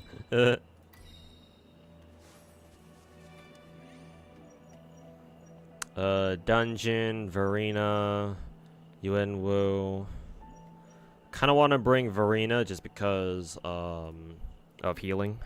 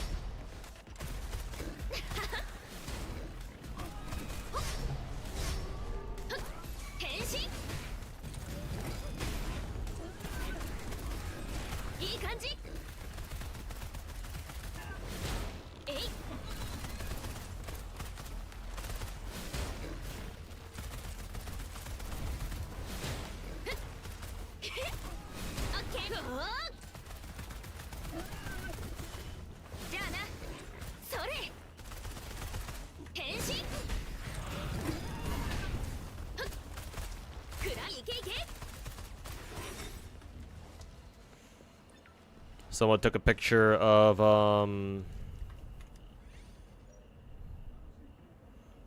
picture of Kuro's studios or their offices. The lights have apparently been on since launch. I mean, yeah.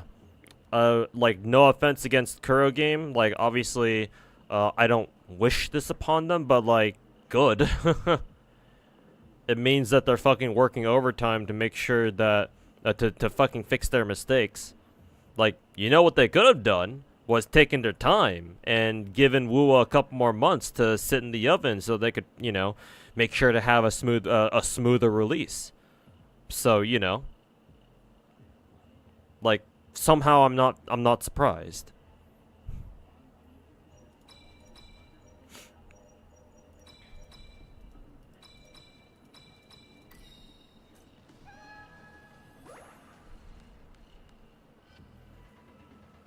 Devs don't deserve to eat.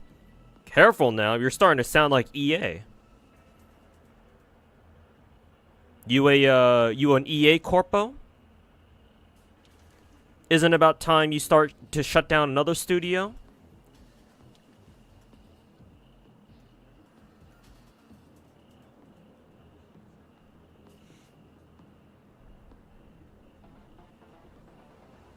It's an Eris saying? Well, yeah, that doesn't particularly surprise me. Fucking pothead.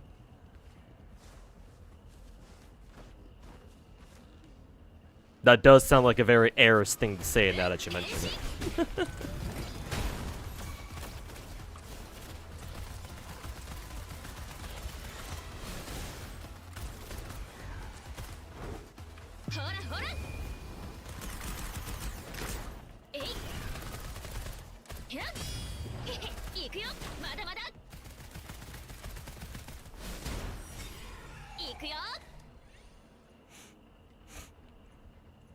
Taochi and Turtle is pretty much immortal. I don't have Taochi, so I don't know if I can pick her, unless she's one of the trial characters.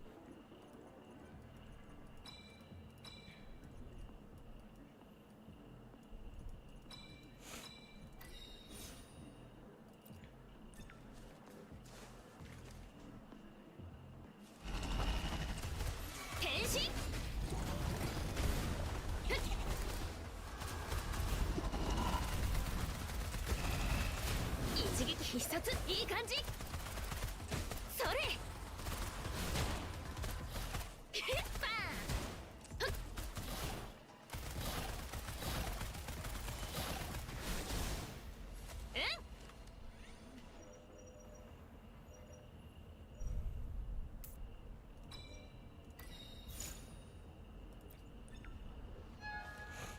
Question, do you really have to follow the meta in this game? You like playing Yang because of her VA, but a lot of YouTubers said she's bad, and what is a sub DPS?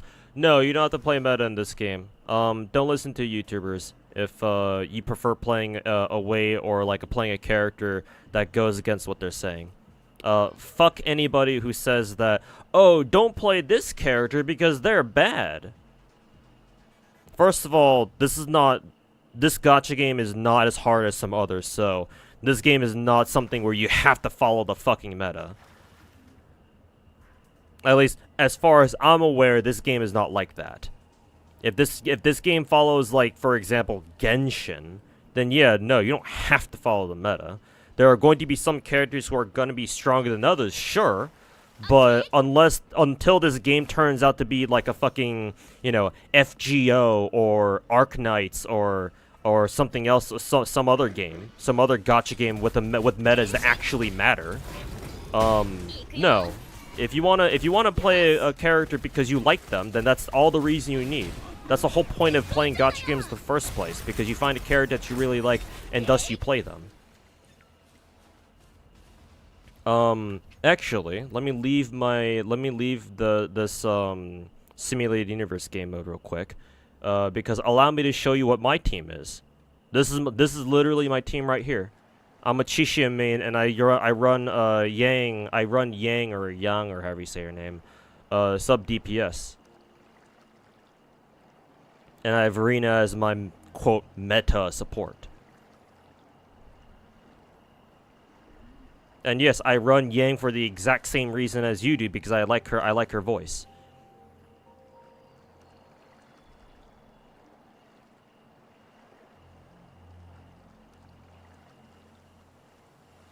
So no, just because other people, other clueless fucking content creators tell you, oh, Yang's not meta, doesn't mean you have to listen to them.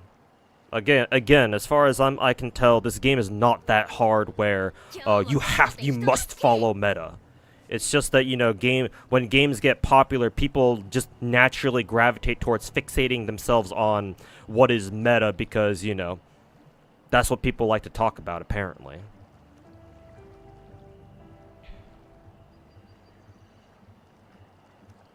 So no, if you like Yang, you should play her. And if somebody tells you you shouldn't play her because she's not strong, you tell them to fuck themselves and go fuck off.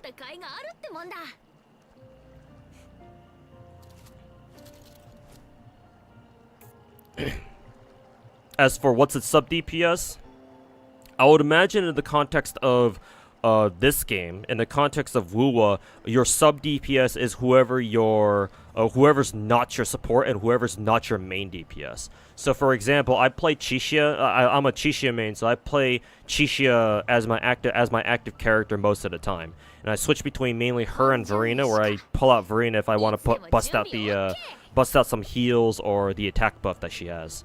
At least I think she has an attack buff. Every once in a while, I'll pull out Yang, especially when I'm going up against enemies who are immune to fire damage, or I think it's called fusion damage in this game. Because there are some enemies that are immune to certain elemental damage types. So against them, I'll bust out Yang, because she's a different element and thus she can damage them. So your sub DPS is whoever your main DPS is not, but they're also not your support either. Honestly, it's not the character. Any character can be good as long as you build them right, and plus skill issue. Yeah, like considering you can theoretically never take damage in this game as long as you just dodge everything. Like, who cares? Eventually, if your character is built well enough, you will kill everything. If you either parry or just dodge everything. Like, if you don't take any damage, who cares how much damage your character does? As long as they do some.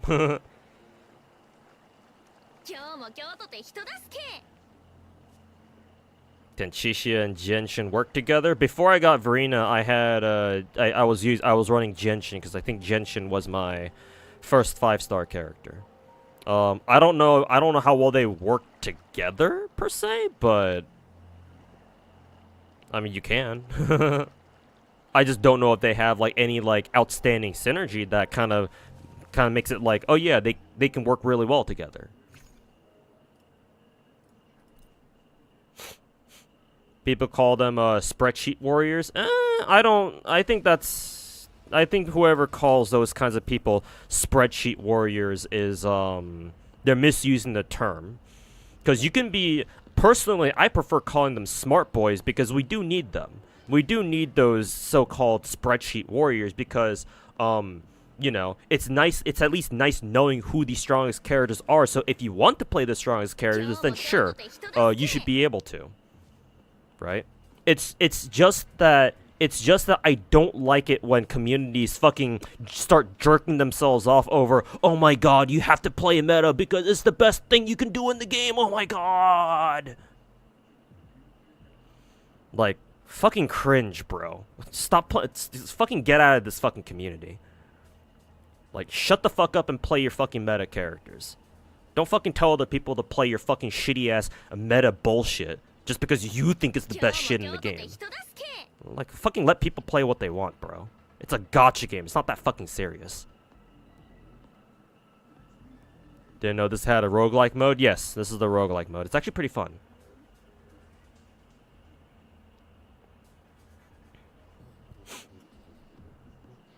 But yeah, Shiro, Ryu. I don't know how well they work together, but it's not like they don't work with each other either.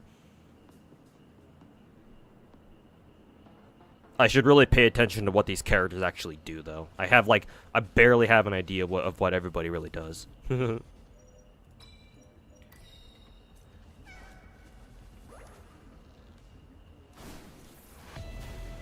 Alrighty, first boss character. And it's crownless too, I think. Ow.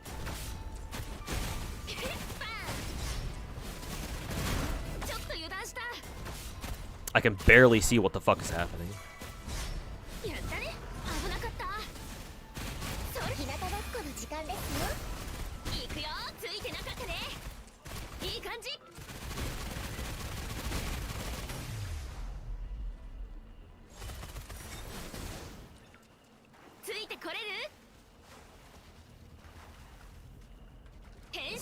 Oops.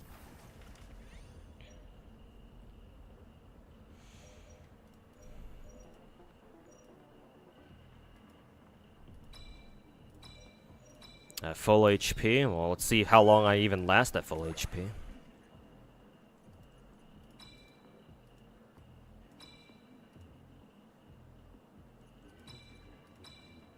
Basic attack damage. Didn't I just pick up a buff for basic attack damage? I guess I'll take this one too.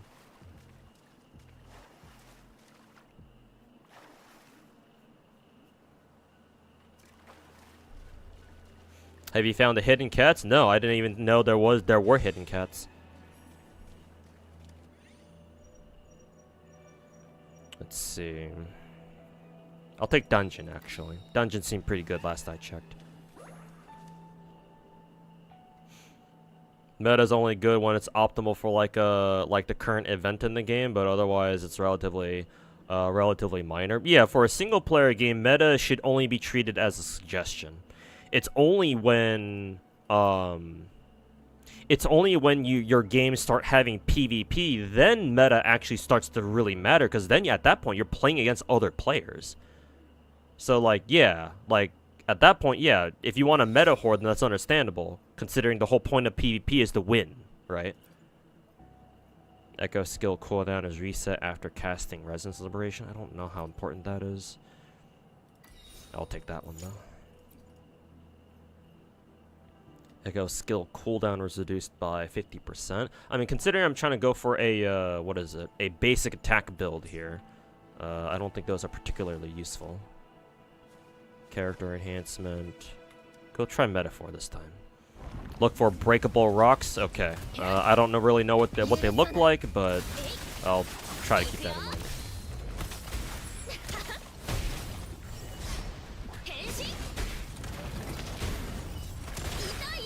Ow.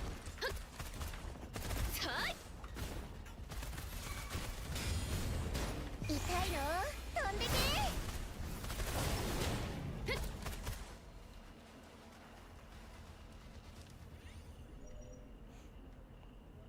Echo skill increases crit damage. Cool.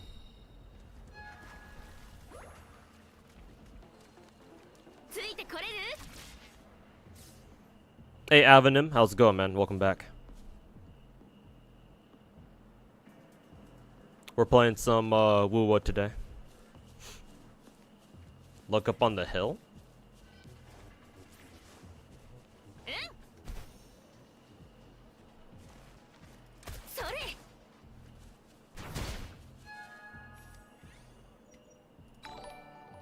When a shield is obtained, I don't know when I'll be able to get a shield. When attacks hit, blah blah blah. Sure, I guess we can go with that.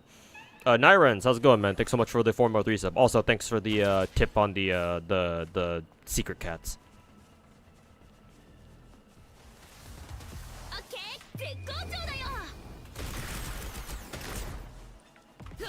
Sometimes cats, sometimes currency. Gotcha.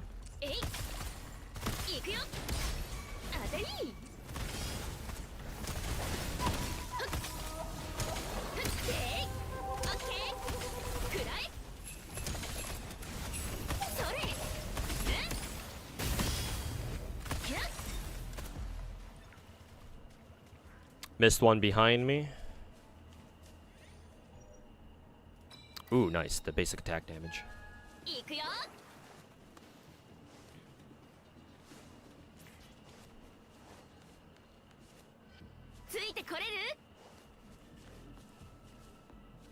Unless you're talking about the one that I just got.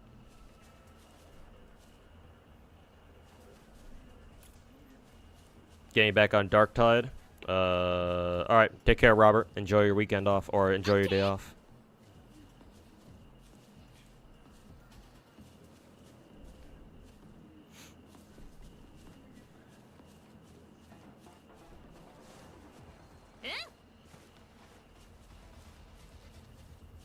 Cat jam is all we need. We can add meow.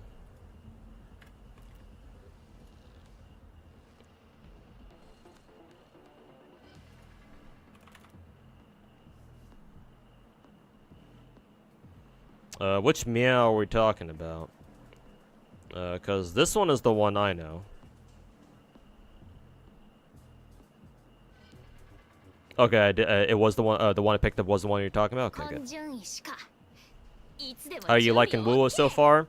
You find it to be pretty fun? Yeah, I like it. The combat is definitely very fun. Especially when you get good at it, which I am not yet. I'm still working on that. But once you get good at a game like this, I'd imagine this game is super fun. Like, to me, anyway, it's very clear that Kuroge... Oh, sorry. Been drinking soda a lot. To me, it's very clear that Kuroge focused on the combat in this game first and foremost.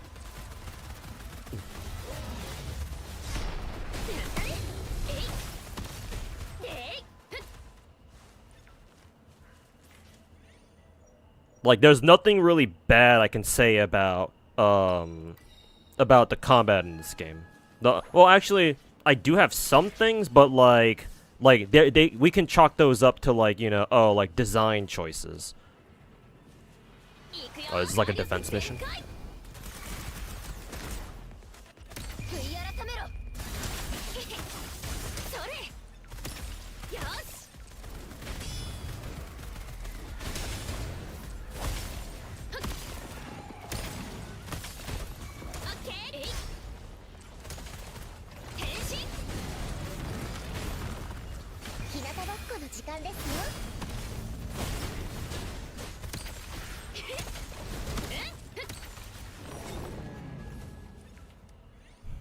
You also like this mode a lot too? Yeah, this mode is super fun. I think this mode is probably the best gameplay you'll find in Wuthering Waves, yeah.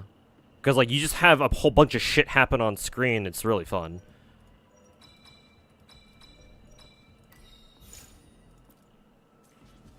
And like everything just kind of like blows up.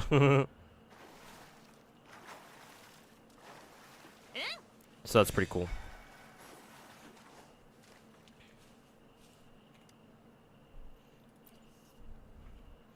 Hey, Midnight Taco, welcome back, man. Mail rewards are out now? Okay. Yeah.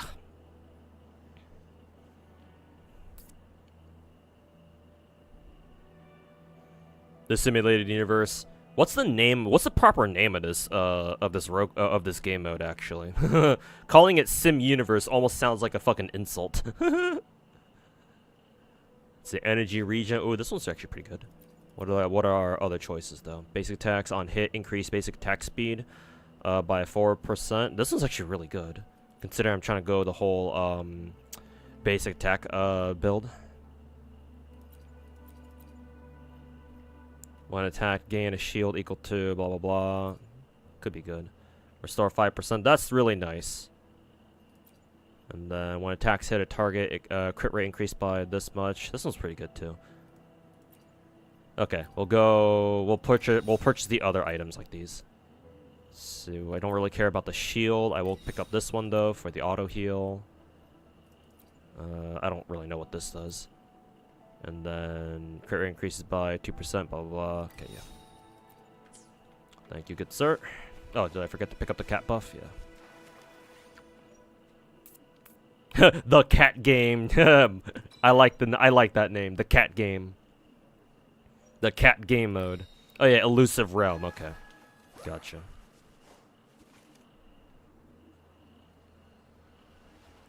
Every day you log back in and you get more and more gifts. Kind of sus. What are you planning? What are you planning, Kuro game?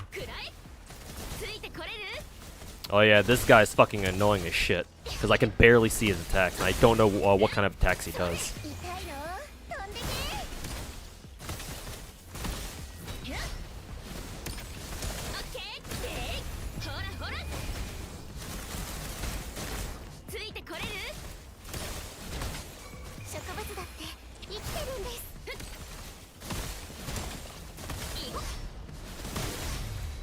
There we go. Before I had a lot of trouble with this guy. Like I did a couple of elusive realm runs off stream on this same difficulty, but that dude fucking wrecked me. But then now I just kind of kick his ass super easily. I only got like hit like once or twice. The hell happened? It's not like I got better at the game. At least I don't think so. Now y'all are gonna think I'm actually somewhat decent at this game when the truth is far from the truth. The actual truth couldn't be further from that. Let's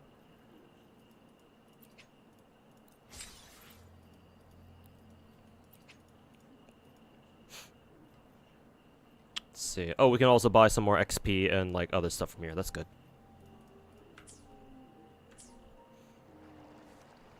That guy gave you a lot of trouble. Yeah, that boss is pretty tough. Cause it's hard to if you've never seen him before, you don't know where his attacks are coming from. His attacks are also very fast too. They barely give you any time to react. Even when playing a what is it, a ranged character like Chisha.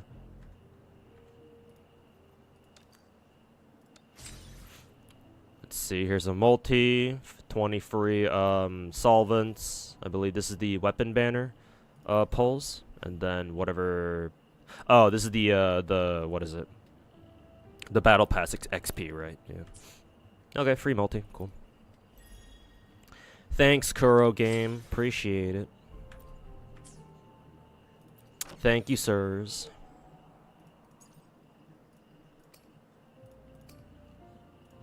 Let's see, upgrade the damage, upgrade the health.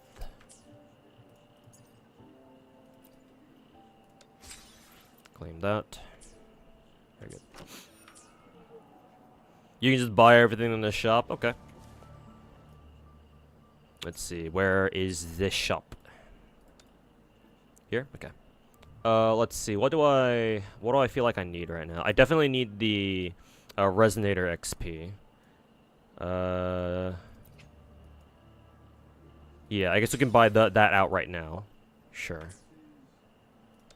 And the more I play this, the more shit I'll get, I'm assuming.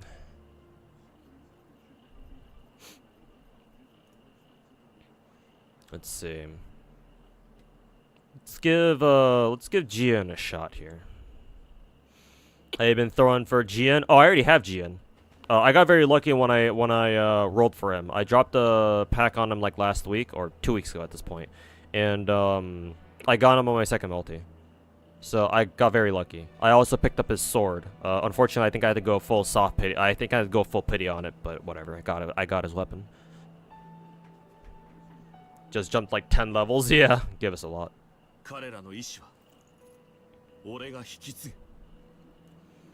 The shop reset yesterday. Really?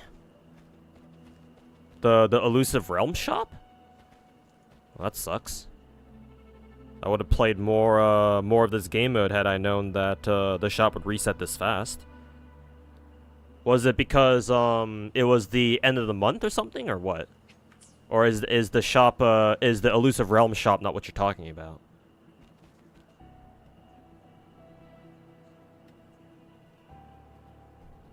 Apparently it's a monthly. Eh, shit. Well, whatever. Let's go with crownless.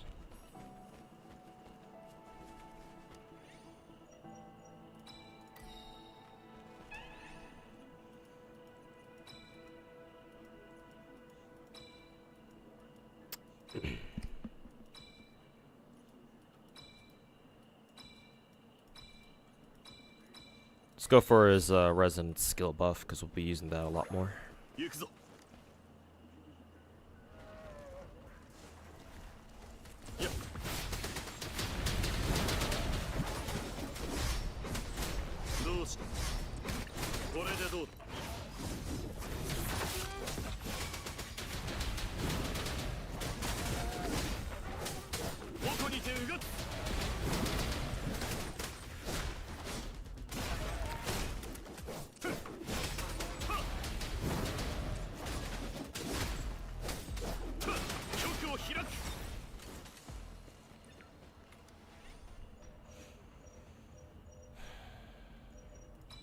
Oh, this one's nice.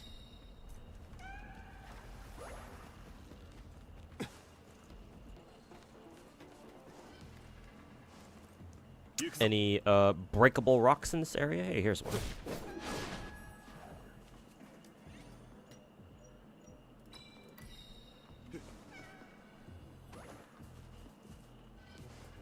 Character enhancement. We'll go for character enhancement. Have you whale in this game? I only spent $100, so not quite. I would love to whale in this game. I wouldn't have a problem doing it. It's just that I am fucking broke right now, and therefore I cannot whale as hard as I would like to.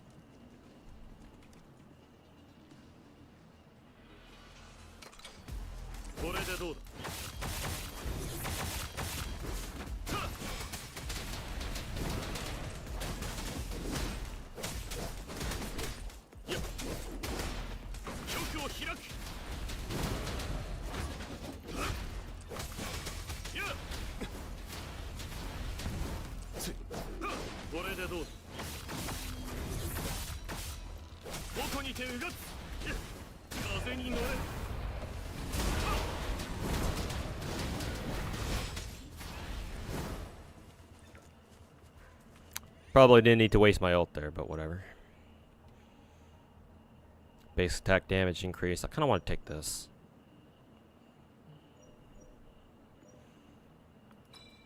Let's see. Actually, no. We'll go with this one.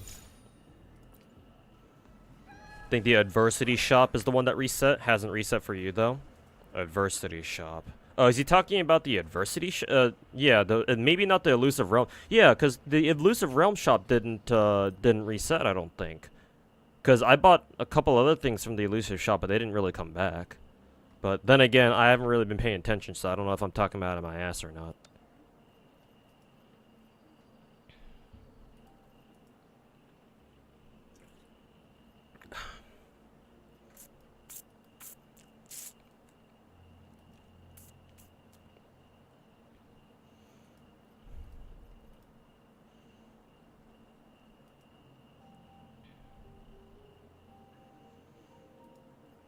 Cause like if Elusive Realm resets at the start of every month, then that doesn't make sense. Cause why does it say there's only 25 days left? Cause like June still has 30 days in it, so. It also doesn't help that the game hides what you already bought. Yeah. It's like, what the fuck? It's every patch. I guess that makes sense. Yeah. Maybe he was talking about the dude from YouTube chat. Maybe he was talking about the store shop.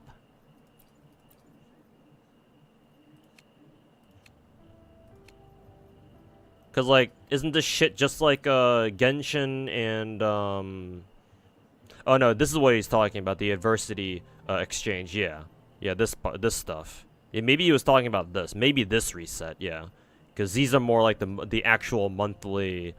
The monthly shops or whatever.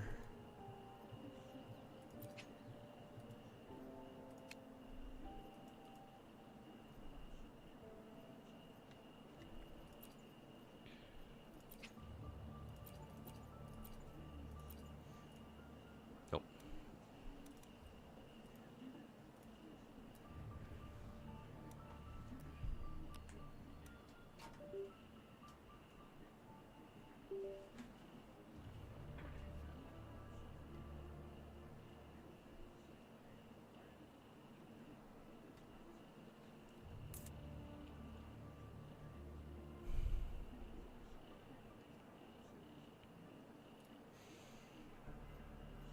Store shop was extended by 8 days. Is that why I can't see like the monthly fucking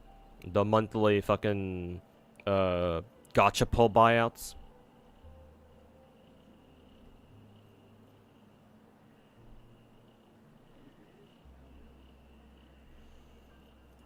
Some of the stuff is getting reset early. I mean, maybe Adversity shop got reset, though then again, I can't check because I don't think I've actually bought anything from here.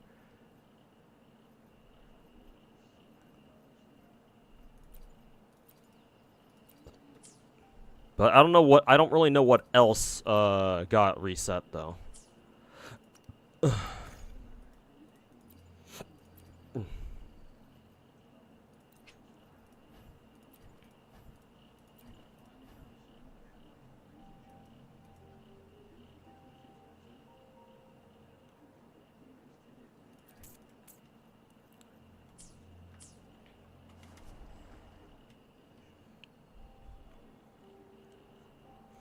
This game doesn't have like a character showcase like Genshin, right? Can't flex? Character, you mean like trials? No, they still do. Or this game also has it too. You bought stuff from there and you had it reset. Adversity shop, then sure. But like Elusive Realm shop and like the monthly buyout shop with like the gacha currency or whatever.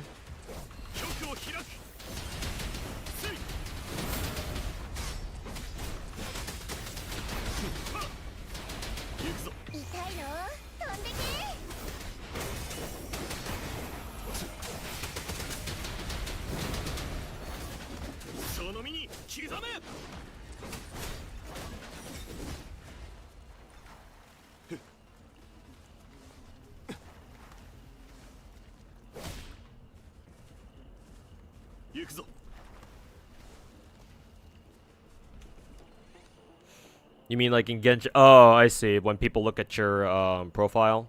Yeah, I don't know if wuwa has anything like that right now.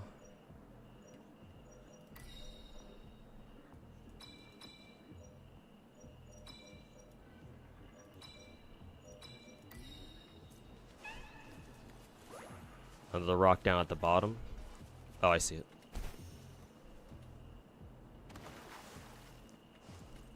Yep.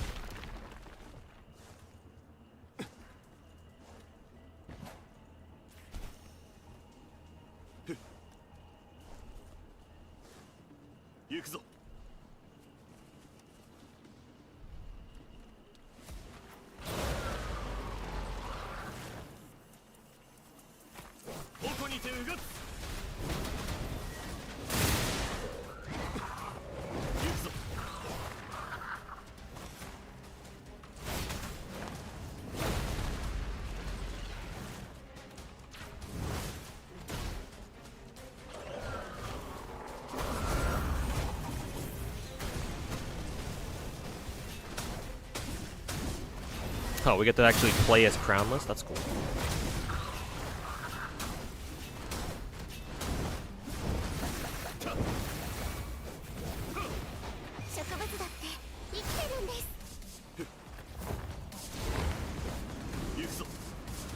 Can you actually dodge this? It doesn't seem like you can.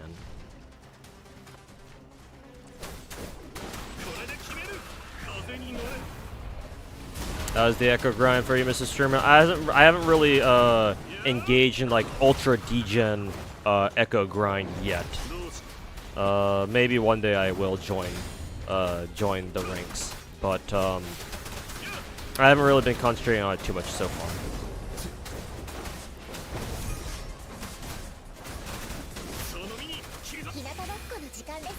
But luckily, I've been able to find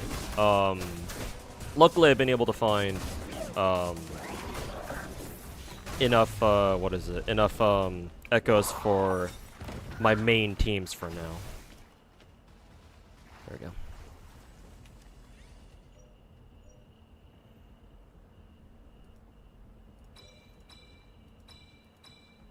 Oh yeah, this is kind of fun. Kind of relies on me being at full HP though, but.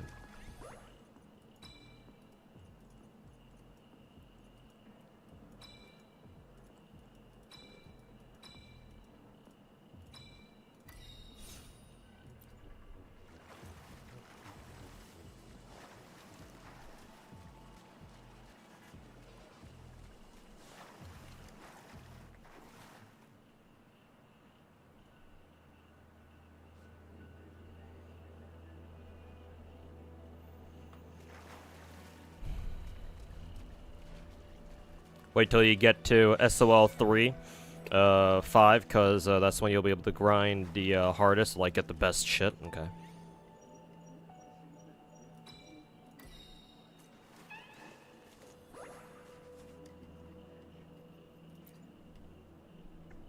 Intro skill increases attack. How the fuck do you even use intro skills in this game mode?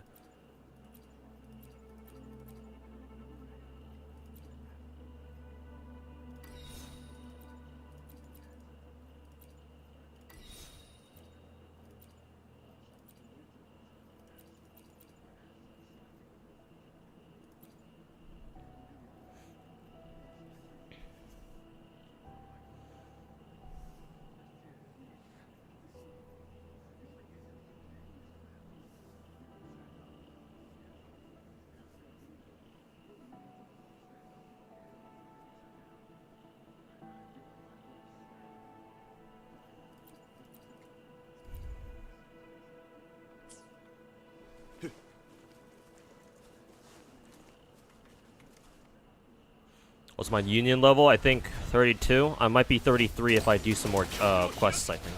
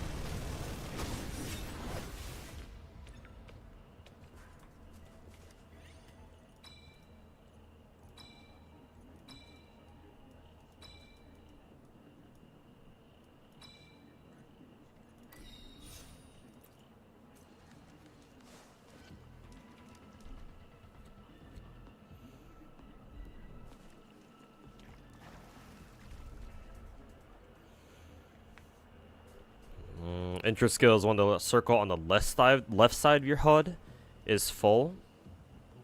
And you switch out the character going in, use... Oh, this thing right here. I see.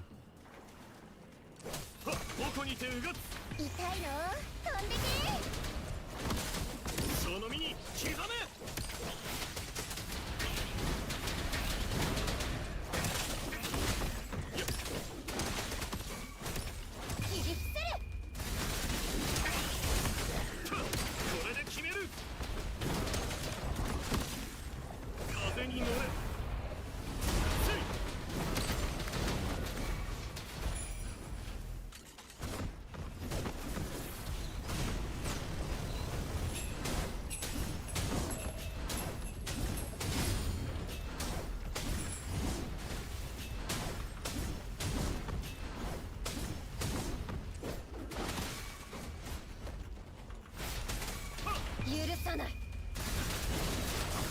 玉を開く。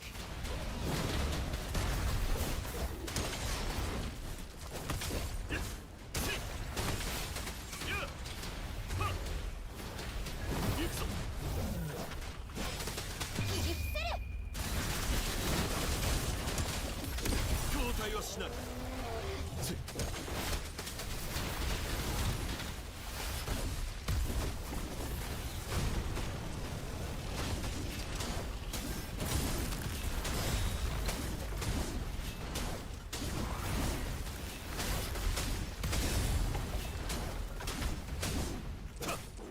風に乗れ。植物だって生きてるんです。矛にてうがつ。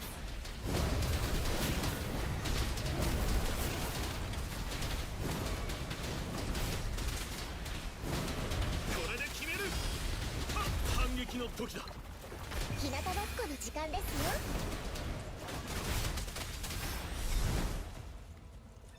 行くぞ。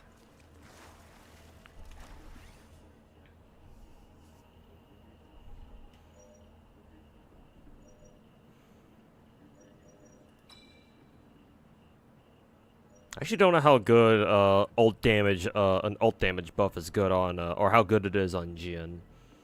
Unless his dragon counts as ult damage, which it could. I'm assuming it does, so we'll pick it up.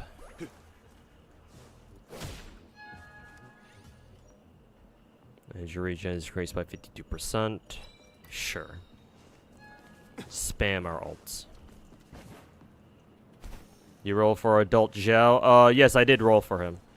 I know that we're doing the elusive realm thing here, but yes, I did roll for him. 玉を開く。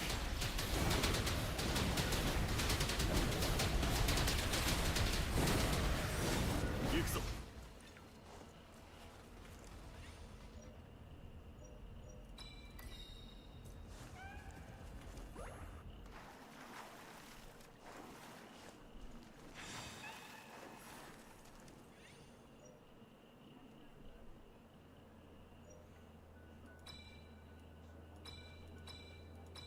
I think this is just back-to-back ults, I think. I'll take it anyway.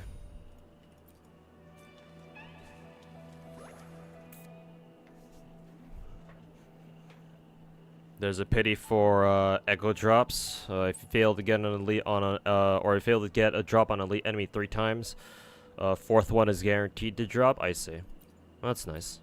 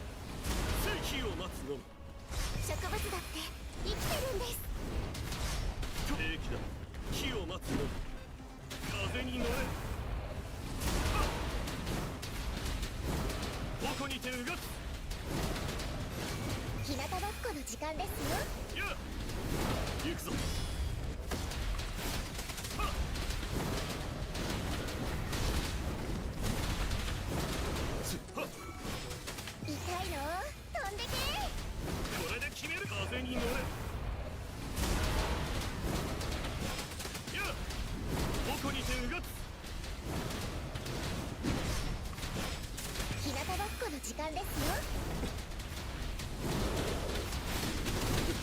風に乗れ。せい。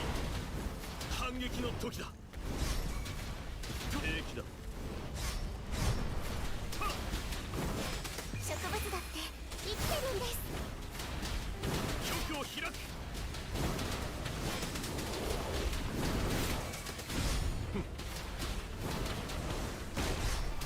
これで決める。風に乗れ。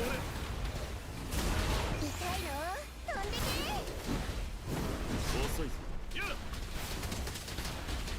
曲を開く。植物だって生きてるんです。せい。風に乗れ。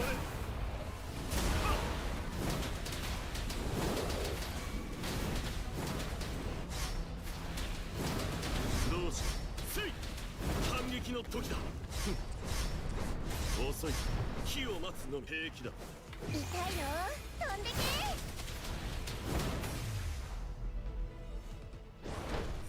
His fucking whirlwind attack is super fucking annoying.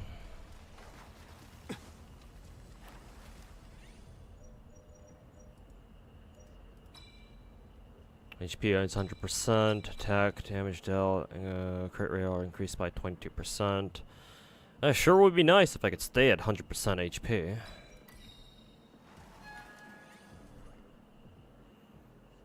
The monkey spin hitbox is stupid. It's mainly on his like giant ass log that he twirls around.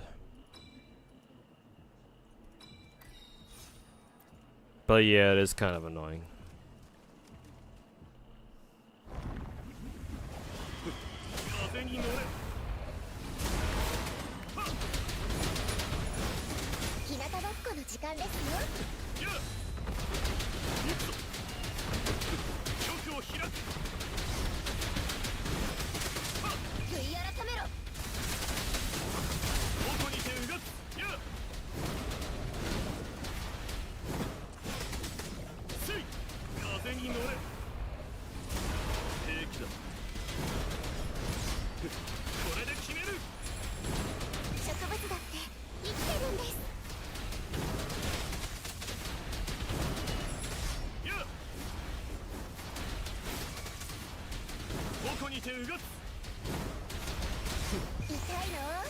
Yo, do the other gacha games preview tank wuwa performance? What do you mean?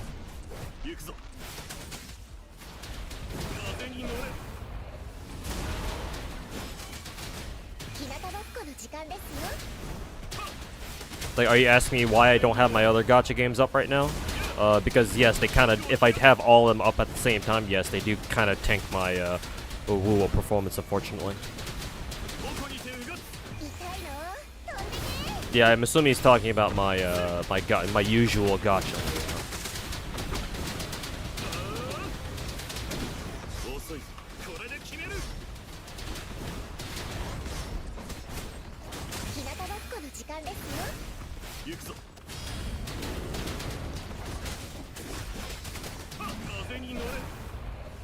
But yes, wuwa is nowhere near as well optimized as, say, a MiHoYo game, so when I try having, like, all my gachas on at the same time, yes, wuwa does kind of tank in performance.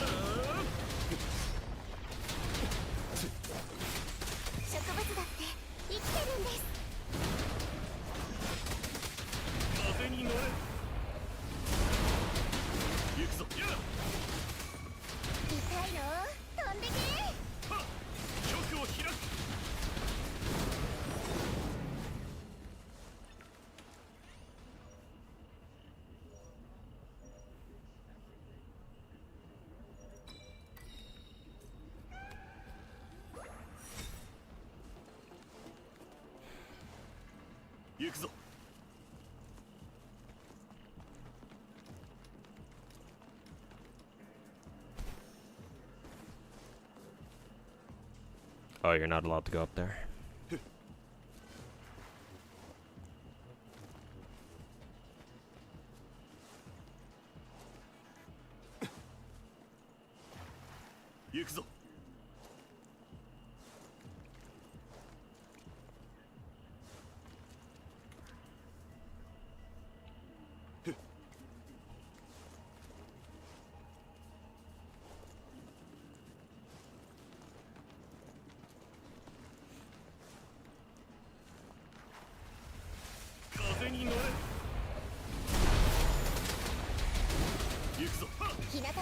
時間ですよ。反撃の時だ。やあどうした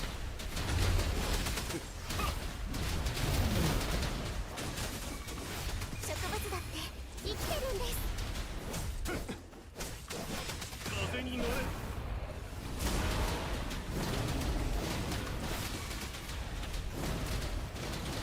矛にてうがつ。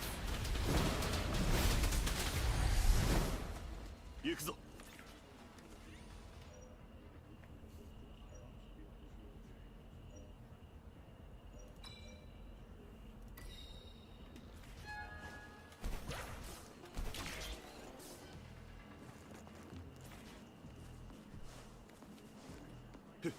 やっ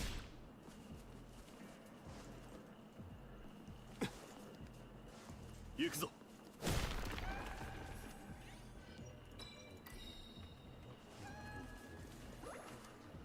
風に乗れ。局を開く。せい行くぞ。痛いの飛んでけ。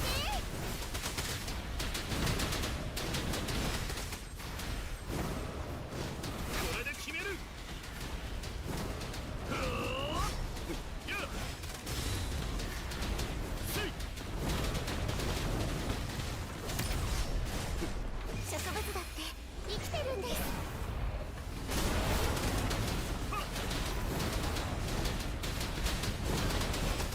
やあ行くぞ。許さない。局を開く。やあはあ悔い改めろ。矛にてうがつ。風に乗れ。やあ行くぞ。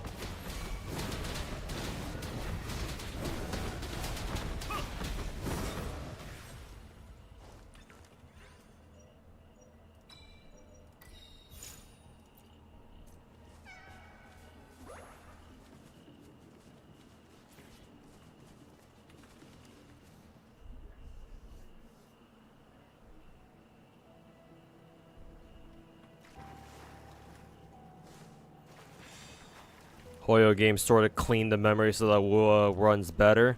Truly, Kuro game is Mihoyo's long lost child.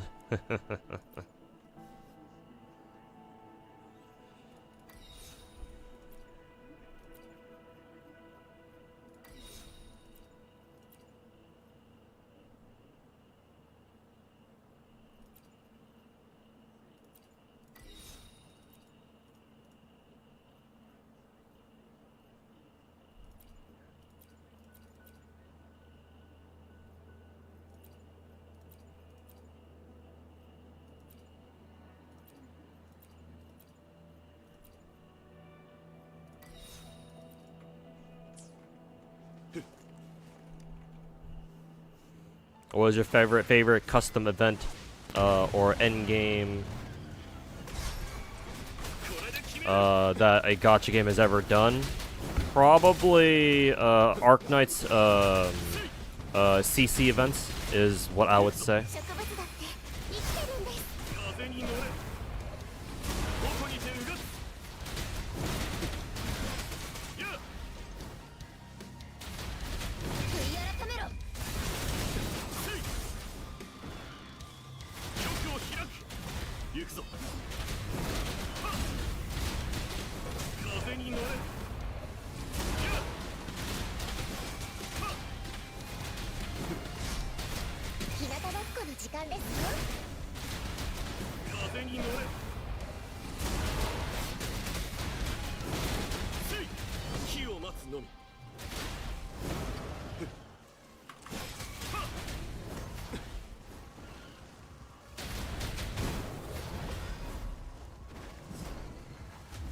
痛いの飛んでけ。反撃の時だ。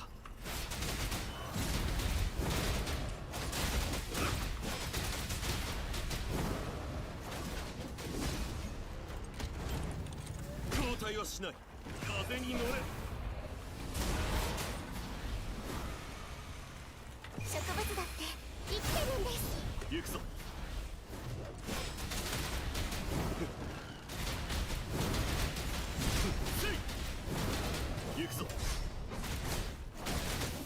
その身に刻め。これで決める。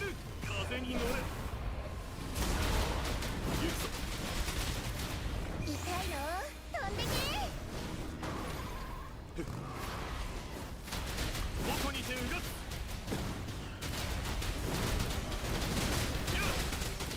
風に乗れ。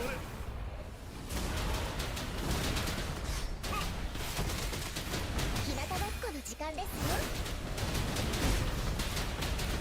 局を開く。行くぞ。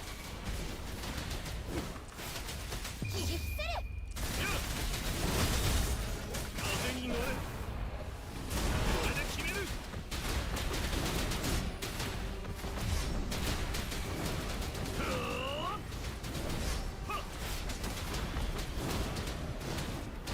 風に乗れ。どこにてうがつ。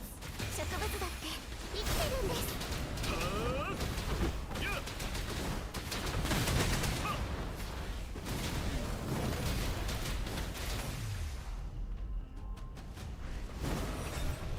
You just hope Kuro employees get enough rest. They probably aren't, but hopefully soon they do.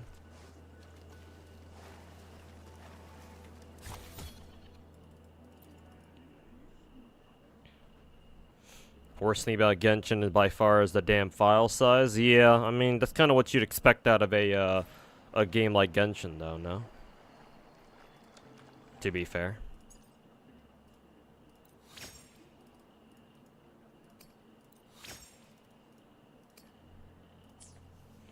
I mean, and not to mention they recently put through an update where they decreased the file size, right? So.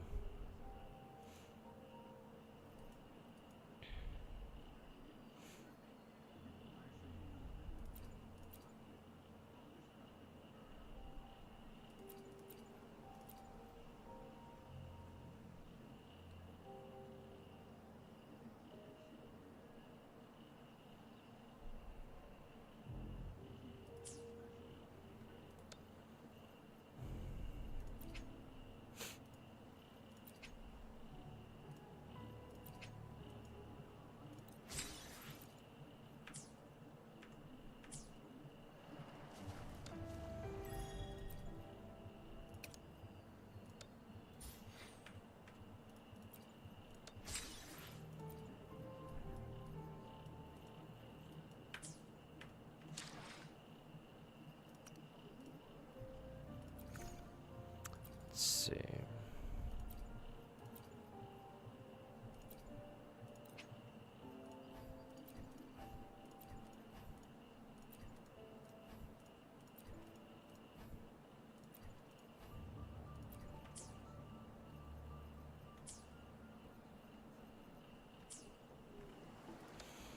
Let's see. I'm Pioneer level 41. I assume I already got the Pioneer weapon. Yeah, the Pioneer podcast weapon chest. And I'm assuming it's the thing that I just clicked on right here. Yeah, so I already got it. Let's see. The only weapons here that are crit rate are the rectifier or the catalyst looking thing and the gauntlets.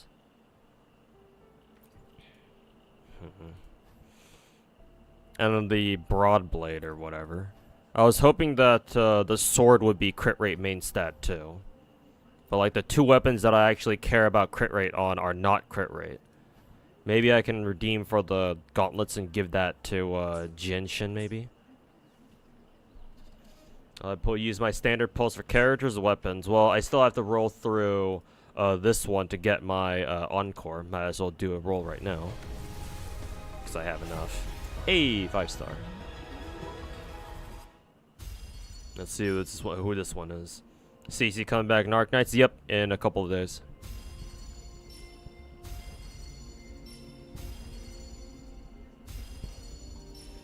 Will probably end up being the same file size. Yeah, something like that.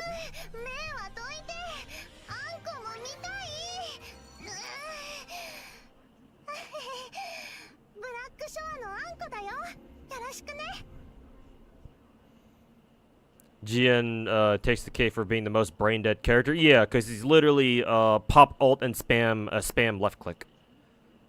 Spam left click and press E whenever it's off cooldown. And then yeah, just go in there fucking guns blazing. Because yeah, his dragon should CC everybody and constantly stun like all the smaller enemies, and you can just kind of murder them.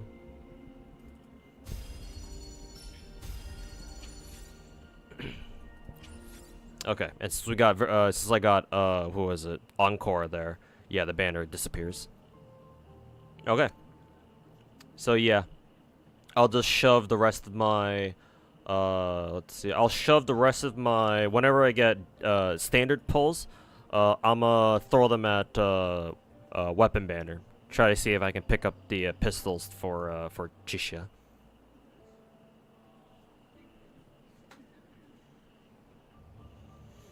Managed to hit your cap on Battle Pass XP? Yeah, the weekly XP? Yeah, same here. You have to wait until tomorrow.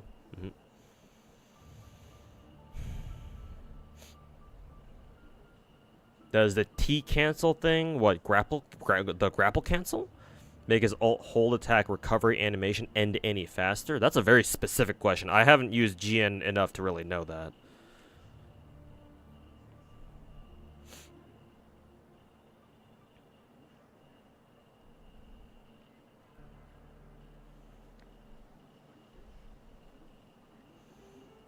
Guaranteed limited for no, that was the select your own perma 5-star. Yeah, that wasn't GN's banner.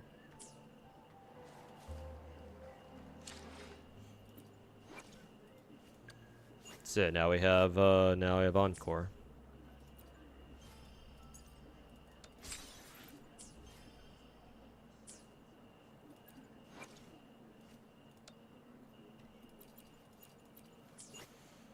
Alright, the roster is growing. So let me see if I can hit Union level 30 or 33.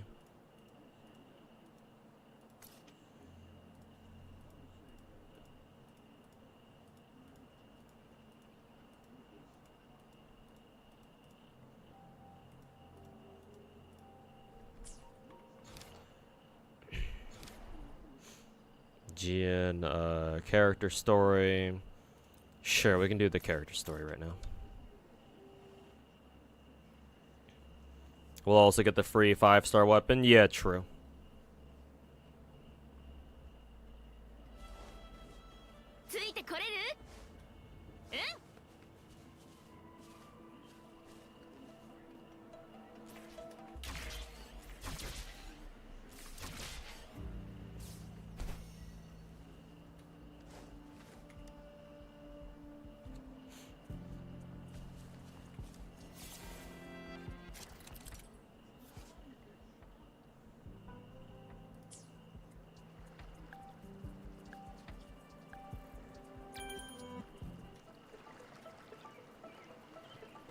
Oh, I have to aim it. I have to aim it with the mouse. Oh, that's kind of awkward.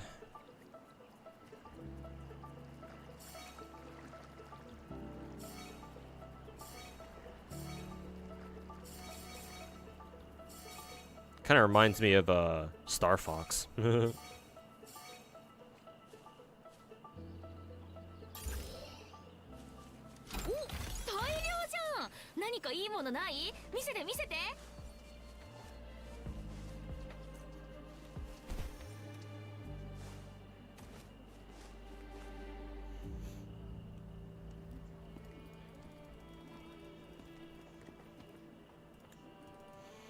'Character story is actually so good. So good, in fact, the game won't let you skip it either.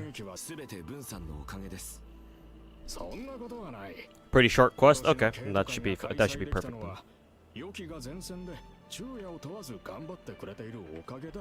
そう気張りすぎるな。なんなら気休めってことでお前も参加してみたらどうだ？いや、俺はたまには青春してこいよ。俺がお前らみたいに若かったら参加するぜ。脅迫者、お前も来たか。ほう、これが例の漂白者。はじめまして。生徒会の責任者の分だ。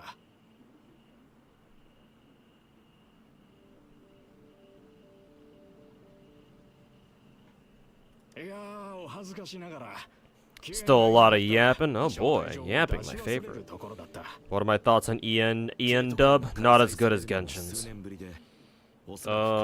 I'm not a fan of EN dubs in general, because growing up I've always felt like EN dubs always felt kind of weird, or it sounded kind of weird.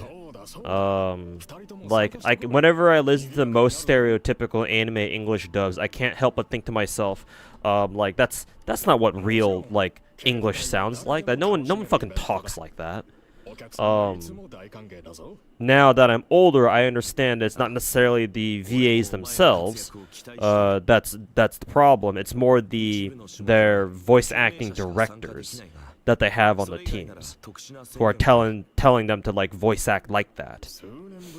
So, thankfully, we've been seeing a shift where English voice acting is steadily improving over time to make it sound like it's not so awkward or not so like fucking forced. But I don't know if it's quite there yet. Unfortunately, the wuwa's English voice acting seems to have taken a step back and kind of reverted back to the whole, like, I hesitate to call it cringe, but like the awkward, like very forced English dubbing that I just described. Genshin is okay Genshin is tolerable. I don't mind it because they actually, it's clear, at least to me anyway, that they go out of their way to not make it sound so fucking contrived. Or not sound so fucking forced. Like, it has its moments, but I would much prefer Genshin's EN dub over wuwa's.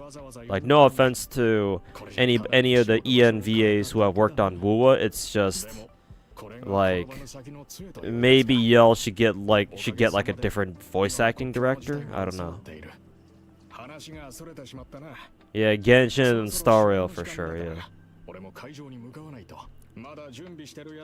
You fucking hate the Genshin Yap story style? Unfortunately, Lorelei, that's kind of what you have to deal with in games like these, in gacha games like these. You're just gonna see more and more of these as we get more Genshin clones. Because, like, if you don't have a story that's mostly yap yap yap, then how do you tell a story in a 3D, you know, game like this? I mean, I'm sure there are ways. But clearly, neither Kuro Game nor MiHoYo have really thought about how to tell a story without, you know, constant yapping. So. Many say that Genshin has a bad EN dub. Well, mostly those people are probably JP loyalists or like non-EN dub fanboys and fangirls who can't accept anything other than the language that they fucking play their own games in. Sounds real familiar, huh? Like, even though I don't like English voice acting and I prefer Japanese, like, I will give credit where credit is due. Because, instead of being an asshole, I like being fair. Or, you know, I try being as fair as I can wherever it's possible for me to be. And I do think that Genshin's EN voice acting is not bad. Like, if I had to fucking, if somebody like paid me a fucking 100 grand to listen to EN voice acting for like the next year, I'd do it. Obviously no one's gonna do that or make me that offer, that trade offer. But like, the point is that I can live with English voice acting in something like Genshin. Matter of fact, I would love to hear, like, for the past 4 years, I would have loved to, for example, set my Mona on English dubbing because I actually kind of like Mona's English voice. Too bad MiHoYo doesn't know what the term or what the phrase voice toggle or individual language toggle means. So who knows if I'll ever be able to experience that.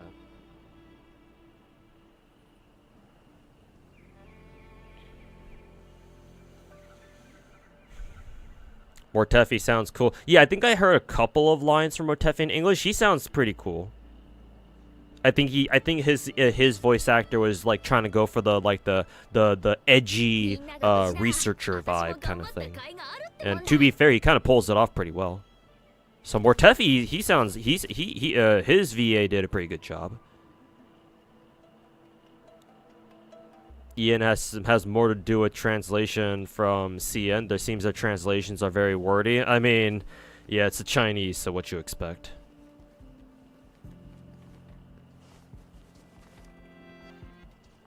It do be like that.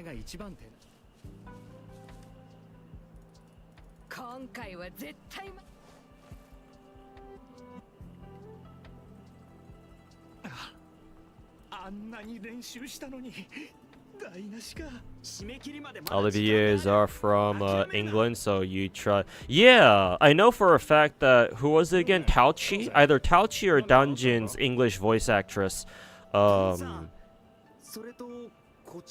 Like they're British or they're English, but then they were doing American accents.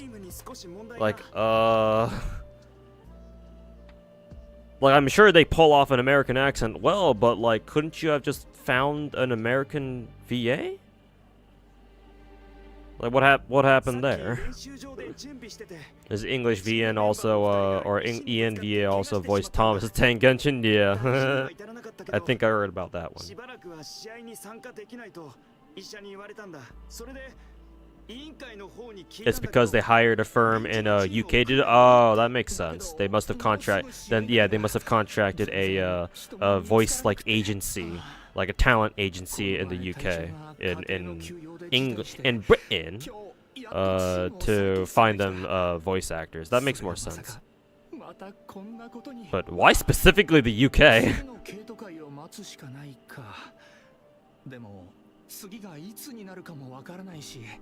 A better voice direction? Yeah. A better voice direction. Also, like coordination with the Chinese teams where like the animations match like the Ian voice lines better, so that way the voice actors and actresses can actually say their lines more smoothly and more naturally. But, you know, good luck trying to get the Chinese to do something like that.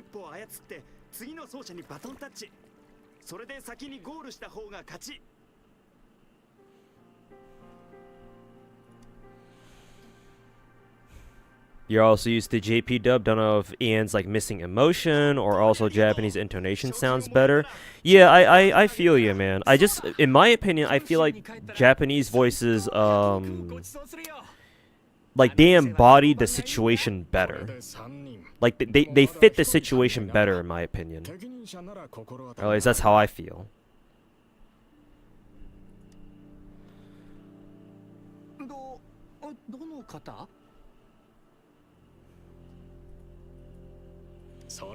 UK dub was probably cheaper, yeah. If we're being real for a second, yeah, probably.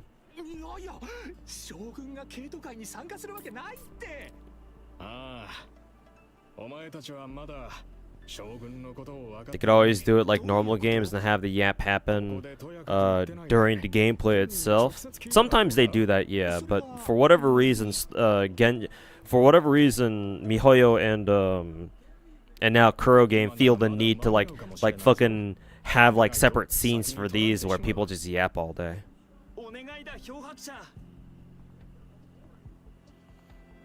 And to be fair, you can't just have, you know, combat yapping all the time.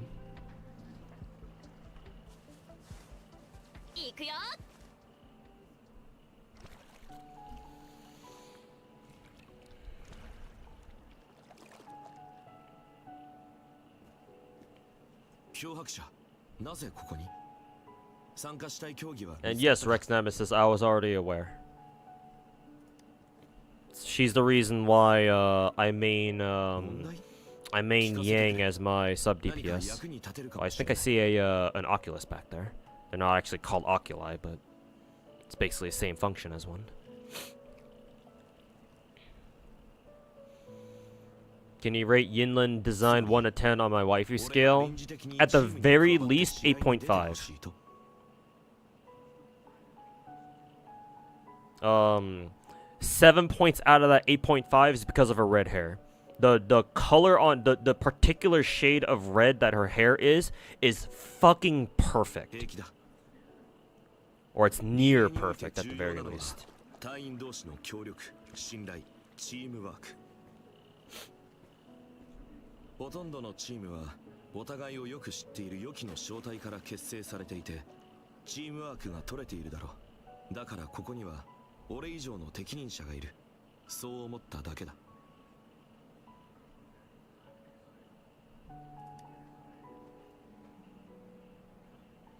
それにお前と一緒に出られるなら楽しいかもしれない。しかし臨時で結成したチームでは Word on the street was that Hoyo was blocking American firms from working with Kuro, but don't really believe that conspiracy. Yeah, like, yeah, I don't buy that either. It's either because like Hoyo can't just like fucking make like a binding contract between them and what is it, American VAs or like American voice talent agencies. Like if agencies ideally don't want to sign like binding contracts where they only work for one company unless they like pay them enough. But I'm pretty sure MiHoYo doesn't want to go that far. So yeah, I can't imagine why that would be the case. Yeah, I think I would agree our DT. I think it just comes down to money. And they just wanted to save money by hiring out cheaper VAs. Like until evidence comes up that yeah, Hoyoverse was fucking with Kuro game. Yeah, I'm not inclined to believe that.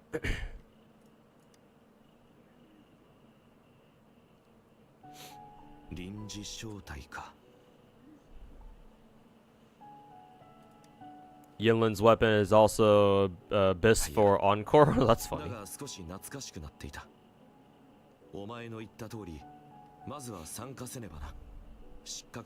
No binding contract. Yeah, exactly. Yeah. Sally's ENVA voiced the PGR character, and then she streamed wuwa yesterday too. Maybe she's got a voice in wuwa too. Perhaps.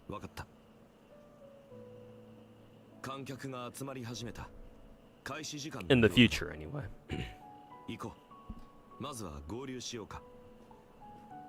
So yeah, can't be because like any like stupid fucking binding contract or whatever. Like, or it's like some exclusivity contract.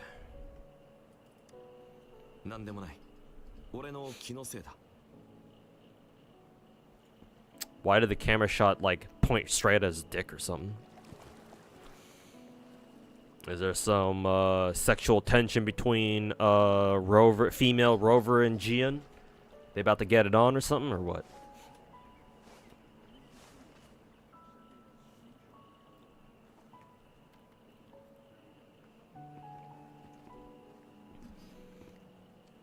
Favorite character design in wuwa? So far, Yang.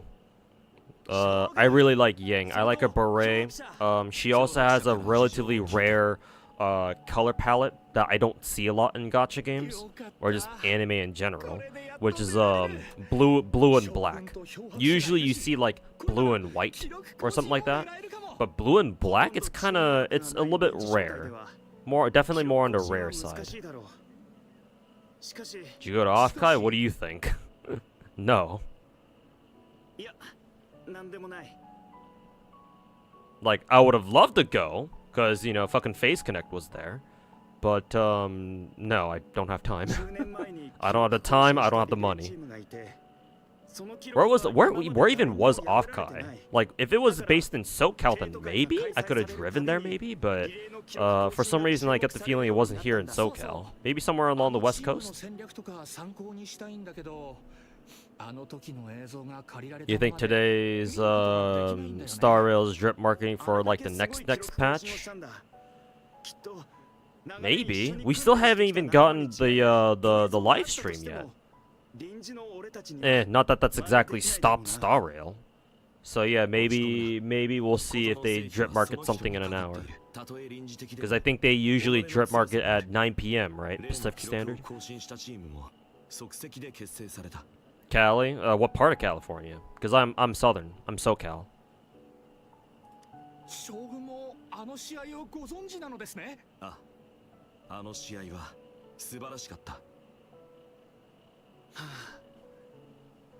もう10年も経ったのか。 They broke the windows in Sayu's car. Sayu Synchronicity, or aka Zion Lanza. It's in NorCal? Yeah, so there was no way I was gonna go there. 順番は全部隊長に任せっきりだった。将軍に決め Was てい it, ただけだと just to make sure, was it on accident or was it malicious? Because knowing Sayu, it was probably そういう malicious. ことはお前たちで決めるといい。俺は全力で協力する。じゃあ第一走者 Probably some 関西 dumbass 隊長に retarded Niji fanboy or fangirl. 俺がいいのか。 Likely culprit. 訓練でいつも第一走者なら本番でもうまくいくだろう。第一走者は他の人に Surprised they didn't just like slash her tires. Why go for the window when you can go for the tires? 妥当な配置ではないか。 Maybe I shouldn't be giving them ideas here. 頑張る。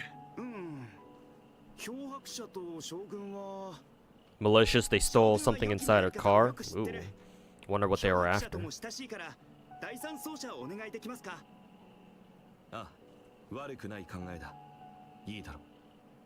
そうすれば順番は俺、両元、将軍。 If any drip market, it'll be an animated short of Firefly. Well, that's not really. That wouldn't really be like. 初めての参加だが、 That wouldn't really be like drip marketing, though. No.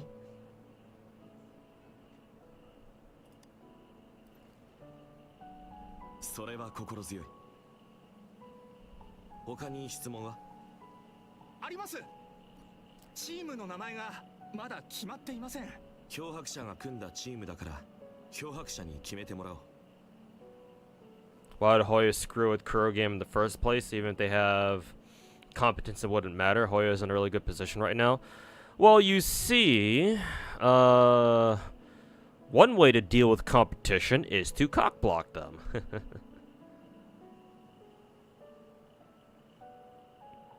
Oh no, let's go チ for ーム Jin. 名であれば平気だが、 Probably smash and grab. I mean, I guess, but like, では各自準備して。 considering this is Sayu, I would imagine that somebody knew who her, like what car was Sayu's, and they went in there and they fucking stole something. Well, depending on what her bag had. What, did it like have her phone or something, or what?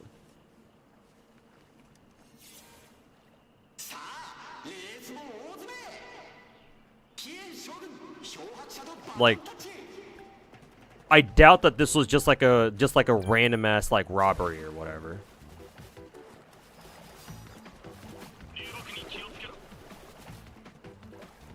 Driftwood.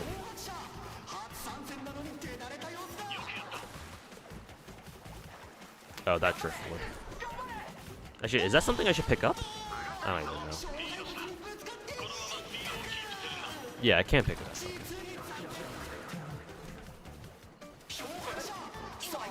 Okay.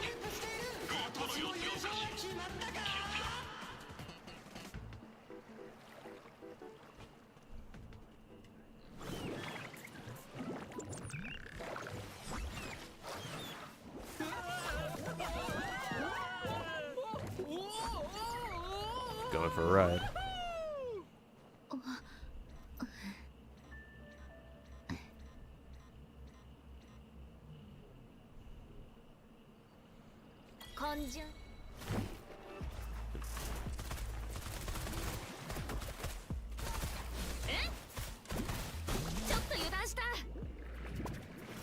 Oh yeah, that's right. I have to like spam left and right or something.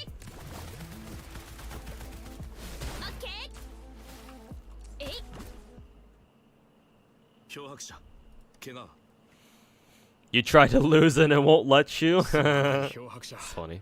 もうすぐゴールなのにこんなことになってしまった。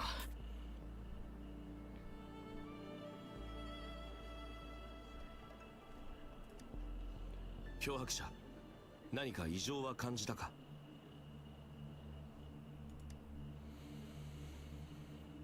But yeah, like 体内通信で in my opinion, Z3's release date is pretty malicious in and of itself. Like, wuwa announces their release date, and then basically right after they come out, MiHoYo comes out and says, "Oh yeah," or MiHoYo's like, it's basically confirmed that Z3 is gonna come out on July 4th. Like, bro.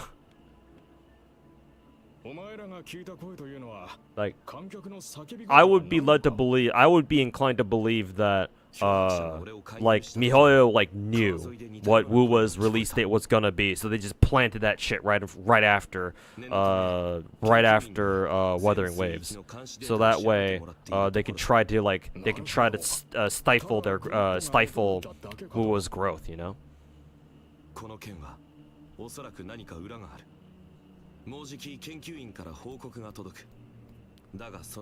So yeah, Hoyoverse definitely has it out to mess with their other potential competitors.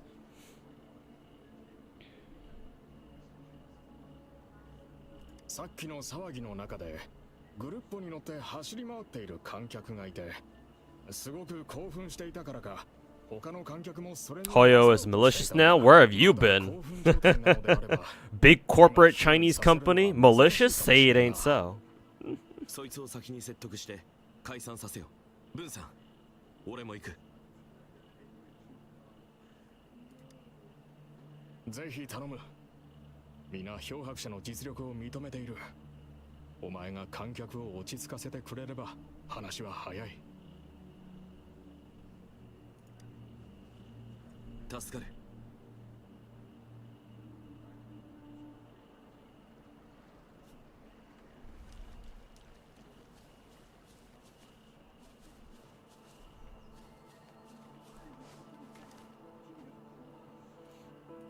稽古会が中止になって。観戦兄さん。落ち着け。 You heard crime has gone wild in states like San Fran, recently NYC. Maybe it has to do with how the U.S. is managing the entire situation so far in the country. What the fuck are you talking about? Like, what entire situation? Can you please be more specific? Like, I don't doubt that the crime rate has gone up. I mean, you know, inflation is a fucking bitch after all. But I mean, you gotta be a little bit more specific than just, you know, oh, the USA isn't handling the situation right. Yeah, what situation?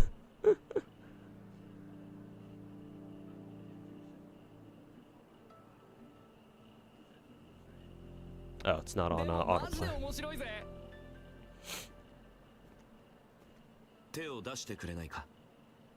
Z3 characters have huge titties, but it looks like it's made for kids. I mean, they said that about Genshin too, no?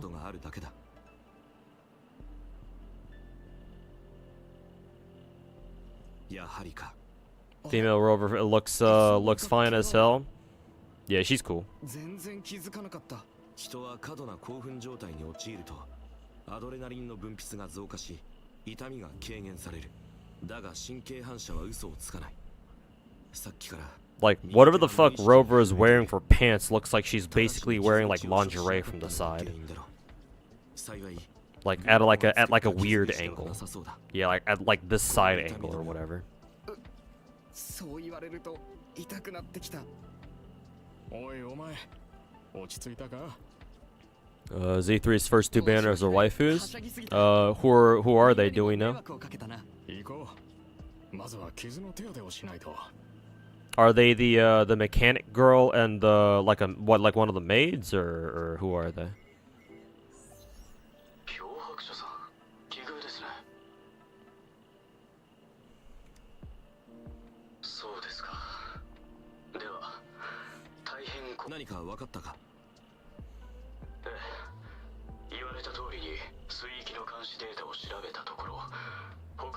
Genshin and Overwatch probably have some of the most wild fan art for a product for kids. I mean, I don't know if you can like unironically call Genshin and Overwatch a product made for quote kids.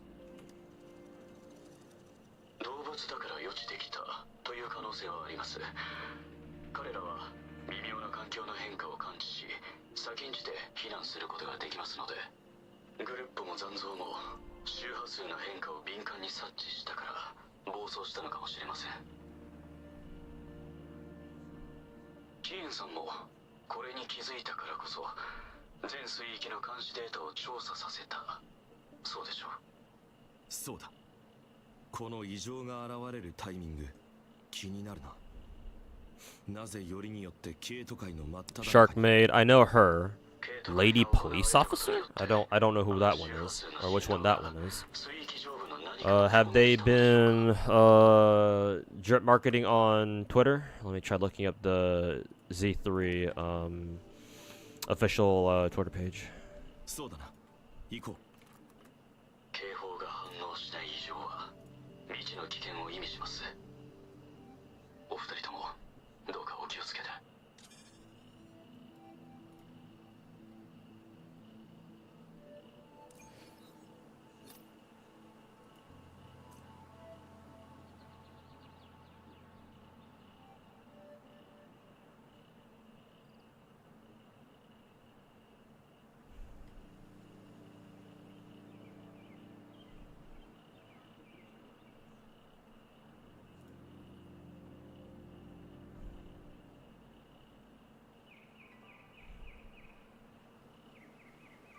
今日も京都で人助け。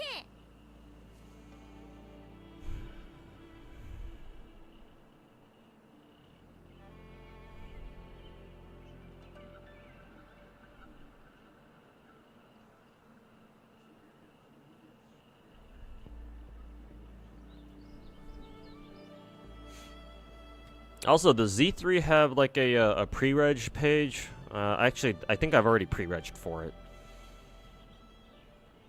So I guess we're just technically waiting for like a pre-download client.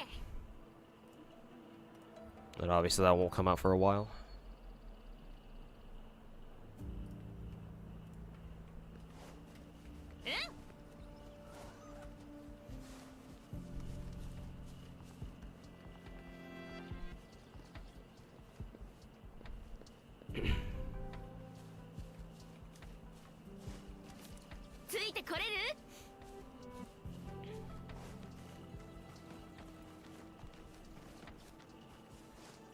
Oh, right. I can just fucking teleport over here.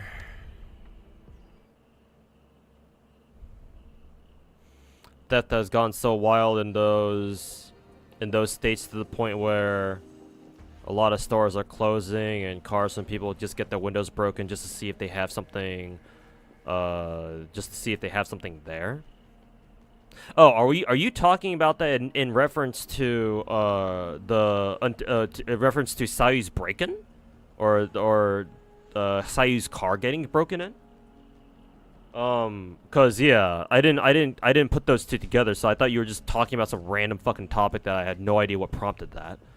But no, that makes more sense if you were the one who mentioned Sayu's break-in earlier, or the break-in into her car. I mean, like, I wouldn't doubt that theft is on the rise, or like petty crime is on the rise, but like to the point where, like, to the scale that you say, I don't think so, man.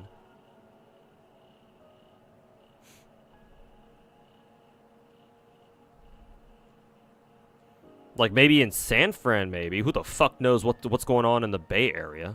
I certainly don't. San Francisco is fucking weird. But like in general throughout the rest of the state, I mean, like, I don't see people fucking looting cars out on the street whenever I take a step outside, so I can tell you for a fact that it's not throughout the entire fucking state. That's for goddamn sure. So maybe temper your expectations a little bit there.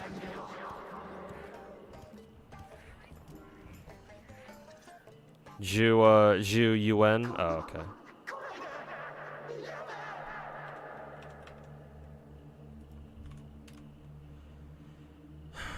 Oh, that's a character I've never seen before. When did she show up? She looks cool. San Fran, seventh most dangerous city in NorCal. 残像が集まってきた Somehow that doesn't surprise まずは me. 奴らを倒すぞそうかやめたまずい急ぐぞ Retroactive rain? Is that their way of is that their way of talking about radioactive rain or whatever? かすり傷だ痛いよ飛んでけ私の出番のようだね行くよほらほら、それ変身 She was there at the later end of CBT3? Okay, gotcha.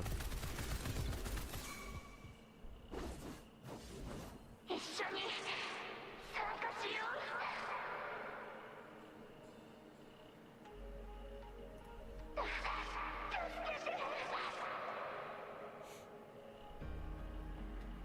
あそこからだ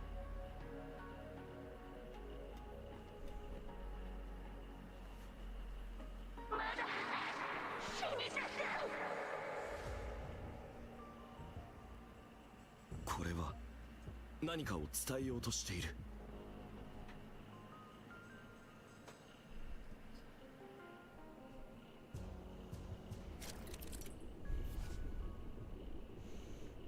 What is this, a rhythm game?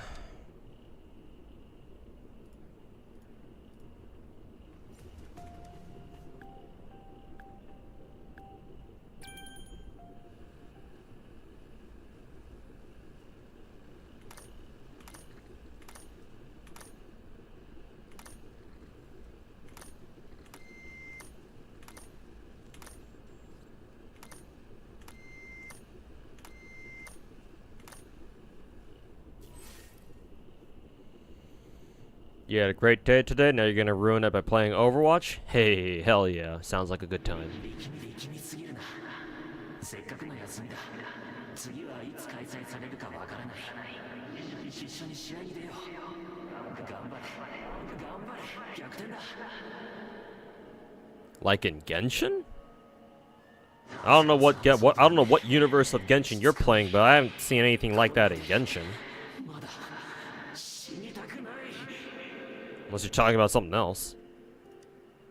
ケイト会の参加者の声それと助けを求める声が入り混じっているこの領域内に閉じ込められた人がいるかあるいはともあれ行ってみるか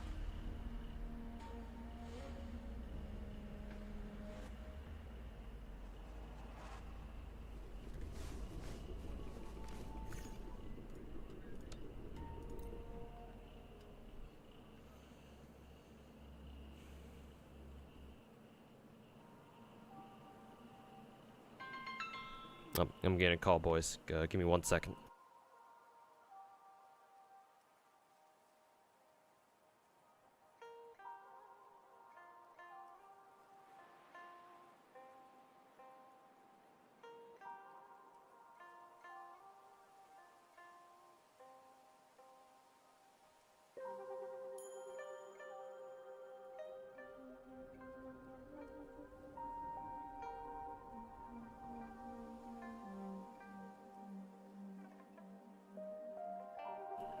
Okay. 少し違う I'm gonna have to step out for a little bit for about like 5 minutes. Hopefully, or in 5 minutes, I should say. Hopefully, I don't need to take too long.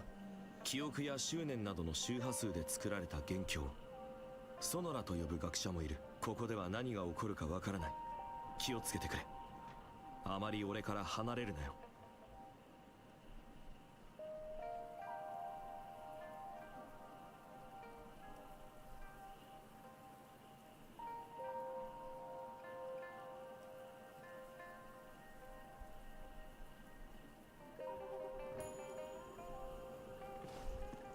行くぞこの人たちはケイト界の観客正確にはケイト界に関する記憶の映写だうまく言えないけど変な感じがする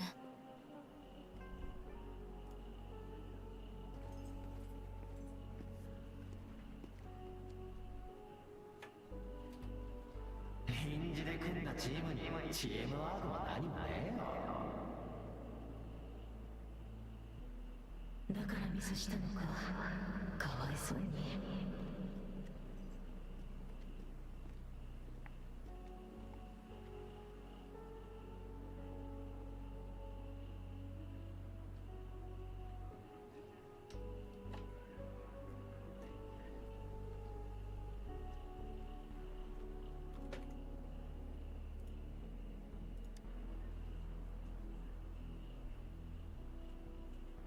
10年前の臨時招待のことだ。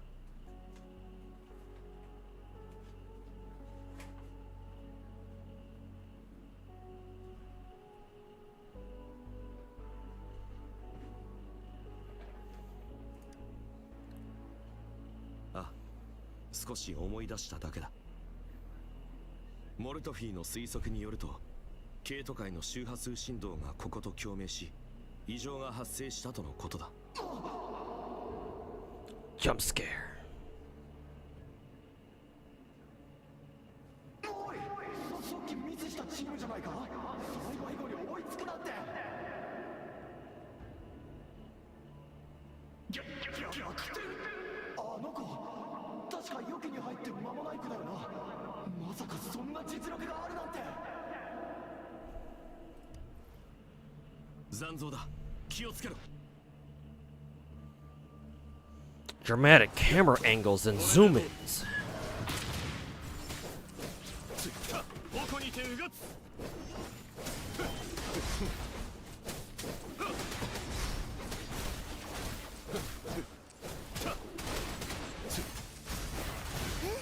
ボトンシンセシス。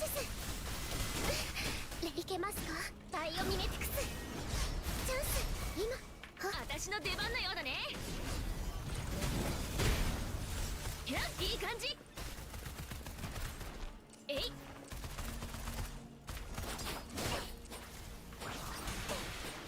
や。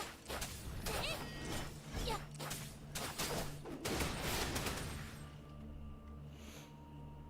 Do you have a favorite echo yet? Not particularly. ただ観客の真似事をして Not いる yet, だけだ。 anyway. そう。どんなにうまい真似であっても、それは外面に過ぎない。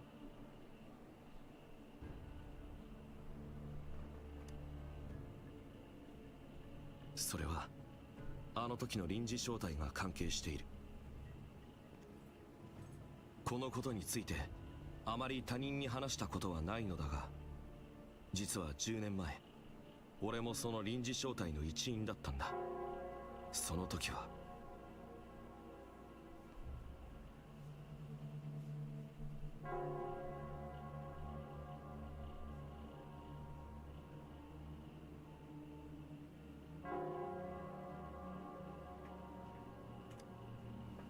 照明広場の鐘の音。案ずるな、俺がいる。行こうか。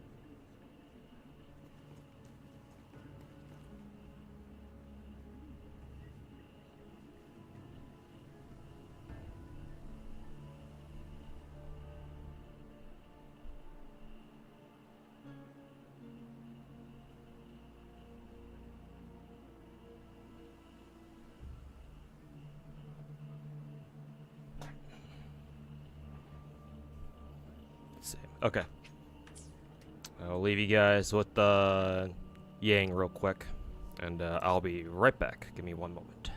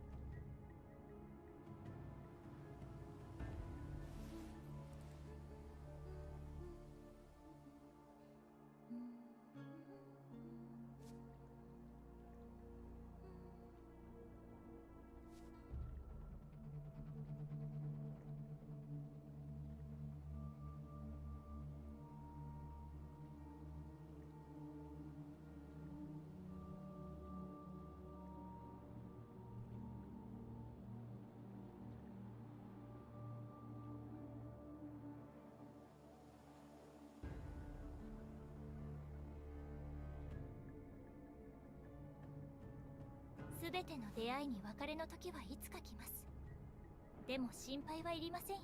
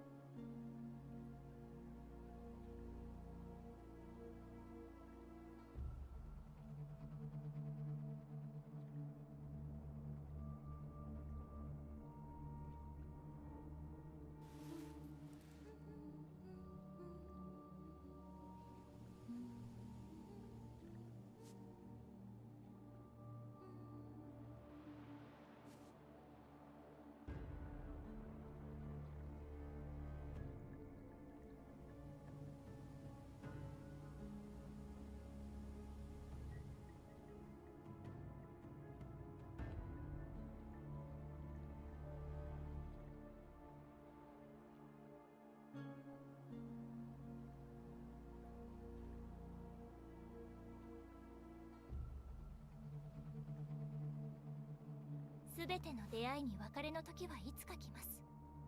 でも心配はいりませんよ。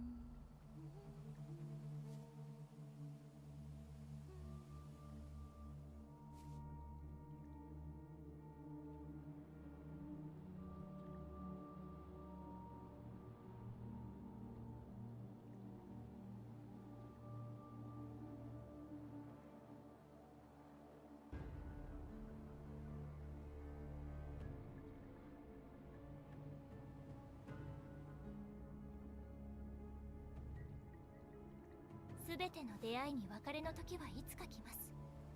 でも心配はいりませんよ。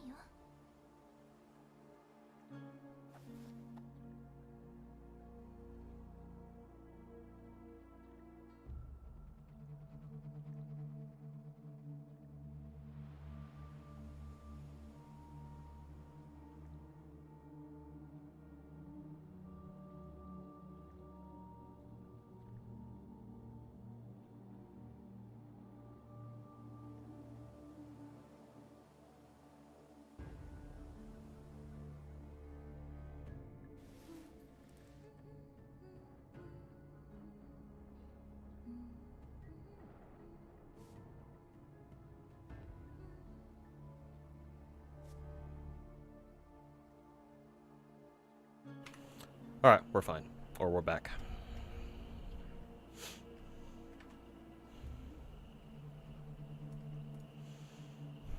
We get the Hoyo Play launcher already? What do you mean? For Z3 or what? 加速します。 Just got compensation in the mail? Yeah.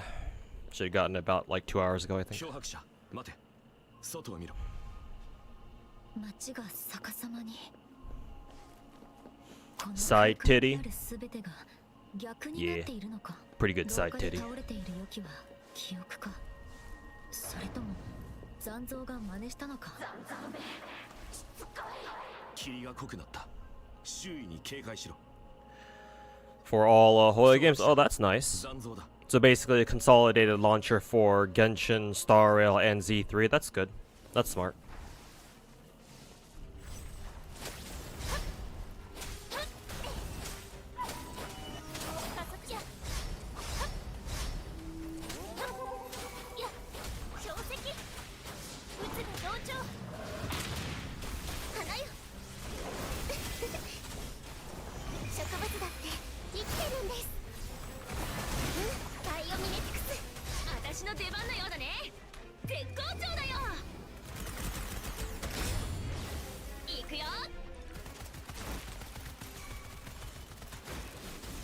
くらい変身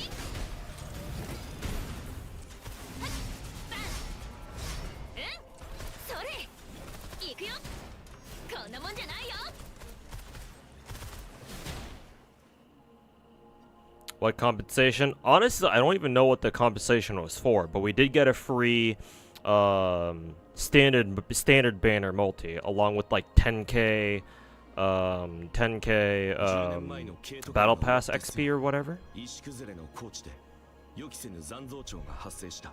I'm assuming it's because Kuro Game pulled up the Yinland banner, I believe.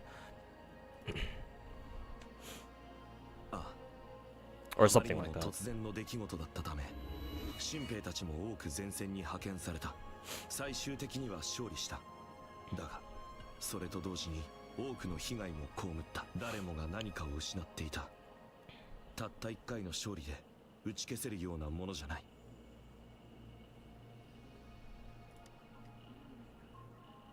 彼ら以外にも多くの戦士が石崩れの高地で犠牲となった。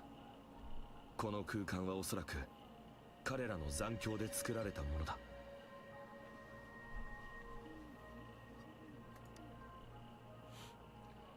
長い間彼らの周波数と融合していた結果、残像たちは自分を予期だと思い込み、予期の記憶の中の出来事を繰り返している。だが彼らの周波数がまだ残像に抗っている。このまま放っておくとまずい。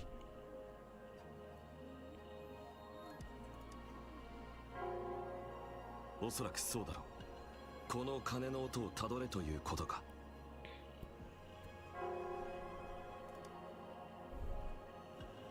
Free chest.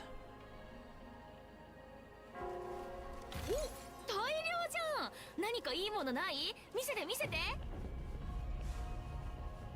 近づいてきた。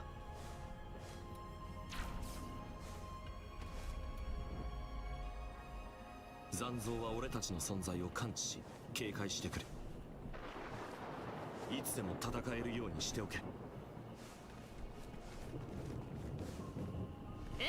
空気がますます乱れてきた。ひとまず残像を片付けるぞ。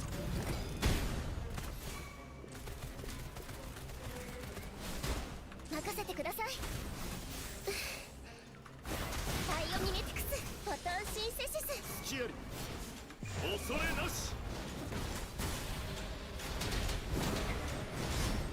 や曲を開く。もう10年前の出来事なのに、どうして今さらこんなことに。原因は多分お前だ。私が思い当たる節はないけど。ずっと考えていた。なぜよりによって今年の稽古会なのか。お前だけがあの人と違うんだ。お前は少年の感性の願いを叶えるために俺を臨時商店に誘った。最初は誰にも期待されなかったが、最終的に大きくリードしたのも全て同じだ。だからエネルギーの共鳴が発生したのか。その記憶だけで残像に抗っている。ああ、そうだ。そして It really was Jinlin was a gunslinger? You mean Yinlin? コーチの戦い。その時キエンは彼らと一緒にいた。 But yeah, I'm looking forward to when we finally get our first waifu gunslinger. 俺たちをここに導いた。もう時間がない。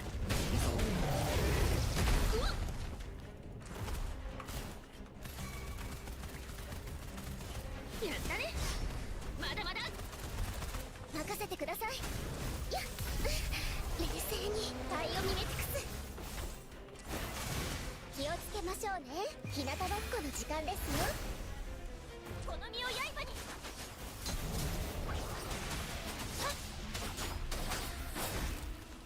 撃つが同調。せれ花よ。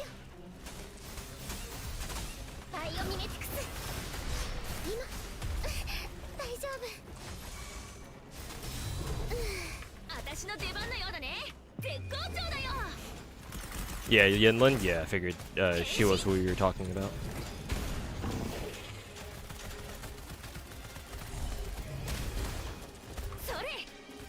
I like how the gun models don't even appear when Chishia's like going all fucking daka daka. Like, where are her guns? It's like she's shooting with finger guns or something.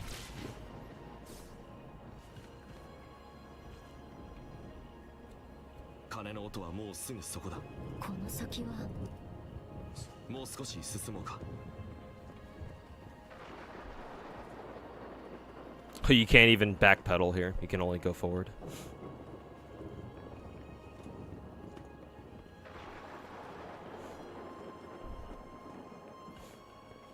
Whoa.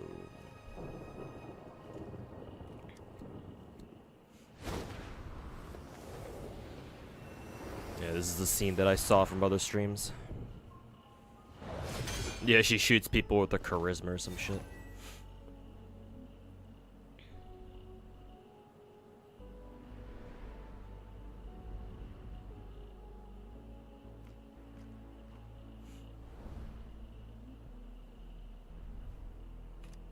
Yoki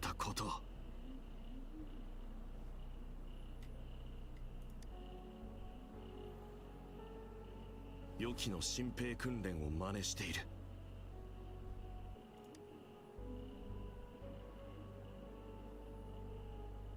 訓練内容の一つは証明広場の記念式典に参加すること。予期の新入りはこれを終わらせないと戦場には出られない。ほとんどの新入りたちはこの訓練の意味を理解できなかった。そして俺もその一人だ。あの時まではな。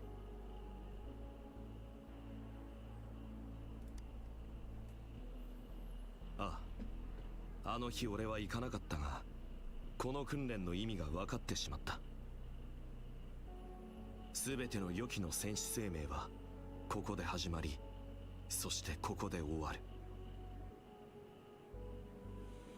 Crotch cam, yeah. Kuro Game seems to be big fans of the crotch cam.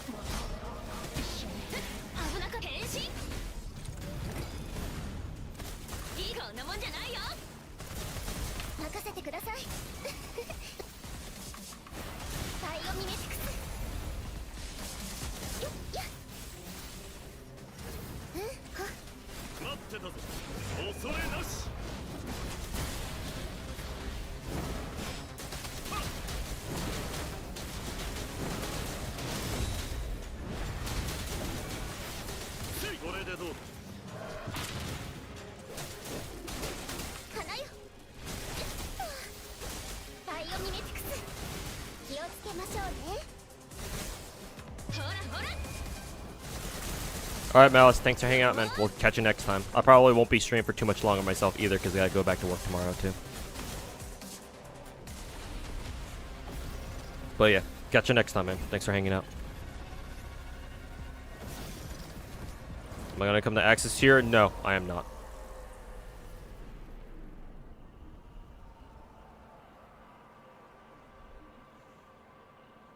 Kill him.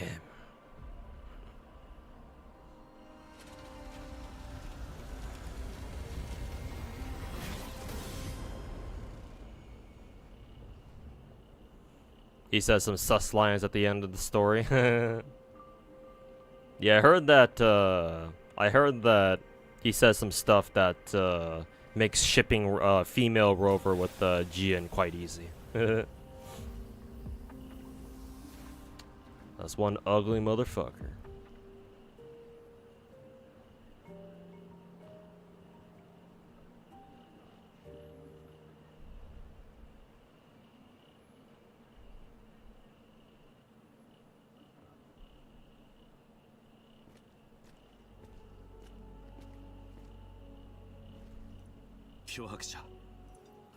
Also, is the music still bugged?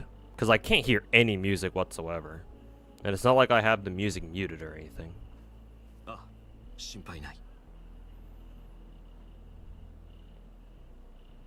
Was that his younger face for a second? It's not like his face is that old here.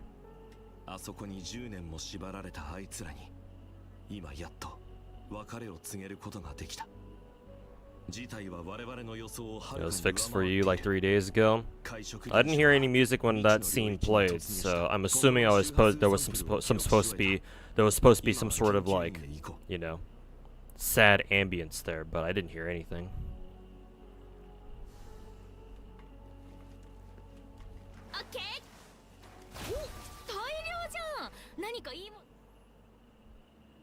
You can hear music?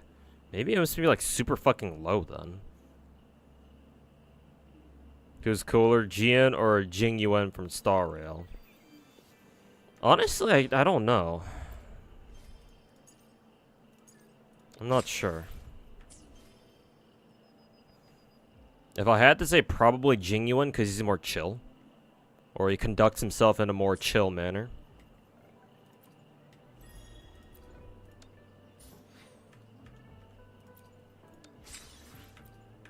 But I don't know for sure. Let's see, master volume. Yeah, I have my music volume already at 100. So it's not muted. So I don't fucking know, man.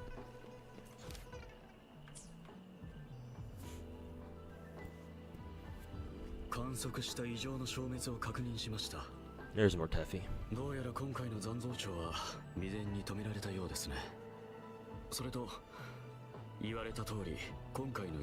Music's back, but that's the usual just city ambience. Yeah, I guess the music is just really, really fucking low. Hey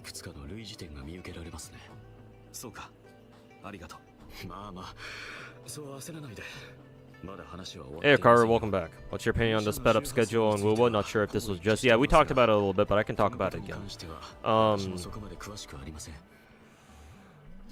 I think the reason why Kuro Game is accelerating the schedule is because I heard that currently there's been some dissatisfaction among the Chinese players, and so the sped up schedule is something Kuro Game is doing to like kind of appease them. I know that right now a popular theory that's going around is that Kuro Game doesn't want to try to compete with what is it? They don't want to try to compete with Z3's release. But personally, I feel like if that were really the case, then Kuro Game should have like anticipated that and like released wuwa like later or earlier, so that way their banner schedule wouldn't overlap, right? Yinlin's banner wouldn't overlap with Z3's release. Cause like, I don't know how Kuro Game would know this, but you know, as an American weeb, right? And as someone who plays FGO, we knew this. Both you and I know this, Akaru. But it's obvious that MiHoYo has the whole July 4th release because they want to line it up with Anime Expo, right? Because that's what FGO's been doing for the past 7 years. So had Kuro Game known that this is what MiHoYo wants to do, then they would have definitely, if that were the case, then they definitely would have like adjusted wuwa's actual release schedule, so that way they wouldn't have to move up like Yinlin's content schedule forward or backwards or whatever, right? Not only that, but like now that I think about it, if avoiding Z3's release was the real goal, then they didn't need to move up Yinlin's content release like a whole 2 weeks or however long, like however much they pulled it up by. Maybe it's only by 1 week. If it's only by 1 week, then I guess that's not too bad. Because how long has wuwa been out for? Like, I guess it's been out for 2 weeks now? I will have to check the banner and check the current banners on wuwa and see how much more time they have. もしよかったら付き合ってくれないか。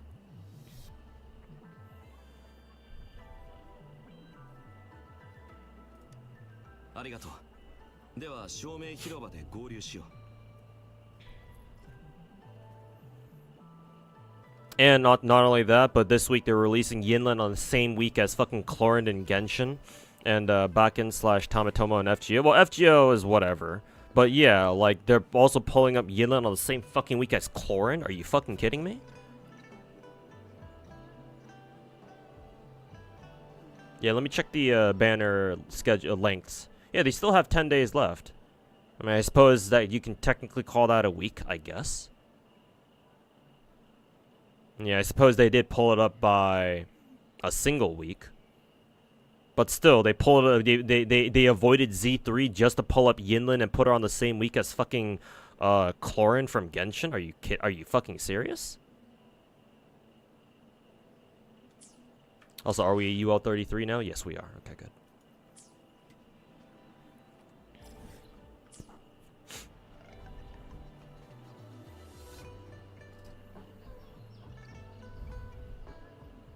You haven't seen what the CN players are complaining about? That's just what I heard. Maybe I was reaching there. Maybe the CN players are perfectly happy. I just heard that the Chinese players were like not happy about the overall state of Wuthering Waves. Though I couldn't tell you what they were unhappy about specifically, so maybe that was a false alarm. But if it's not because of the Chinese players, then yeah, I don't know what the reason it could be then. Yeah.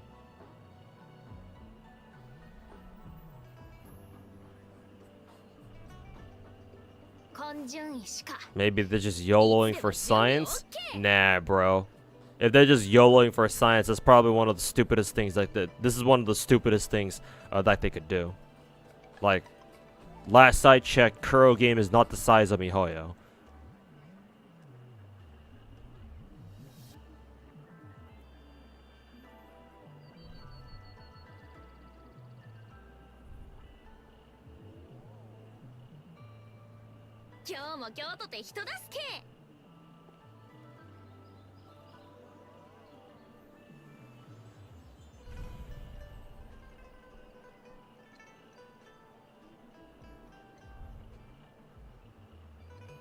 I still don't think it's because they pulled. I still don't think Kuro game pulled up Yinlin's banner and like the content that she was gonna release with, because people don't have any more content to consume. Cause like Genshin didn't do that, you know.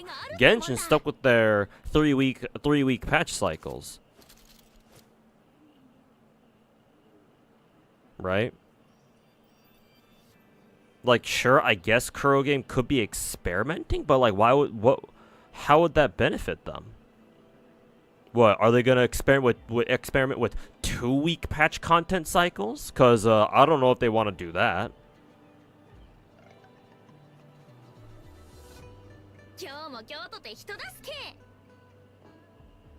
Genshin maintained their patch cycle since COVID time. The only time they had to interrupt it was when the lockdown started going on in mainland China itself. Yeah. Back in like 2021, I want to say. So like that was like the one exception, but like that was kind of understandable because they were trying to like relocate their offices and trying to set up like work from home or whatever they ended up doing. But since then they've gotten back on track, and yeah, it's been smooth sailing from there.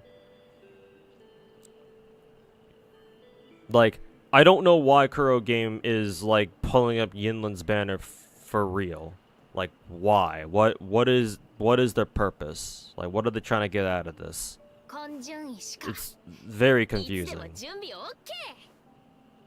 It can't be to avoid fucking Z3, because like they avoided Z3 just to compete with Clorin's banner.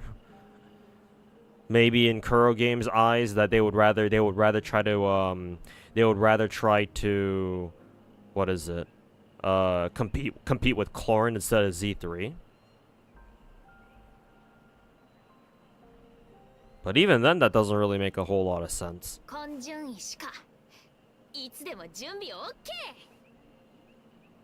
But yeah, I don't fucking know.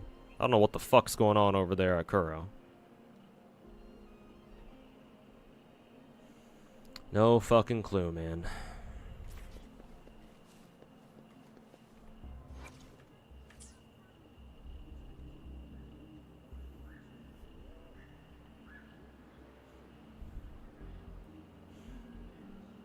Chishi about to awaken a fetish for freckled girls in me or something.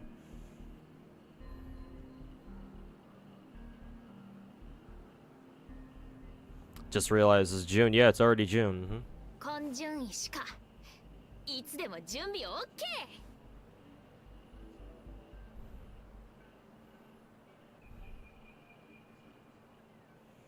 Genshin's first 5-star waifu was Ganyu 4 months after release. Yeah, because the first banners were, what? Venti, Klee. Was Klee second half? I forget. Maybe she was. Venti, Klee, Zhongli, Tartaglia, and then Ganyu? Something like that? Sounds about right. Almost FGO anniversary. Yep, we're almost we're a little over a month away.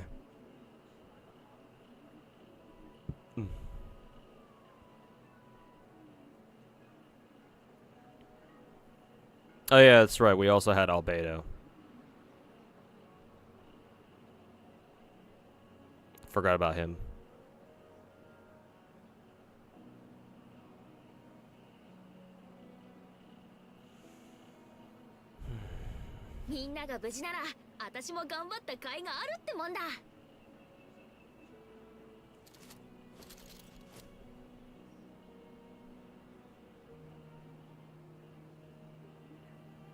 Maybe the devs know something the general populace doesn't with Z3's imminent release. Like, what could they possibly know that would that we don't, that would necessitate them pulling up their own content schedule? Like, isn't the explanation of, oh yeah, it's a Hoyoverse game good enough, and that a lot of people are gonna play it and spend money on it? I don't know. Still confusing to me. But whatever, we get free shit, so. I mean, the free multi that they gave us with, what is it? The free multi that they gave us as compensation earlier today got me my, my Encore, so I can't really complain. Let me check Star Rail's Twitter to see if they drip marketed anybody.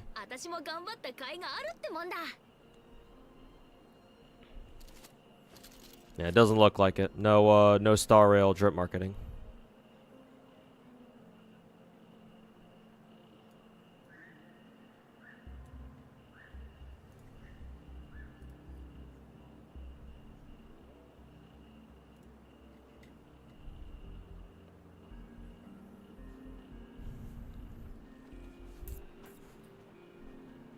Just reaching for answers outside of new gacha games.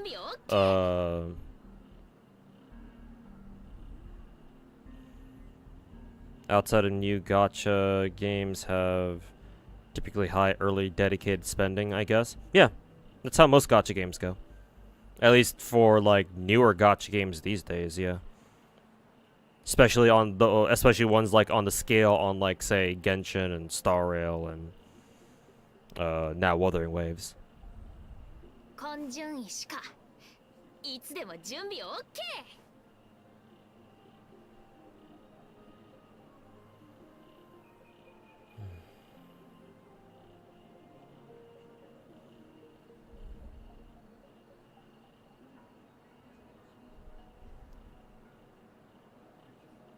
But yeah.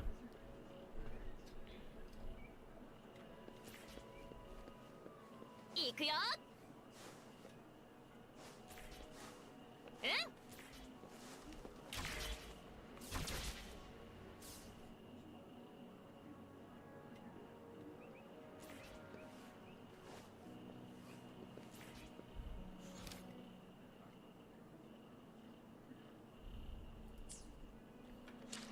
Huh, I'm not even done with GN's story quest yet. And yet I got I got like a lot of union XP from something. Maybe from like individual story chapter completions or whatever.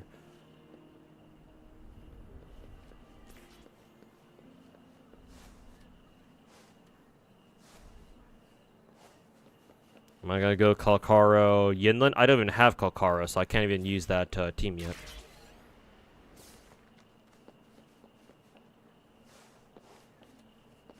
Like, unless I get spooked by Kalkaro, which I suppose could always happen. OK。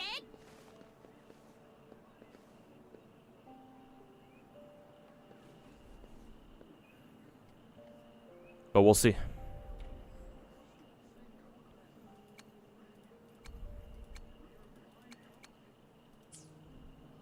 Anyways, chat, I'm gonna have to get out of here because tomorrow's the start of a new week. So gotta get my ass to fucking work tomorrow. That's gonna be fun. So yeah, nice little 6.5 hour stream. So Kakara is who you ended up pulling from your rookie 5-star. I see, gotcha. You think Yelin could be main DPS? I'm told that she's either a support or at the very least, or at most like a sub DPS. I don't really care though. If I get Kalkaro, that's cool. I'll use her with Yinlin. If not, I'll just use Yinlin on her own or with another waifu team or whatever. But yeah. Thanks for hanging out, everybody. Appreciate y'all hanging out and chilling.